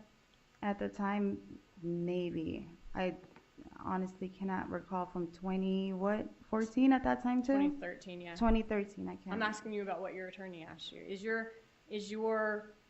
When you were working at liquor promotions, though, you said just sometimes you would get tips if the owner allowed that to happen of Yes, the liquor ma'am. store. If that's what I had said, yes, ma'am. Okay.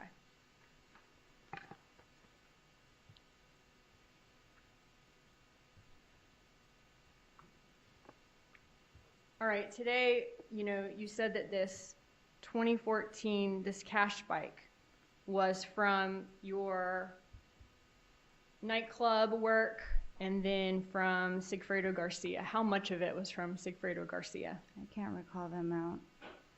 You don't remember? No, ma'am. When you were showing me that chart, I'm telling you, I wish I could remember. I don't remember because you're asking me exact amounts and where I worked and names I can't remember. He didn't provide you much money that often, right? It wasn't like a steady thing. And not that I can recall, no. So I mean, it's whenever I guess it would come up on something, then he would give it to me. If he showed up and handed you $5,000, $10,000, $13,200, that's something that you would remember, right? That never happens. It's not that it never happens. I told you like it would happen. I don't know the exact amount that he would give me. I don't want to commit to an amount that you're trying to tell me. I can't remember back in 2014. In your prior testimony,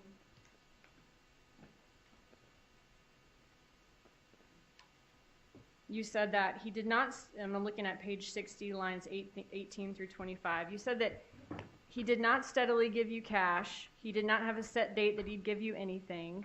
Sometimes he would, you were asked, was there ever a time when he'd come to you and your attorney asked, well, would you consider $1,000 a significant amount of cash? You said yes.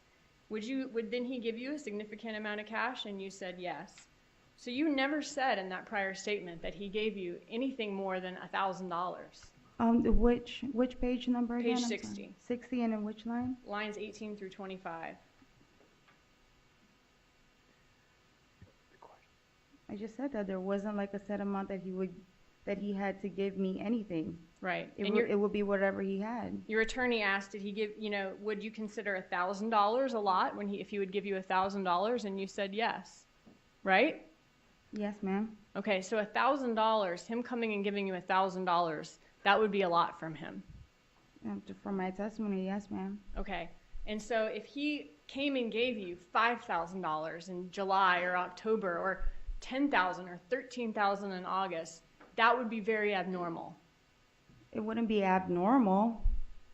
It would just, you're trying to say if I could remember that amount? No, I'm saying that before you said $1,000 would have been a significant amount. Yes, ma'am. Okay. So if he was giving you more than that, that's something that you would remember. That would be significant, right? Yes, that would be a significant amount. But you don't remember. You have no idea. Remember.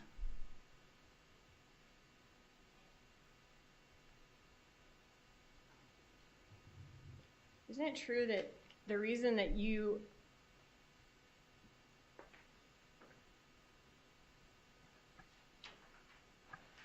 move on?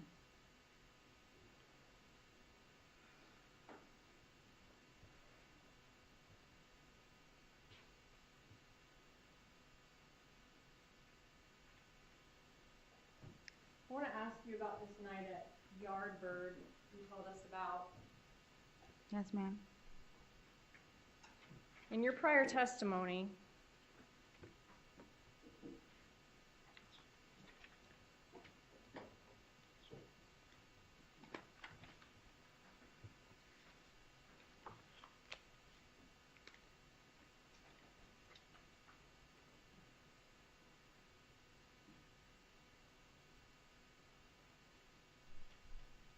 Did you have any indication that Sigfredo Garcia knew you were at dinner there? Or knew that you had gone there for dinner? No, ma'am. Okay, so Sigfredo Garcia didn't say anything to you that would lead you to believe That was, that he knew you were at dinner. with yeah, that was the Yardbird. first time I mean, not the first time this time around, but I heard it through the trial. Okay, so you had no indications that he knew that? No, ma'am. Okay.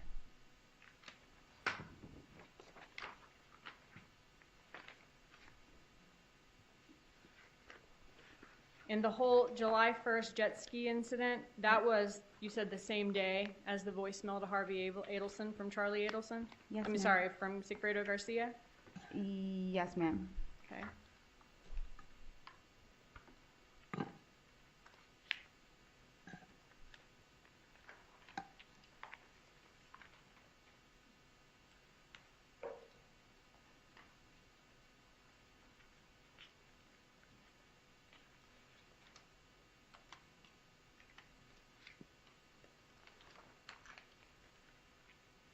All right, so with this wire, Charlie Adelson gets contacted by his mom. She says she was given paperwork, which turns out to be this article about the murder.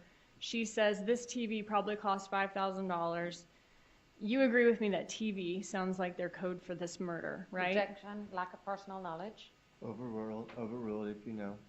I don't know, ma'am. Then Donna Adelson tells Charlie that it has to do with the two of them, and the man mentioned an ex-girlfriend, right? Yes, ma'am. And then Charlie calls you. Yes, ma'am. Okay. Why did he call you? I have no idea. You don't know? No, ma'am.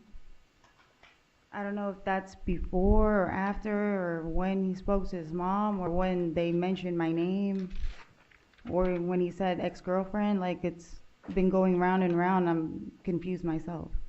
Okay, and you said that in your last testimony, I'm looking at page 154, lines 4 through 9.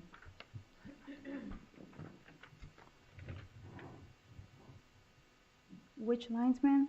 154, Uh-huh. lines 4 through 9.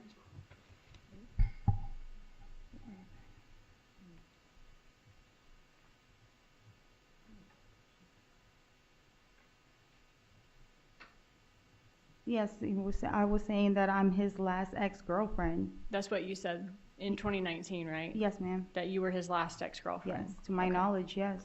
We've had testimony during this trial, though, that he's had several girlfriends since you dated, though, Yeah. between that and the bump, right? Yeah, but I was explaining here that I'm his last ex-girlfriend. Like, he was dating June, I think, at that time. Mm-hmm.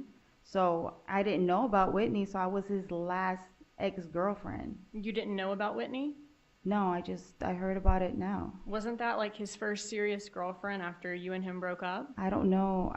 That's why I'm getting confused, because I'm learning so many things from here that I don't know when I knew that was his girlfriend, or I knew of that girlfriend. I know about June because she testified over here.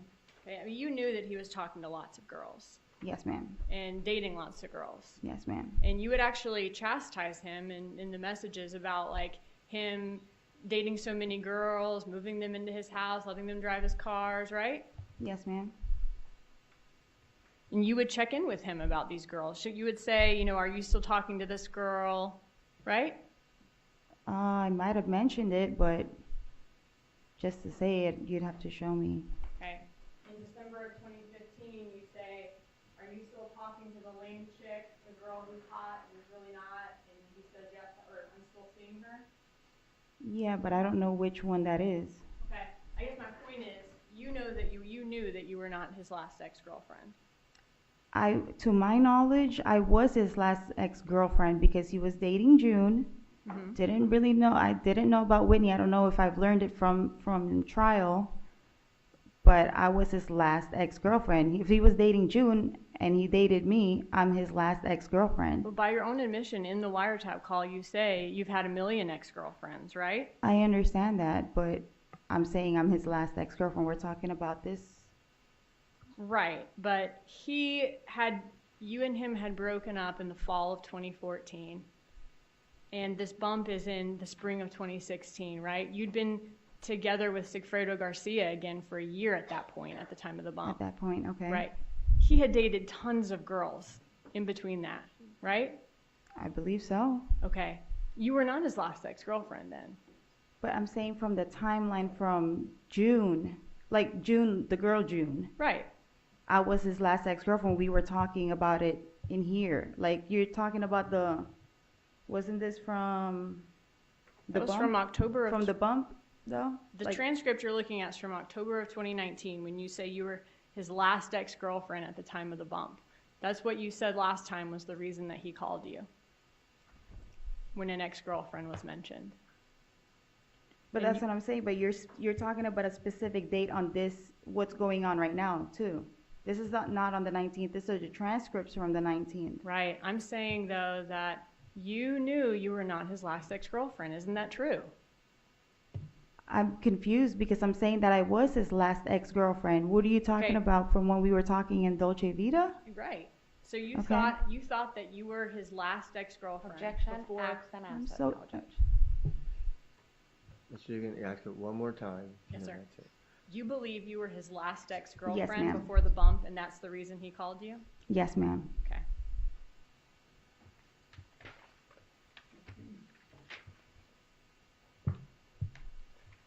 And he called you because he wanted you to deal with this for him, right? I don't know if this is the reason why he had mentioned my name and why he wanted me to call.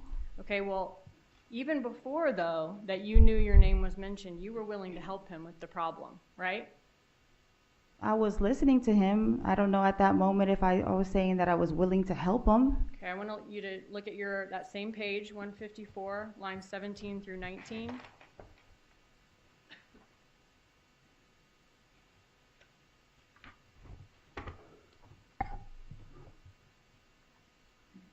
In 2019, you said, before your name was mentioned, you were willing to help him with that problem. I said yes, ma'am. Okay.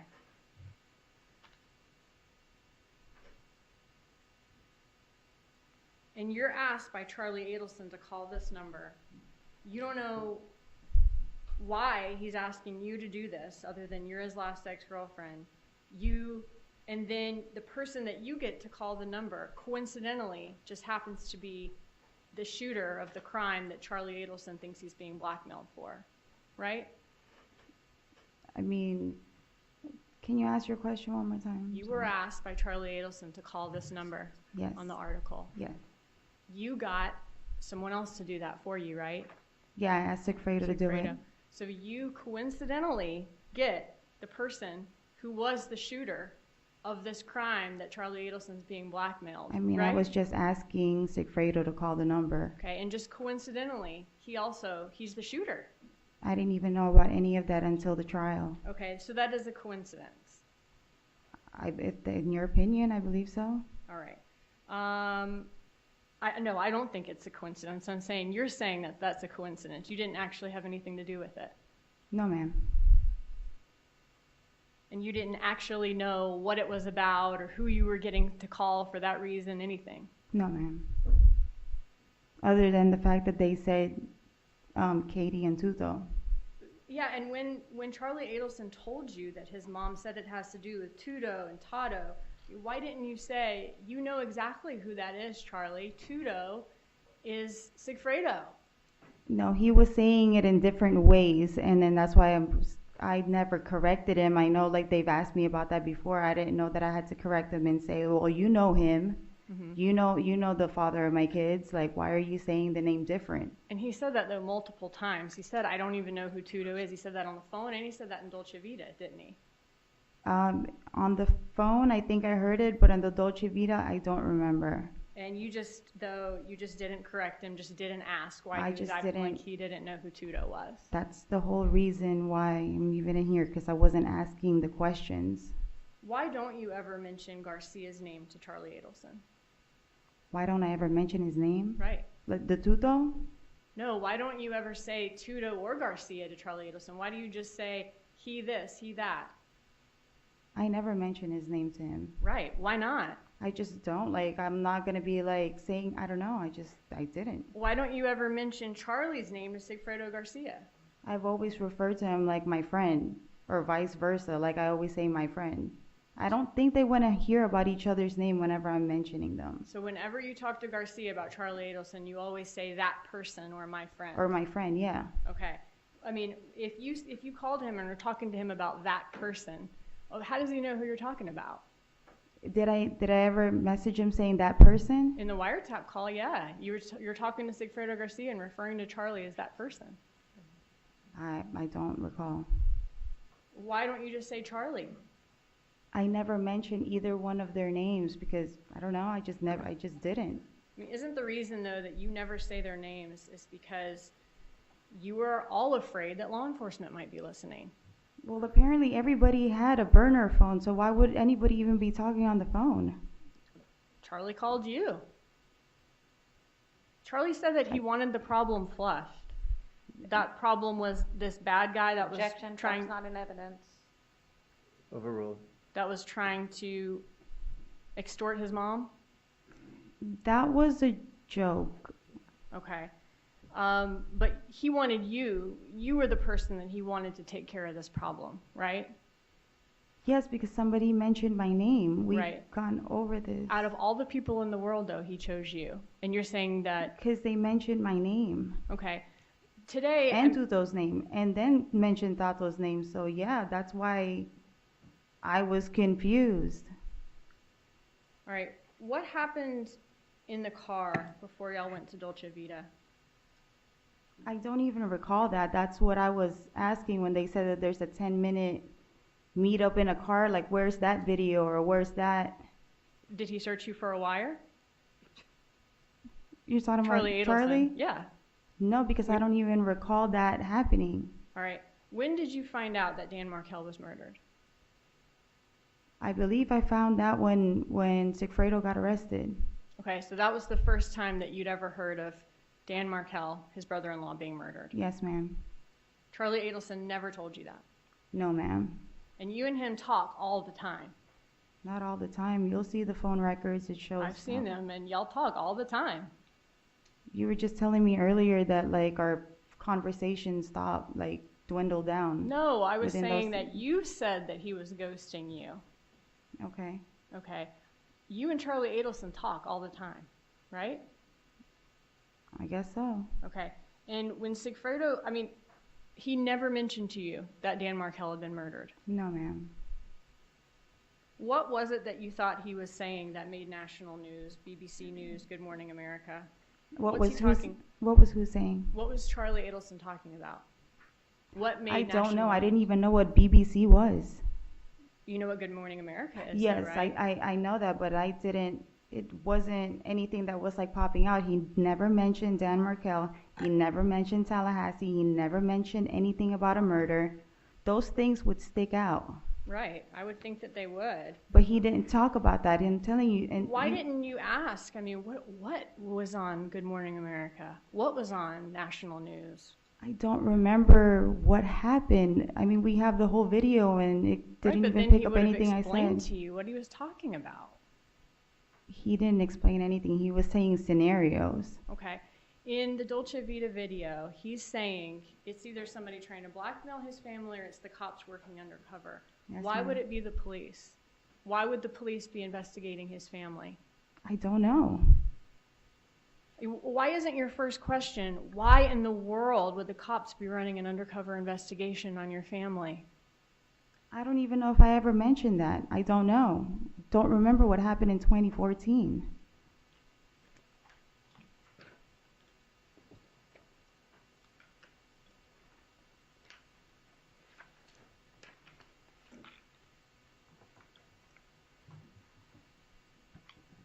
Looking at page 155, lines 3 through 11.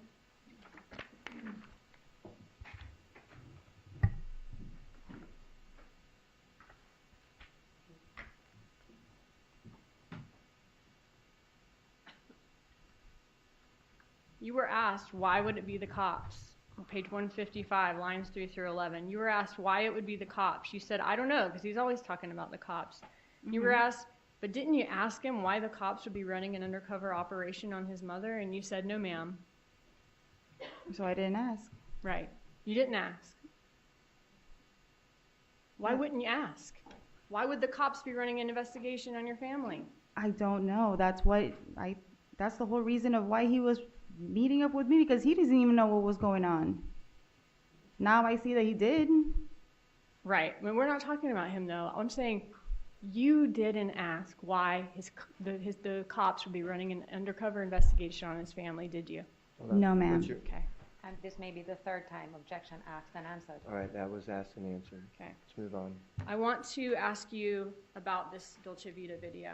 Yes, ma'am.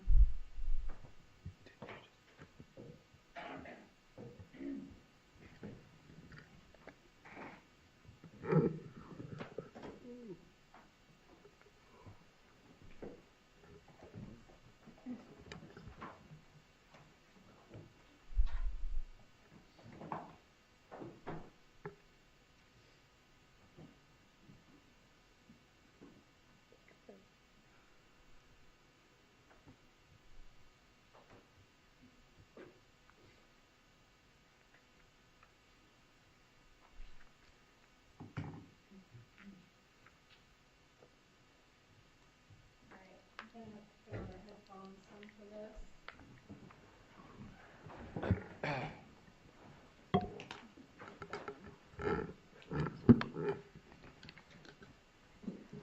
If you need more volume, it's right here.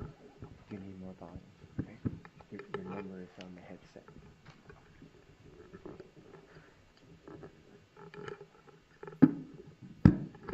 Okay, just tell me. Everybody ready?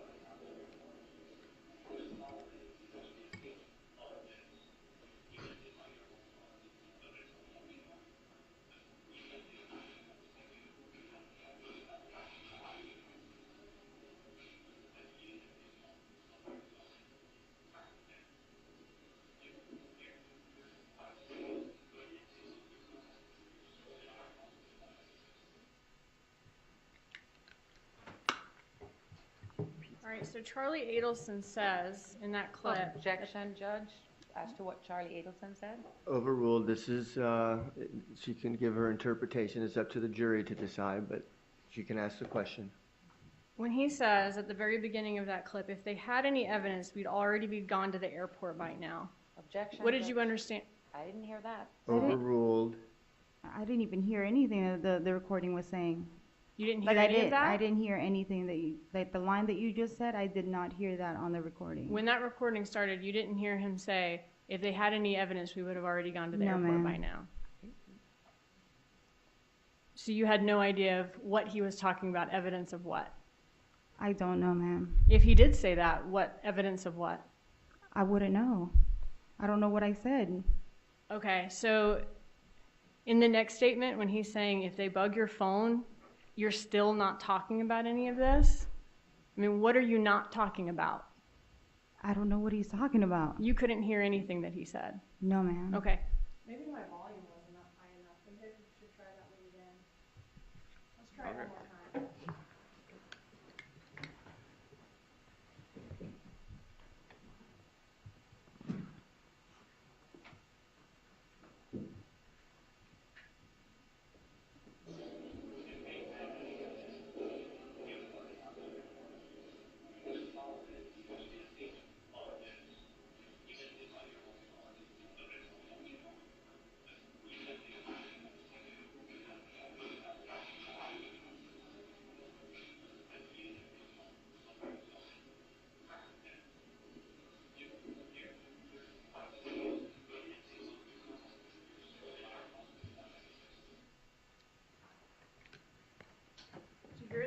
you a clip that time when he says if we had any evidence, we would have already gone to the airport by now? The only thing I caught was bugged phone. Okay. I didn't hear anything in the beginning. If he had said to you, if they had any evidence, we'd already be gone to the airport by now, what was he talking about? Evidence of what? I have no idea. I told you he was saying scenarios, and I can't remember what he was talking about at that time. So he wouldn't have been trying to ease your mind, let you know if this is the cops, they don't have anything on us? No? When he says, even if they bug your phone, and at the end he says, you still have not been talking about this. What have you not been talking about on your phone? I didn't hear anything that said anything about me not talking on the phone. When he was talking about even if they bug this, even if they bug your phone, Okay. at the end of the clip, he says you still have not been talking about this. So even if your phone is bugged, you're still not talking about this. But is he implying to me like he might have been saying scenarios? You guys keep taking things out of context, and it's not. I don't even know. I can't answer that question if I don't know the whole thing. Okay, so I'm telling you what I'm hearing on here, and I'm asking you about it. What you're hearing? Judge, that's improper. All right, I don't want to get argumentative. You've already asked and answered that question. Let's Yes, sir. move on. You never went to Tallahassee, did you? No, ma'am. And you never shot anybody, did you? No, ma'am. I want to play the next clip for you.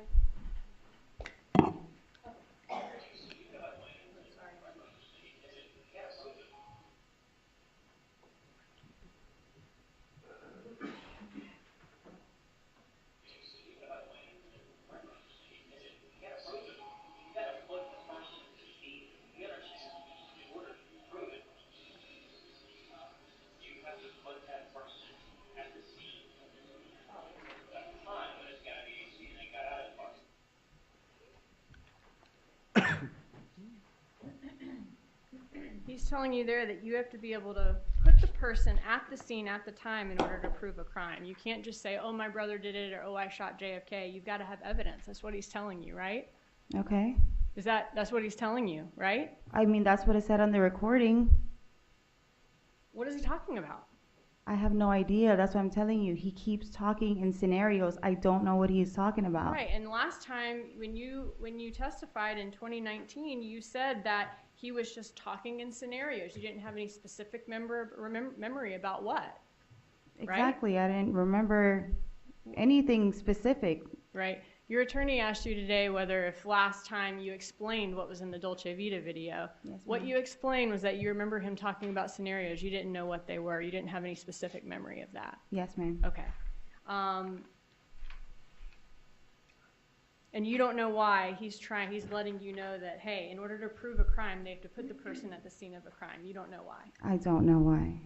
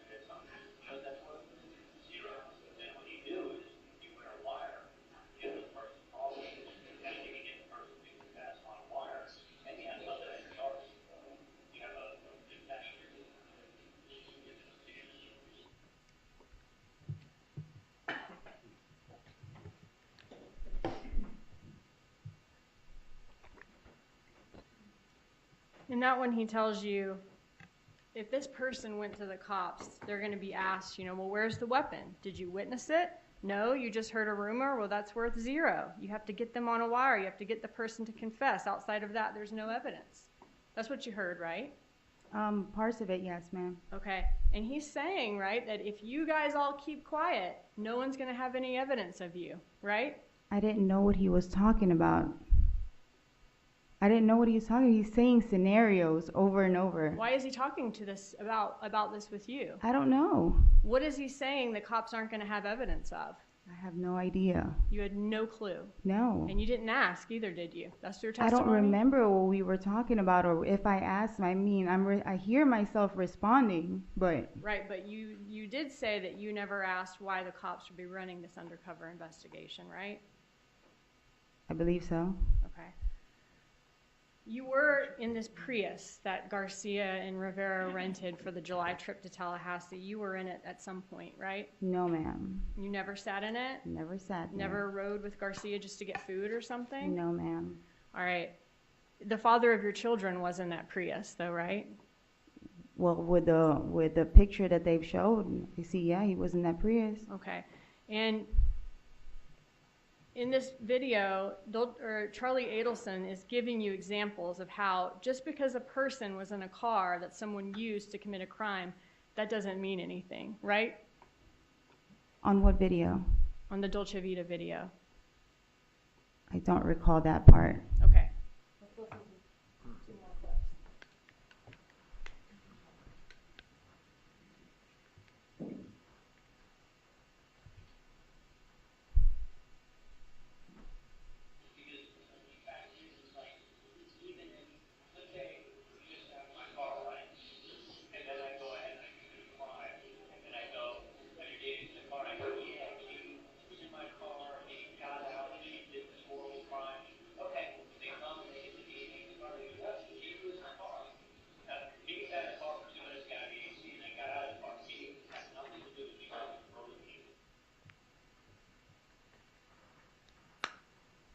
Got one more.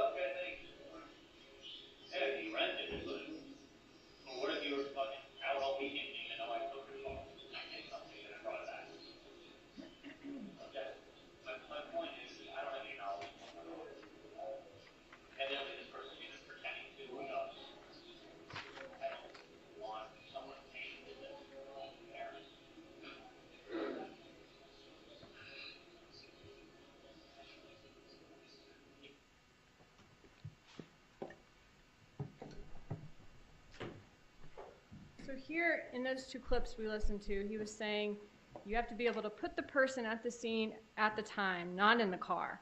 Let's say you sat in the car, right? Then I go commit a crime, but your DNA is in there, and I said Katie was in my car and she did this horrible crime. Okay, they get your DNA in the car, and okay, Katie was in the car. No, that means Katie sat in the car for 2 minutes and got out. Katie has nothing to do with me robbing Burger King. That's what you heard, right? Parts of it, yes, ma'am. Okay, and then he gives you another rental car example. He said if you have a car and you can link this person to renting that car that's used at the scene of the crime, you also have to prove who was driving that day. You know, they could have rented it and lent it to a friend. Then he gives you another one, doesn't he? He says, you rent a car and I asked to borrow it. I drive to Orlando, rob a McDonald's, and come back. Yeah, you rented it, but you were out. You didn't even know I took your car. Isn't that what you heard? Parts of it, yes. Why is he giving you so many rental car examples? I wish I knew. That's what I'm saying. Like, he's saying scenarios. Don't you think it's kind of odd? Why is he saying all those scenarios in front of other people or whatever? If, like, apparently, if he thought that I was, what did you say earlier, that I'm wearing a wire? No, I think that he didn't think you were wearing a wire. I think he thought that y'all were in a loud restaurant, and he's trying to ease your mind. And he's saying to you, right, that he's saying... But why is he keeps explaining himself, like, and he says, I don't have anything to do with it. Why is he trying to convince me that he has nothing to do with it when I don't know what he's talking? I'm going to stop. I'm sorry. Okay, she's going to ask the questions and you're going to respond, okay? He is trying to ease your mind because the car that Garcia and Rivera rented to drive up here and kill Dan Markel had been on the news, right? I don't know of that. You were nervous that police might be able to connect them to having rented it or been in that car, weren't you? Why would I be nervous? I never even knew of it. You never knew that the car was on the news? I knew from when Sigfredo got arrested, and I think they put a picture of that, of the Prius. He was trying to tell you in that video that it doesn't matter if they rented a certain car or were seen in a certain car. Police have to be able to put them at the scene of the crime at the time, right? That's what he had said on the video, but I don't know what he was talking about. So he's just talking about that. You have no He's idea why. giving different scenarios. Okay. One of the scenarios he gave was, he said, you know, it could be the cops, you know, trying to run an undercover investigation, or it could be somebody trying to blackmail his family. That was the other scenario, right? Yes, ma'am. Why did he think somebody would be extorting money from his family? I don't know. That's what he was trying to figure out. Wouldn't you be curious as to why someone was trying to blackmail his family? Would I be curious? Right. I was curious. That's why I sat there and I listened. Right. But you never asked him, why would somebody be trying to blackmail your family? Why are the cops doing this investigation on your family? I don't know if I asked them at that time or not, because You apparently said in they didn't 2019 even. you did not, right? Well, apparently then I don't because I don't recall. But if that video said, or like it picked up anything that I was saying, then I would know what I was talking about. Well, you said in 2019 that you did not Okay, so ever then I ask that, don't. right? And now, though, the video is audible, right? And it's pretty obvious you would have known what was going on in order to Objection listen to to characterization this. of the evidence. All right, ask a question, Ms. Yes, sir. Egan. All right, let's listen to one more.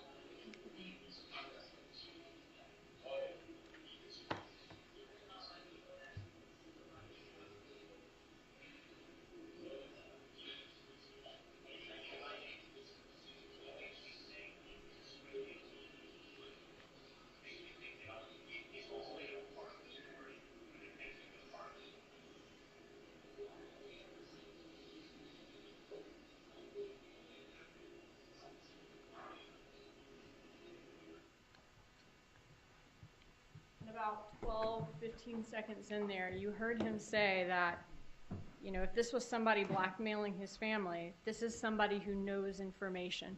That's what he said to you, right? If that's what it said on the video. Is that what you heard? That this is someone No, who knows all I information? heard a little bit in the end, but I didn't hear the first sentence, like what you were just saying right now. What is he talking about that these people know information about? I don't know. Keep telling you, I don't even remember. Okay. Got one more. No, she just keeps saying about that.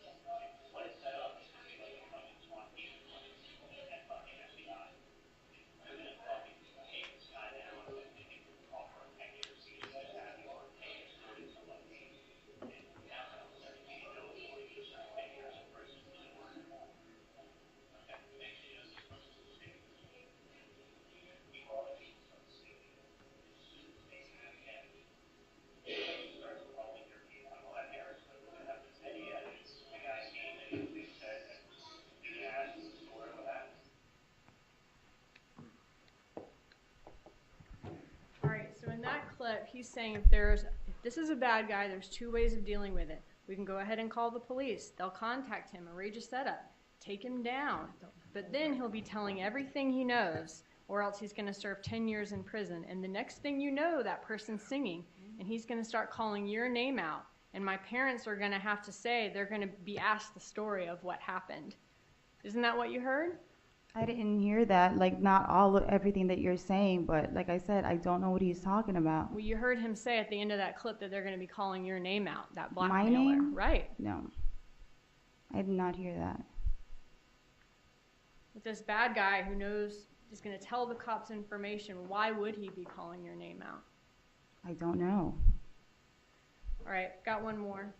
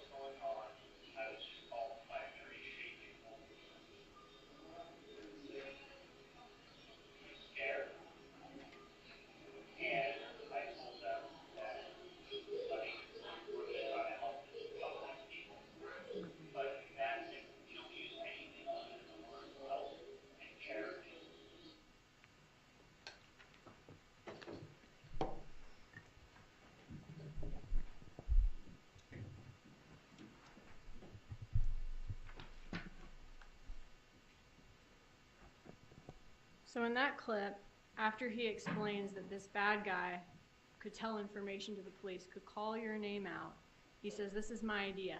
And he gives you very precise instructions, doesn't he? In that Yeah, clip. he was talking about the calling to say it's, yeah. He told you to say, my friends have no idea what you're talking about. And frankly, I don't know what you're talking about either, but the name sounds familiar of who's incarcerated. Yes, ma'am. Whose name did he think sounded familiar? I believe it's because his mom got bumped and said that you have to help your friend's Tato or something. Right. Like your brother Tato? I don't know. He's talking about Tato or Tuto. Okay. The name Tato and Tuto were familiar to you. Yes, right? ma'am. And you never had to tell him who Tuto and Tato were. He knew and you knew. Right? I don't know if he knew. Well, yeah, he did. He knew Tuto's name. Okay. I don't know about Tato. Tato was the one who was incarcerated, right? Yes, ma'am. Okay, and you knew that. I knew he was incarcerated by the feds, but I don't know where he was at. All right, and he said, so I'm going to give you something as charity to help the less fortunate, but do not contact these people again or they're going to the police. The only reason we're doing it is because of karma. And the whole time that you're talking, this is what he's telling you to do, right? Okay. He wants you to say, I don't know what's going on, and only use the words help and charity, right? Okay.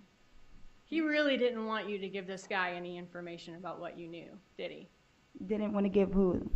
He really didn't want you to give this blackmailer any information about what you knew, right? He's saying, don't say anything else, right? No, he's trying to convince me now. How many times I've listened to it, he's trying to convince me to do this. If I was in any way, shape, or form in this with him, why would he throw me to the cops and tell me to say this? Because you were the ex-girlfriend who took care of this problem for him. You are his connection to these people. He wants you to take care of it. No, they mentioned my name. They mentioned Tuto's name. Right. And then they mentioned about a brother being incarcerated, which was Tato. I know. And then he starts talking about Sigfredo Garcia right after that clip, right, that we just heard. He starts talking to you about Sigfredo Garcia, doesn't he? Refresh my memory. Like, what was Charlie he Adelson saying? starts talking to you about Sigfredo Garcia, doesn't he? I don't know who he was talking about. Okay.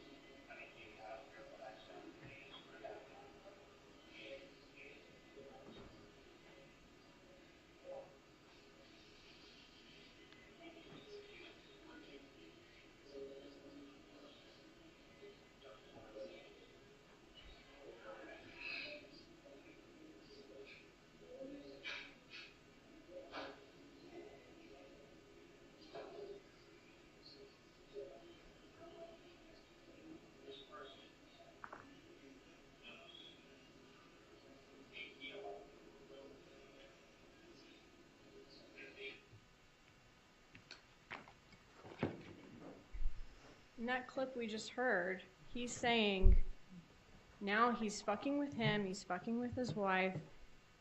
If he's fucking with the king himself, you better kill him because he's going to be a big problem. He knows who you are. And if he can't do it, have someone else do it. Right? Yeah, but he's not talking about Tuto there. Like, where? He's not? No. Okay. Well, let's keep listening, but one second. he's telling you, though, in that part that I just talked about, how mad Garcia needs to be about this, right? Some guy is messing with you, putting your name out there as part of this, and you need to kill him or he's going to be a big problem. He either needs to do it or have somebody else do it, right? That's what I'm saying. Like, I don't think he's talking about Sigfredo there. Okay. When he says that to you, why don't we see you jumping up from the table? Why don't we see you raising your voice saying, whoa, kill? What are you talking about? We don't... Yeah, I would have said something like that, but I didn't even know what you're saying about kill. Obviously, I didn't react that way because it wasn't something that's like...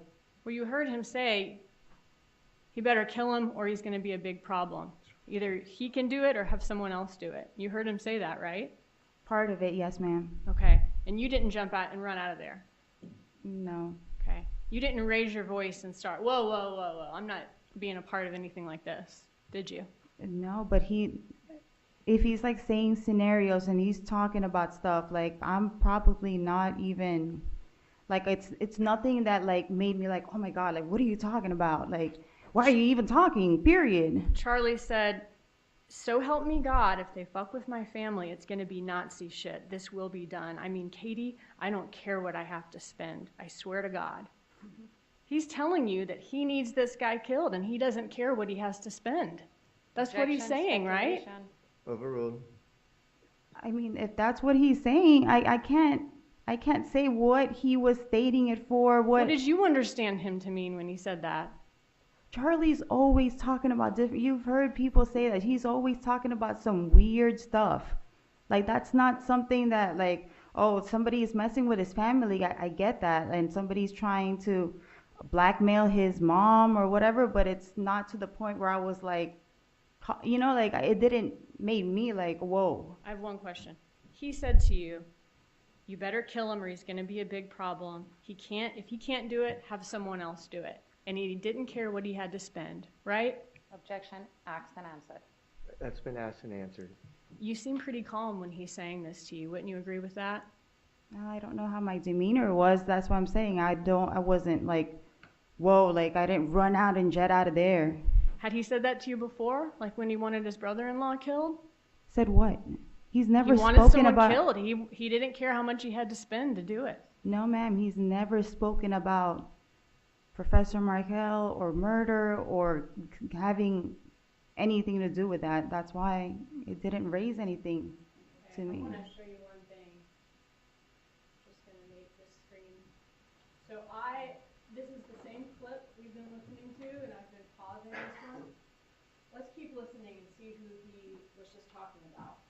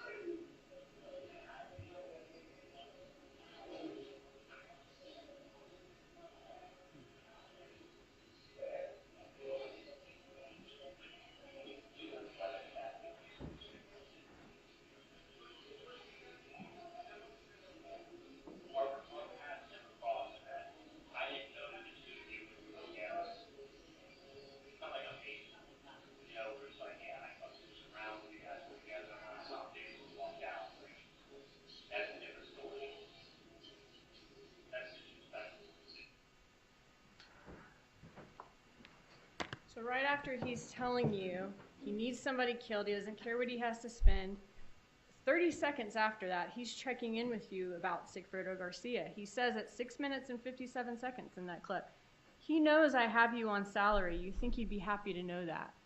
I didn't hear that. You did about not a hear salary or nothing, no. He says he doesn't have any bad feelings towards me, does he? Our paths never crossed. That I can assume that maybe he was talking about Sigfredo. Right.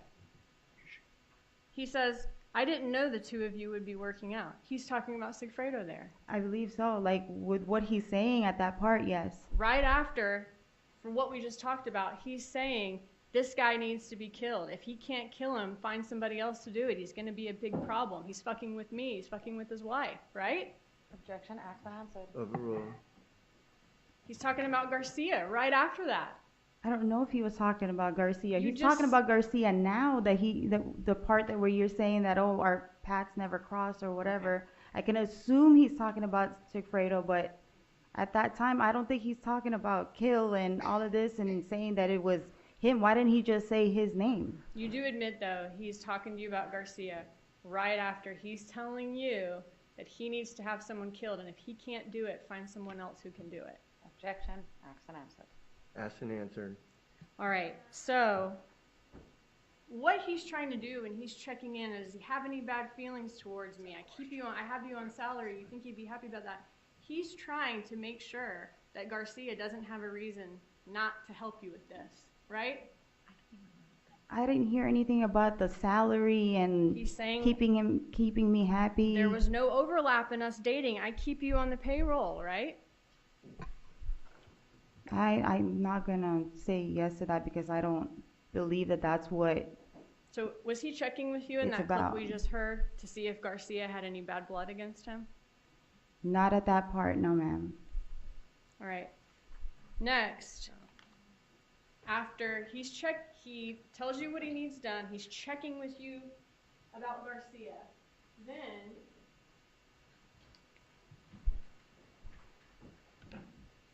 about 20 seconds later,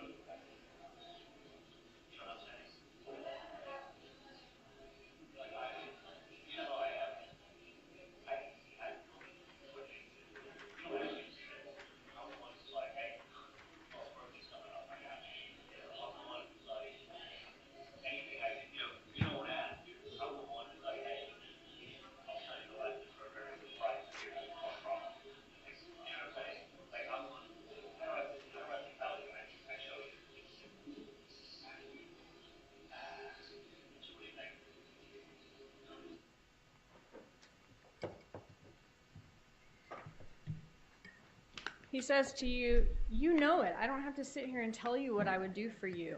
I show you what I do for you. You know how I am. I look for things to do. What's your objection? It's motions in limine, Judge, just in terms of Ms. Duguid's interpretation of what is being All right, said. It's going to The be up to the evidence jury speaks to for itself. decide. That's overruled. Isn't that what he said? Keep going, ma'am. He's saying, I look for things to do for you. You don't have to ask me for shit. I'm the one that's like, hey, someone's birthday's coming up. I got you, right? That's what he said, yes. Okay. Just like when he's offering to send you and your mom on a cruise, right? Well, he offered it, but like I told you, I never went on a cruise with my Paying mom. for the Dominican vacation, right? He looks for things to do for you. Okay, To keep you happy. I guess.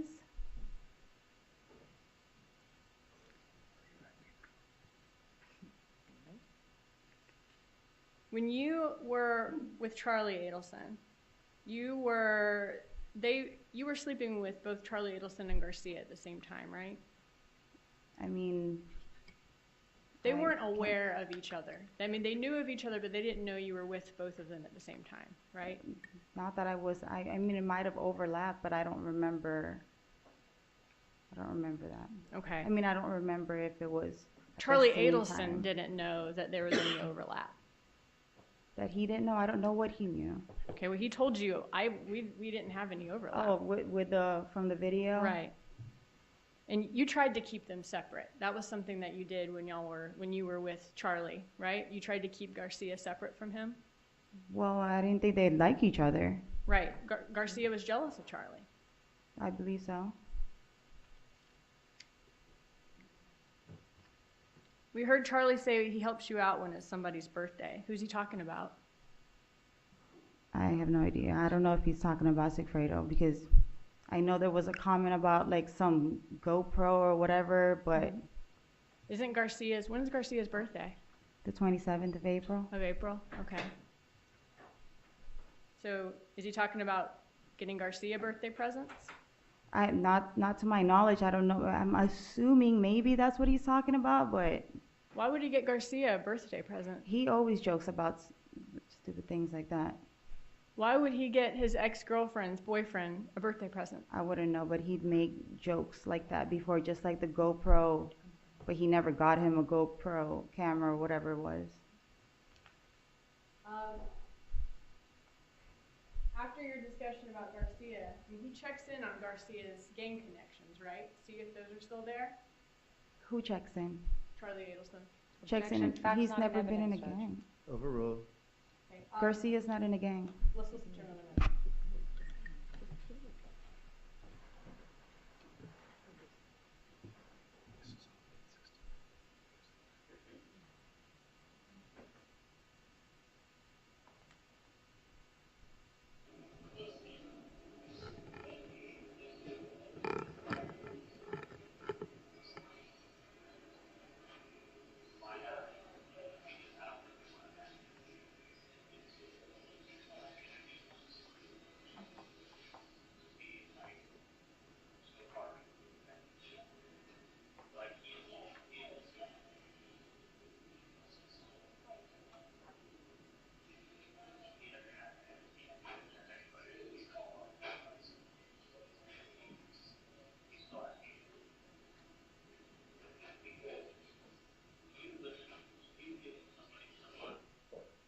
Oh, sorry, one person.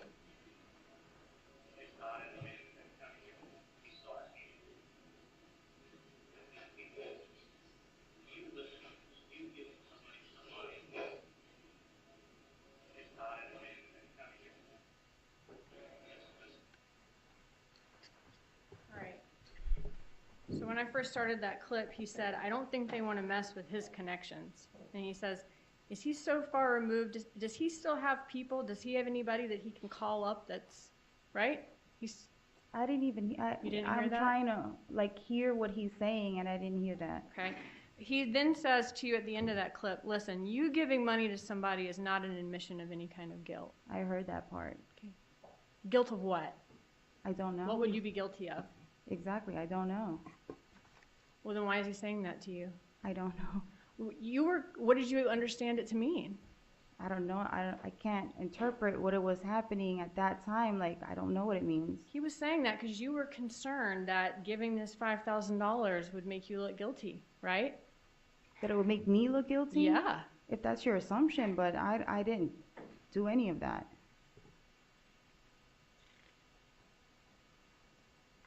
All right, I have two more very quick ones. We're almost done.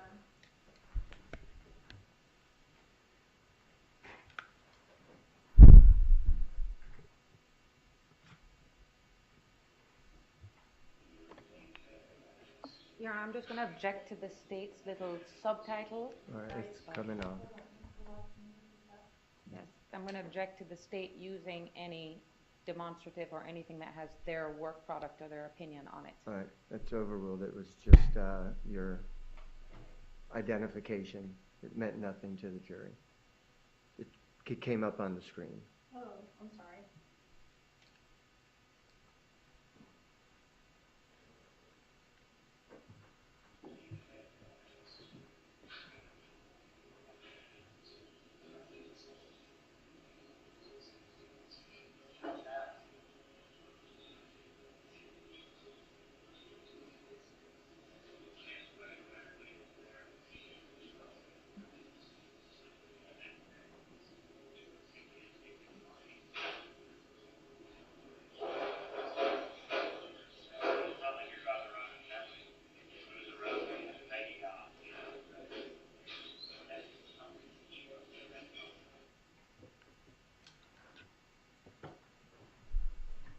right, he says, let me ask you a question. When everybody was there the next day, did any of you take any money? It's not like you're driving around in a Bentley, cruising around in a mega yacht. You heard that, right? Yes, ma'am. What did you understand that to mean?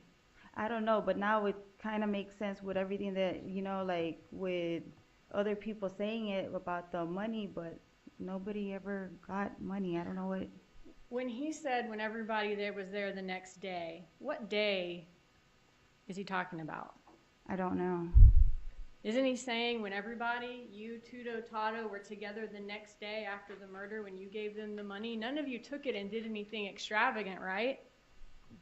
None of y'all I were guess that's what it's assuming. That's what it makes it look like to be. Okay. I see it now. He's checking to see y'all weren't too flashy with this that would draw attention to you, right? Okay. Objection, mischaracterization of the evidence. Overruled. In the form of a question next time, Ms. Dugan. Okay. Did you ask him what that meant? I don't recall if I did or if I didn't. Okay. Let's listen to the end of that clip and then I'll go straight into the very last one.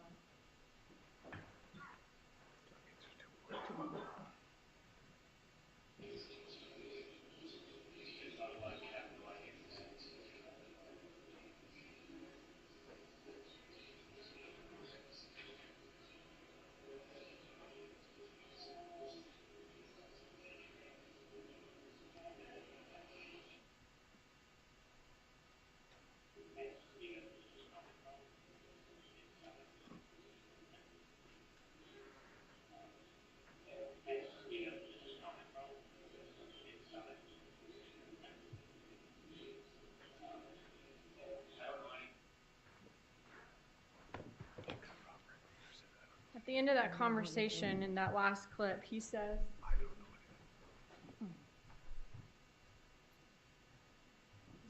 you know who this is coming from? The inside. What did you understand that to mean? I didn't understand what he was talking about. He keeps saying it has nothing to do with me. He's giving scenarios and you're misinterpreting it, and I can't remember because that was from 2014. Okay. I didn't ask. Did you hear him say, you know who this is coming from, the inside?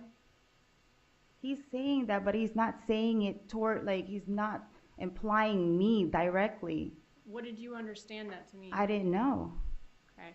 So not the inside circle, you, him, Tato, Tudo, of who knew how this murder went that's down? what I'm saying. You keep implying these things, and that's not, you're taking it out of context, and I know that looks bad now with everything that we've been hearing, but it's obviously it didn't make me like, oh my God. Like I said, I didn't run out of there and think it was a big deal. I mean, he chose you for a reason, though, right? You were the person that he chose to take care of this. I mean, I know you're saying you don't know today, but we heard you on the wiretap call. In that call, you say, I fuck up bitches for no reason. You say, this guy is going to have a big-ass problem. I am the wrong person to... God forgive him that he said the wrong fucking name. Now this is my business. You said that, right? Yes, ma'am, and that's taken out of context as well. Well, you were I was angry by that, yeah. I'm sure you were angry. You were pretty tough in those calls, though. You were somebody who knows how to take care of things, somebody who people shouldn't mess with, weren't you? You should have played all the other calls as well. You just, one little call that I was so upset already. He's been annoying me with this different scenarios for all the other calls. Today, and I was... You're pretending not to be that person. You just don't know anything about anything, didn't ask any questions. Objection.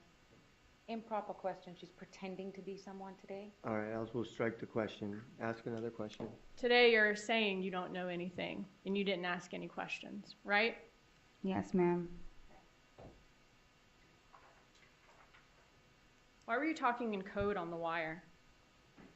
I guess that's what everybody's implying is code. I know I made a comment saying, like, I'm so tired of this code shit or whatever because I'm either around my coworkers, I'm around my children, I'm around other people.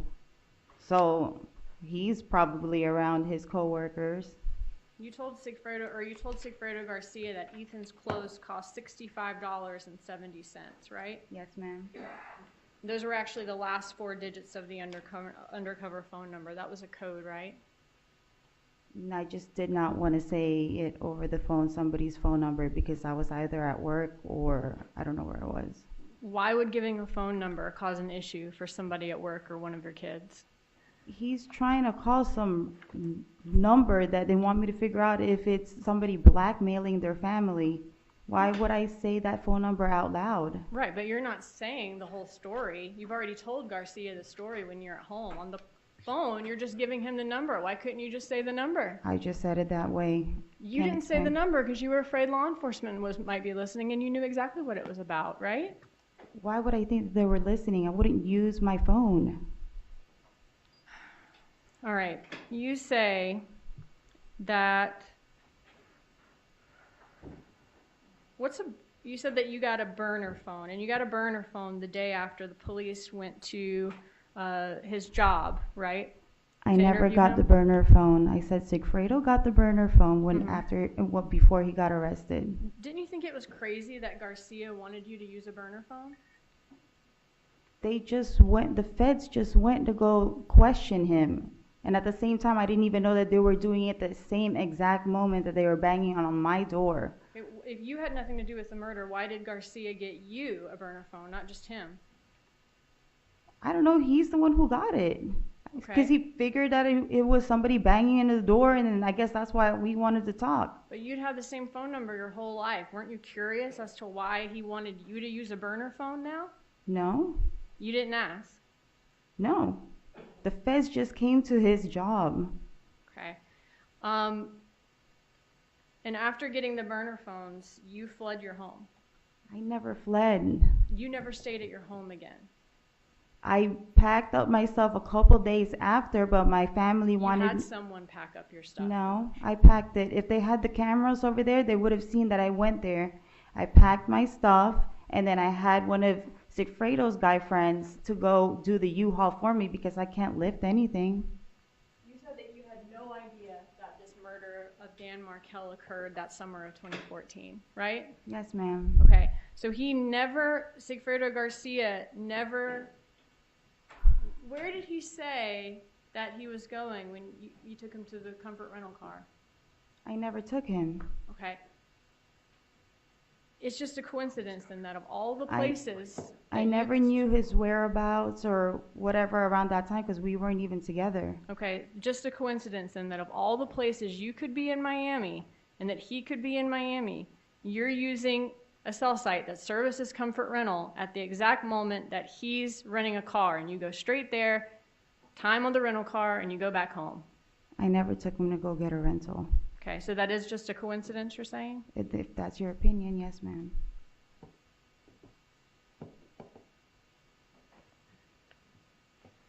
And he was also in that rental car as soon as he got back from that trip to Tallahassee. That was outside of your apartment, right? They had that the GPS ping? Yeah, the GPS ping on that parking lot, but that parking lot, other people live there. Okay. Did you ever see him in the rental car? No, I did not. Okay. And you went right back to that area later that day? Right back to what area? To the area of comfort rental car. And you weren't taking the car back with him? No, I did not. I never took him to get a rental. What about when the Prius was at your house the night before the Tallahassee trip? Did he mention either of those times that he's at your house right after the June trip or right before the July trip, where he was going and what he'd been doing? I never even knew that the Prius car was in the parking lot. Did he say that he was about to go to Tallahassee? No, I would have remembered if he said something about Tallahassee. He doesn't know anybody in Tallahassee. What about during the 15 or 20 times that you communicated with Garcia during the June trip or the July trip? He never mentioned where he was? You never asked him where he was or what he was doing? I never asked him where he was. And he wouldn't tell me even if I was to ask him. He doesn't tell me things. What about the night of the murder, July 18th, when you're consistent with being at Rivera's house after you go past Yindra Mascaro's residence? Did you go to Luis Rivera's that night? No, ma'am. Where were you? I don't recall where I was on July 18th. Okay, well, you were talking to Garcia, and then it shows you going up near Rivera's house. And then after that, your phone is powered off for the night, right? And that's when you go spend the night at Charlie's? I don't know what happened on July 18th. That's what it's saying on the ping. things or whatever. Well, you told your attorney when she was asking you questions, you did spend the night with Charlie that night, right? No, I don't even remember where I was. I don't know if I was up north or whatever. I don't remember that day. Yindra was taking care of your kids that night, right? Well, apparently, yeah, when she had said that she took, I didn't remember that day until she mentioned that it might have been that night. Okay. Yindra was taking care of your kids that night then? That's a yes? That's what I'm saying is I don't see her. My daughter was little at that time. Like, I never leave my daughter overnight. That's why it wouldn't make sense to me. I never leave my daughter like overnight at somebody's house. So Yindra was not telling the truth when she No, said that? I don't know if she babysat that day. I just don't remember. I don't recall ever leaving my children at night. I was living with my mom at that time. Well, if that was the case, I would have had my mom because the kids would have been more comfortable. If Charlie invited you over, you're going up there, your phone's powered off for the night, and you're coming back for that direction that next morning. That's the route that it's showing, but I don't remember what I did that night. Well, There's you no stayed with text Charlie messages. during that time, though, right? No, I didn't. I don't remember what I was doing. Okay. What about the next morning, the morning of July 19th, when you and Garcia were at Rivera's place? Me and Garcia were in Rivera's place. Right. That was the whole situation. There were so many different versions of that story. Okay. Well, in your previous testimony, you were asked what you were doing that day, and you were shown this text.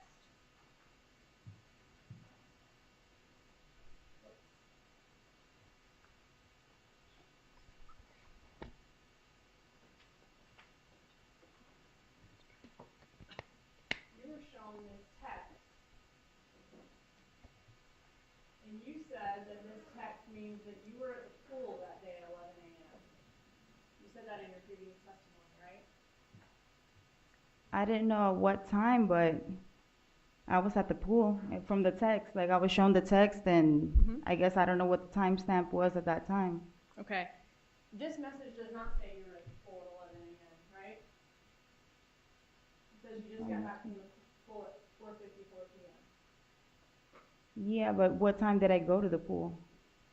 You said you Probably at the pool. at 12:18 p.m. Okay, so So you were not at the pool at 11 a.m. like you said in your prior testimony. but when I was shown that, I'm pretty sure it had like a timestamp or something on it. I don't know why it said 11 at a specific time. Because you were Improper impeachment, Judge, that's not what she said in 2019. okay. If we could look at page 53, 52, lines 23 through 25, and 53, lines 5 through 7. I'm sorry, can you say that again? 52, 23 through 25, and 53, 5 through 7.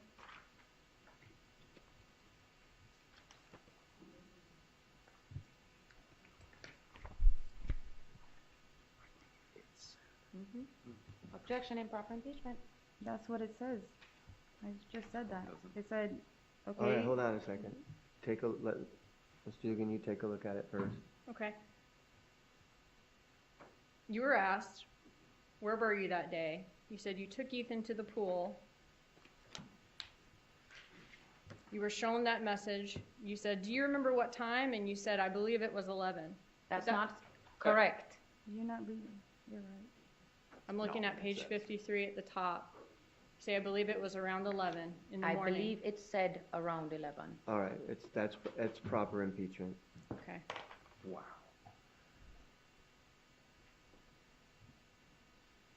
You were not at the pool, though, around 11 a.m. that day, though, were you?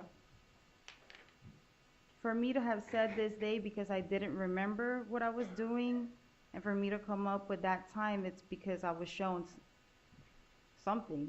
Well, these are the state that. messages about you going to the pool that day. I see your messages now, but at the Right. time when we did this, and I was shown what time I went to the pool, I wouldn't have just come up with it at 11 o'clock without seeing a text message with the time. You said in 2019 you took Ethan to the pool around 11 a.m. I believe because that it- means that you wouldn't be at the money drop around 10:30 and 11 a.m., right? Mischaracterization of what she said in 2019. All right, that's sustained. Mr. You can Okay. move on. This has been asked and answered.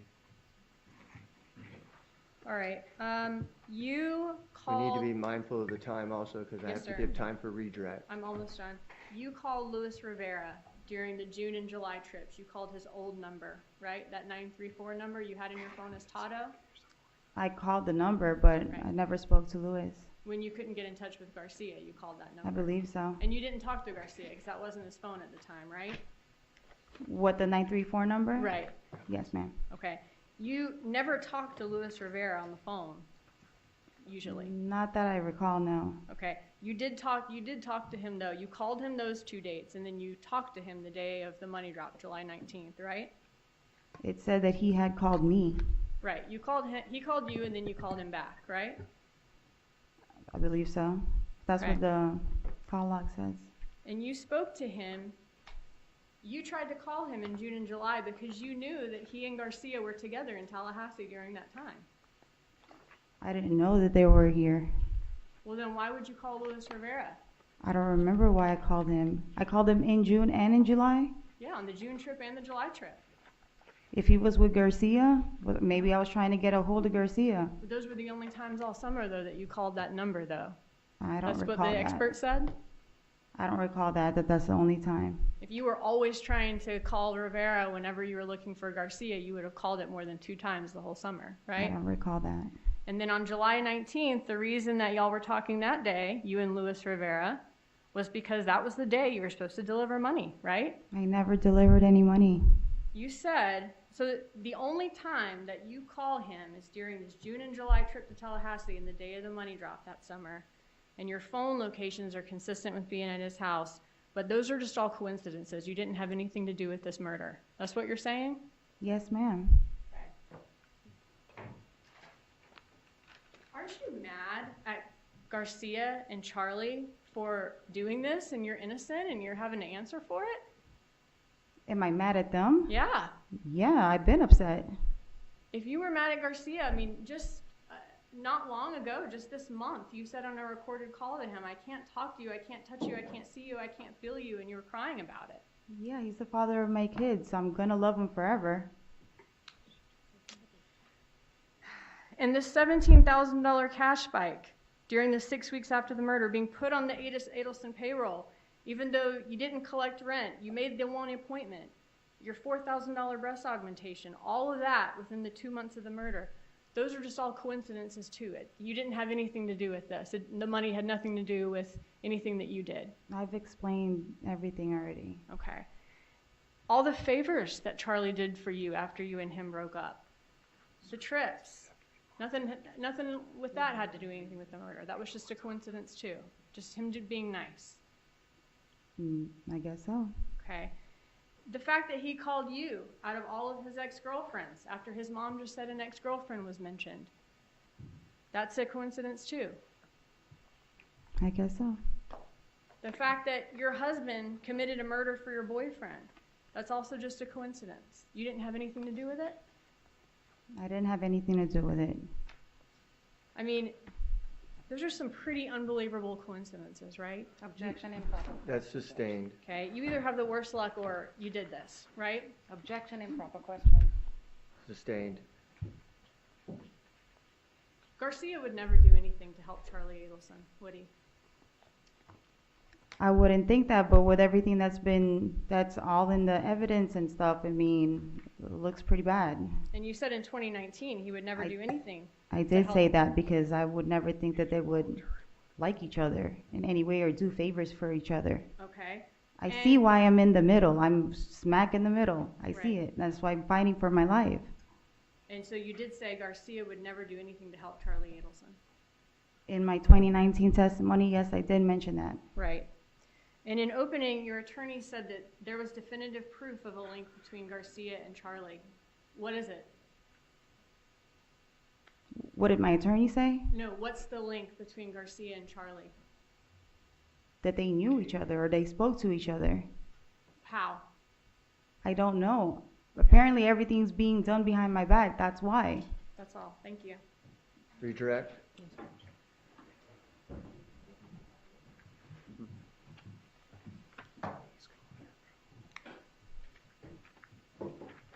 Ms. Magbanua. Yes, ma'am. let's talk about your memory, Yes, ma'am. all right?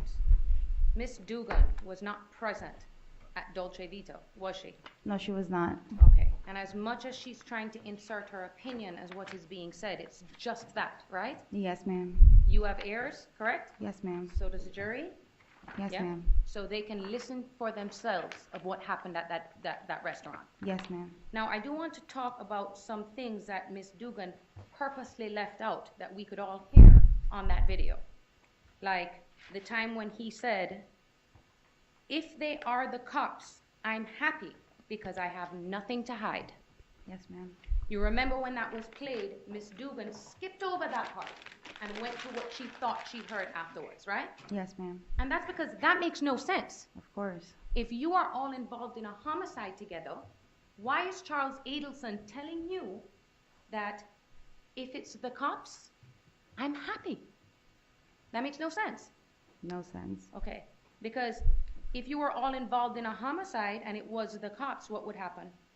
He'd get arrested. And if you were involved, what would happen? I'd get arrested. All right. Now, she also brought up all of these portions of what Charlie Adelson is supposedly saying, okay? Yes, ma'am. It's clear that half of that entire video is missing. Yes, ma'am. Let's talk about how that enhancement came to be. You provided testimony back in 2019, right? Yes, ma'am. That's before the state was able to create this new audio. Yes, ma'am. So when you testified in 2015 and answered questions, Yes, ma'am. you had no idea that they would even be able to create this new audio. Yes, ma'am. That's what I stated, that everything in my testimony is consistent with everything that was on the video that they just enhanced. Now let's get to that about just enhanced, right? You were set for trial in February of 2022, right? Yes, ma'am. Valentine's Day you were supposed to go to trial. Yes, ma'am. And then the state provided us with this this new enhancement, Yes, ma'am. okay? And we actually agreed to reset your case Yes, ma'am. so that we could all get the enhancement. Yes, ma'am. Because as far as we're concerned, it would only contain evidence to exculpate It's you. honor. Yeah, exactly. If you thought that there would be anything on there that would prove your guilt, you would have gone to trial in February. Exactly. You wouldn't have even given them an opportunity if you thought anything on that video Yes, ma'am. would have come up against you. Yes, ma'am. And as we sit here and listen to this video, this covert undercover thing that they did, do you hear any direct evidence in there of something to do with the homicide? That's why I stated that I've never heard Dan Markel's name. I never heard homicide. I never heard murder. I never heard Tallahassee.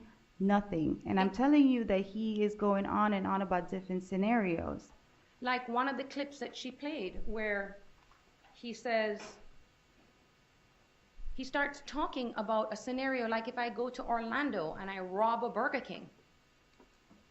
There's no robbery of a Burger King, right? Yes, ma'am. Are you here for a robbery of a Burger King? No, ma'am. Okay, but that's what one of the scenarios he presented to you. Yes, ma'am. He also mentioned about something about, well, Miss Dugan says, he says something about robbing a McDonald's, Yes, ma'am. okay? He doesn't say any scenarios about a homicide Yes, ma'am. or a murder. Yes, ma'am. It sounds like he is just trying to justify why it is that they would say your name. And for me to make a phone call. Okay. How many times did he repeat to you, it's because they said your name? If you can remember. On this video, I can't recall. How many times have you had an opportunity to sit down and listen to the video that we just received a couple of months ago? I haven't even seen it in its entirety because they can never get anything to the jail. And so Can't get that evidence. Was this maybe the second time in this trial that you were able Yes, to listen ma'am. to it? This is like the second time. Okay. And we still don't know what the first half was, or this time that I went to the car for 10 minutes. Like, They have no record of that, right? that's what I wanted to know. Where was the record for that? There's no video of that? No video. Okay. And had they been able to enhance the entire audio, not just bits and pieces of what Charlie is saying, we wouldn't have to speculate about what that conversation was, right? Exactly. That's why I didn't want to commit to a certain thing that I'm saying or how I'm interpreting it, because clearly it wasn't big enough for me to be like, oh my God, why are you talking about this? Or, oh my God, we got to call the cops, or me run away because you said this. It's like everything was taken out of context. Just like my phone calls, just like this video, And everything that we've all sat down and listening to, every single thing, there is no direct evidence of you being involved in a homicide. no, because they've had this video forever. I would have been arrested a long time ago. Let's If talk that, about that. These wiretaps and this Dolce Vita, that was all known to them in May of 2016, right? I believe so. Before Sigfredo was arrested? Yeah. Yes, ma'am. They released your probable cause affidavit, right? Yes, ma'am. And said it's because there was no probable cause to arrest you. Yes, ma'am. So they didn't have probable cause to arrest you until Luis Rivera was arrested, right? Yes, ma'am. Obviously, if they had some direct evidence in those wiretaps, they wouldn't need Luis Rivera. Yes, ma'am. Okay. So everything is innuendo and speculation. Yes, ma'am. You would expect, if you are wiretapping people who are involved for over 400 recorded phone calls, that there would at least be one thing in there, right? Yes, ma'am. In the Dolce Vita video, you can hear that you're talking, Yes, ma'am. okay? Your voice isn't raised. No. You don't sound like you're, well, we can't hear you at all, Yes, ma'am. okay? So where Miss Dugan keeps asking you about things of what it is that you said, we won't know because they can't clarify your voice, right? Yes, ma'am. This case has always been focused on Charles Adelson. Yes, ma'am. The video was pointed at who? Charles. Whose voice is the only one that was able to be amplified? Charles. And you're always the person that is left in the dark. Yes, ma'am. Now, I want to go over some of the text message that Miss Dugan tried to commit you to try and explain what they meant, right? Yes, ma'am. Okay. Can you tell me what we talked about, I don't know, 4 months ago on February 23rd of this year? No, ma'am. Okay. Do you even know what day of the week it was on February 23rd of this year? No, ma'am. Right. You were asked questions about text messages over the course of 2013 to 2016. That's why I was getting a little upset, because I can't remember those times, and I know they want me to commit to a certain date, certain time, certain scenarios, and I just I want to be able to provide that information, and I can't.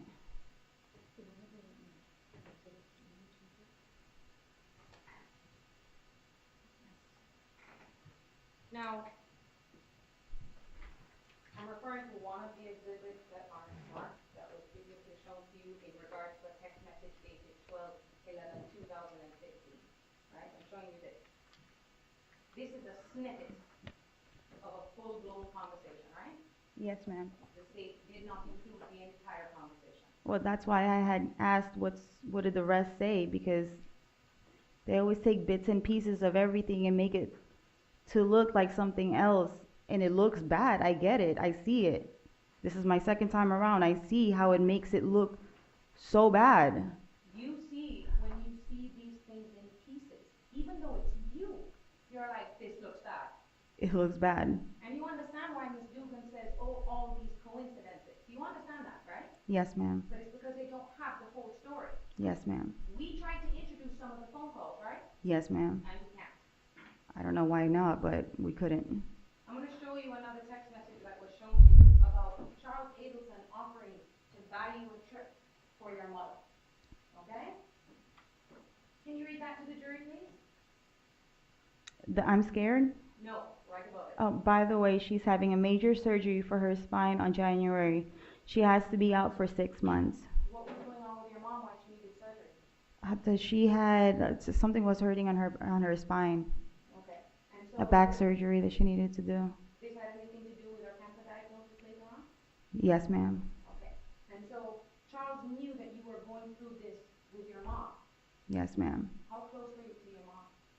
Very, very close. And he was offering for you and your mom to take a trip. Yeah. Apparently, yes, ma'am. And you never took that trip, right? No, ma'am. I couldn't. You can never take that trip with them. Objection irrelevant. Just, if you can answer the question. Overruled. No, I can't because my mom passed away while I was in here. And you've always felt that you hold the key to your own freedom, right? They said that themselves, that I hold the key to my own freedom. That's sustained. Your Honor, Jurors disregard that statement. it goes to our state of mind. That your objection's overruled. Okay. Now I want to show you some other text messages that's already been introduced into evidence. I'm showing you what's been marked as Defense Exhibit 33.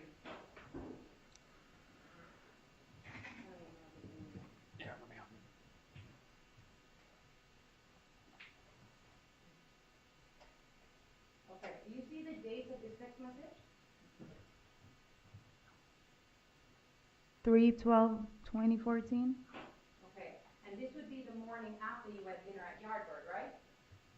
He called me and said, yes, ma'am. Okay, can you read that text, Mr. Rick? I guess, I don't know. He called me and said, have a nice dinner, and to never call him again. I'm like, WTF. Okay. And you're talking about Secreto here, right? Yes, ma'am. These text messages come from Charlie's iPhone. Yes, ma'am. We don't have your text messages from back there. I don't know why we don't. But that indicates that someone was watching you at dinner, right? Yes, ma'am. And he said, and it sounds like he's mad. Objection to leading. That's Yeah. sustained. Does it sound like he's mad? Yes, ma'am. Okay. Also, too, kind of strange, don't you think, that Charles would be asking you about tutors the next day Yes, ma'am. to see if he's maybe told you about their meeting the night before. Yes, ma'am. Now, let's look at Defense Exhibit 29. Good. Good, right there. Can you read that for the jury, please? I'm letting go of the night job. I'm not going in this weekend. They're behind on paying me and shit, and it's a lot of work. Like, we shouldn't have to clean up after that. What I tip out the bus boys for, and they suck. Okay. This is evidence of you working at the night club. Yes, ma'am. Objection, can we ask for a date on that? Sure. April 30th of 2013. And this is in evidence.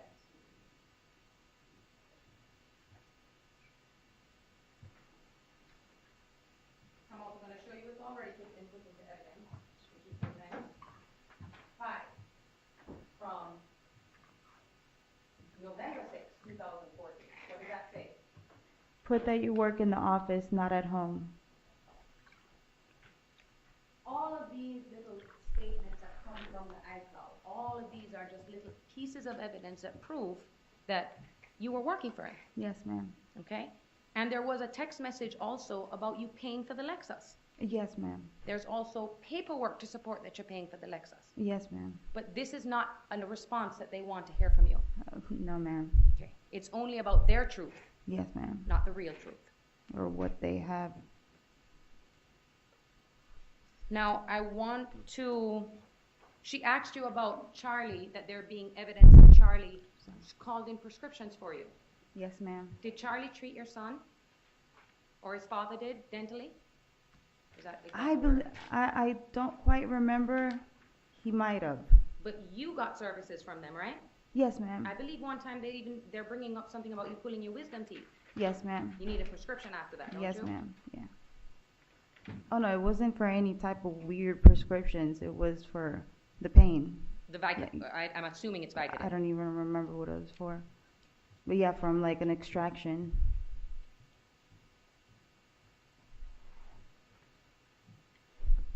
Now, the state tried to discuss with you about that money spike, Yes, ma'am. okay? And she wants you to pinpoint where that money came from. Yes, ma'am. Do you remember where that money came from? No, I didn't. Didn't even know that it was spiked up like that on that exact month and from their chart. You could easily look at this jury and say it was on that day, right? No, ma'am. I'm saying On you what? could do that, Yes, ma'am. okay? If you wanted to make the evidence look better for you, Yes, ma'am. okay? But that's not what you've done. No, ma'am. Even though you keep saying, I don't remember, you've said I don't remember a lot. Yes, ma'am. Let's talk to the jury why it is so difficult for you to remember what happened in 2014. Why do you think it's so difficult for you to remember things? Besides the fact that it was 8 years ago, I've been incarcerated for 6 years and I had COVID twice, and I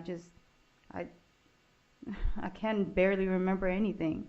Okay, and then you were able to recollect certain specifics once these text messages were shown to you? Yes, ma'am. And it's because it jogs your memory? Yes, ma'am. And it's right there. Even that I'm scared because who created those?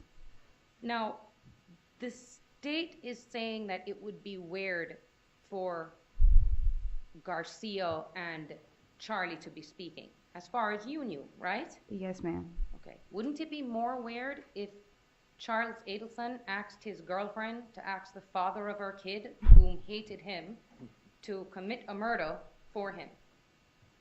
That would be extremely weird. Okay? The person who doesn't tolerate cocaine use is going to be okay with a murder, right? Exactly. Now, if law enforcement, if you are even worried that you did anything wrong, okay, and that it could possibly be law enforcement monitoring what you're doing, what would you or any other reasonable person do? Apparently everybody had a burner. Like, I'm learning it every single time. Or don't speak on the phone. If you were involved in this homicide and Charles Adelson came to you and said, listen, some dude from up north went and mentioned your name and Tuto's name to my mom. What's up? Yeah. You were involved in that. Would you have freaked out? Of course. Would you have agreed to call someone who could have potentially been the FBI? Yes. You would have if you were involved? Oh, no. If you were involved, you'd probably say, don't ask me to do that. Exactly. You do that. Exactly. He kept pushing for me to do it. That's the part that I don't quite understand. He kept telling me. And he kept saying to you, it's because they said your name. Yes, ma'am. He also says to you, because they brought this out, go in there and say that this is charity and give them the money. Yes, ma'am. Is that because he says if they take the money, then it's not the cops? Yes, ma'am. He also insinuates that, hey, we're helping out the cops by finding out who this person is, right? Yes, ma'am. He even mentions in there that when we kind of bring him out, we'll then call the FBI. Yes, ma'am. He was trying to convince you that he had nothing nefarious going on. Exactly. Okay? And he just kept repeating himself over and over again. And over. That's why I wish they heard the other, however many other calls. Or if there was an actual full recording of what was happening at that table. Yes, ma'am. Okay? Miss Dugan keeps saying that you didn't say this or didn't say that or your voice didn't get loud. If you were involved, your voice probably would have gotten louder, right? I mean, I would probably be pissed off and reacting a completely different way. Because you'd be suspecting that, oh my God, I'm about to go down for a murder. Exactly. And I have 2 kids. Exactly.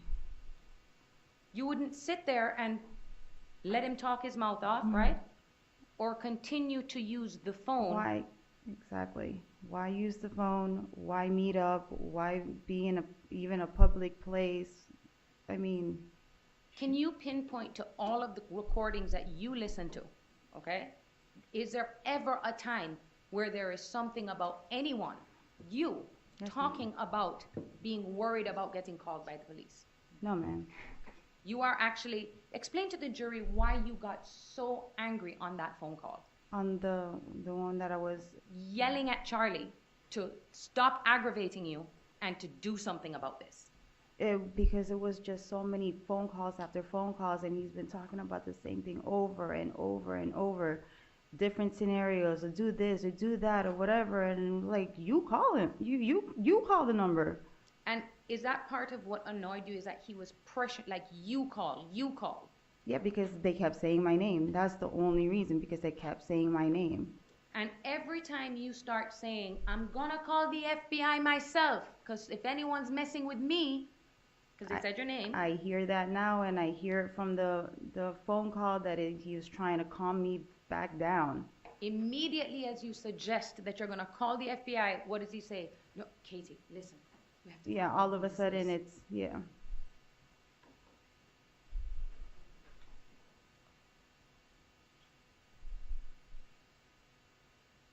The other things about them talking about, oh, you hear them saying, oh, they can't put you in a car, and if that segment is in relation to his scenario talking about a robbery, right?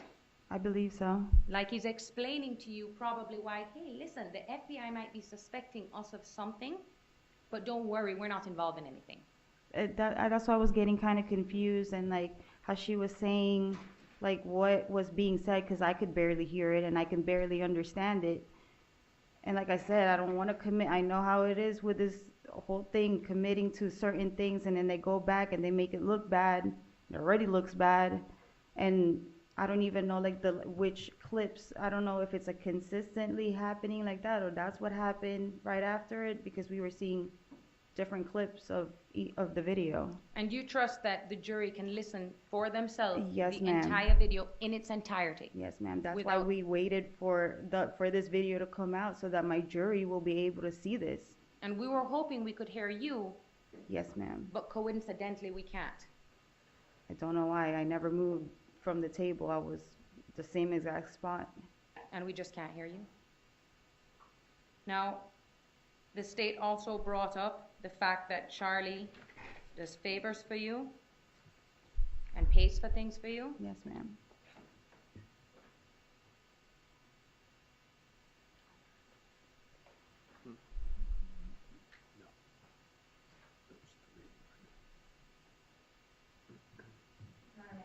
May? Yes.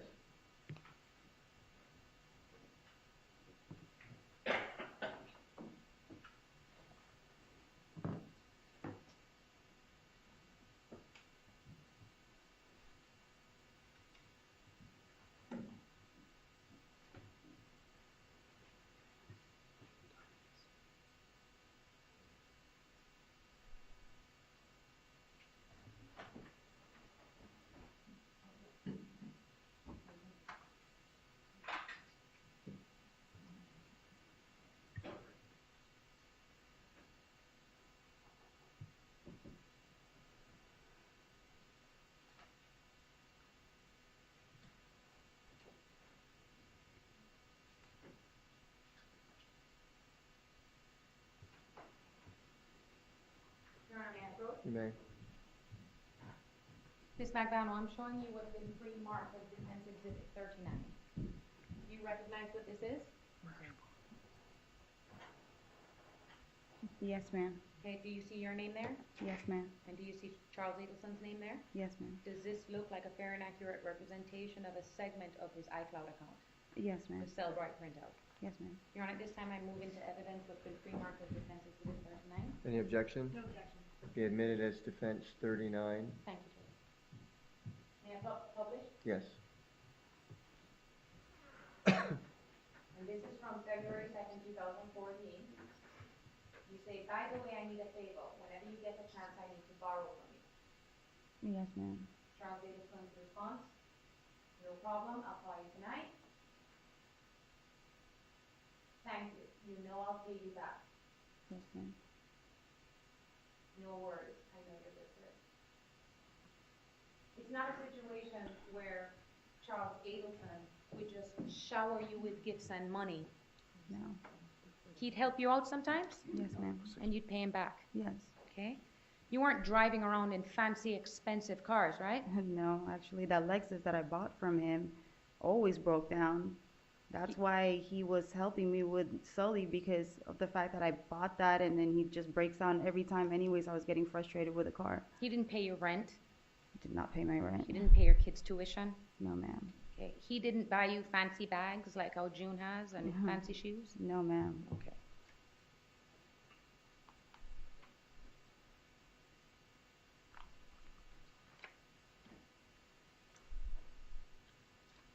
Okay, Judge, I'm going to just take they're two separate exhibits. Let me show it to the state. I'm going to go ahead and give them to Tracy so she can mark them. Okay. And then I'll ask a few questions so that when I do this, I can. All right.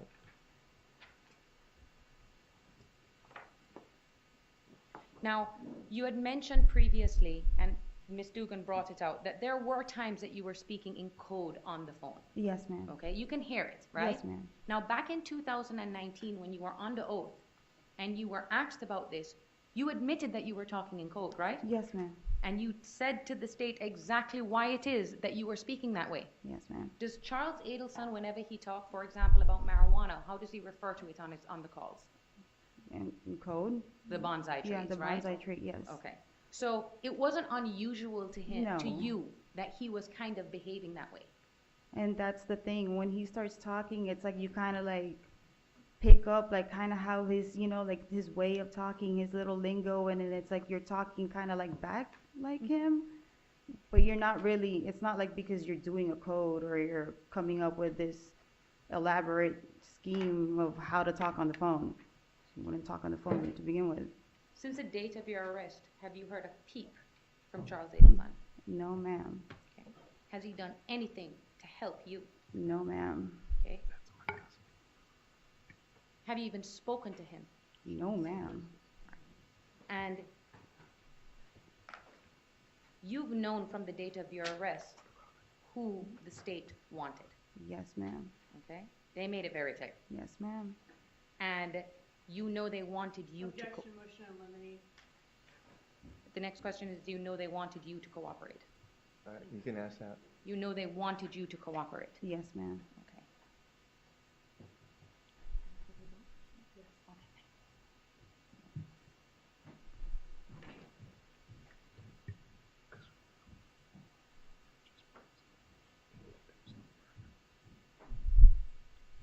And it would be as easy as you could have pled guilty and just given them what they wanted, right? Yes, ma'am. But that wouldn't be what? Truthful. Okay. You'd have to lie about your involvement. Exactly. Or how whatever they wanted me to say. Okay. And you've tried to explain yourself to the government over and over again. Plenty of times. Okay. And your story has never changed since day one. Never changed. Not like Luis Rivera's.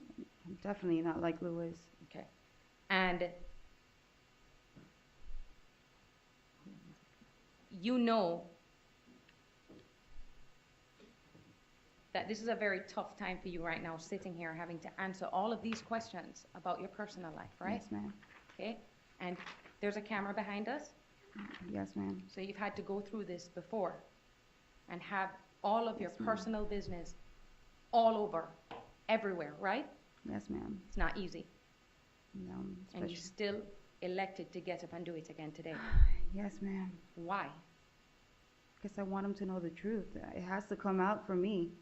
All this speculation and all of this evidence and how everything's been, I've been living this for 6 years. And I just, if I didn't come up here and I didn't talk to my jury, I don't even know. I don't know what the outcome would be.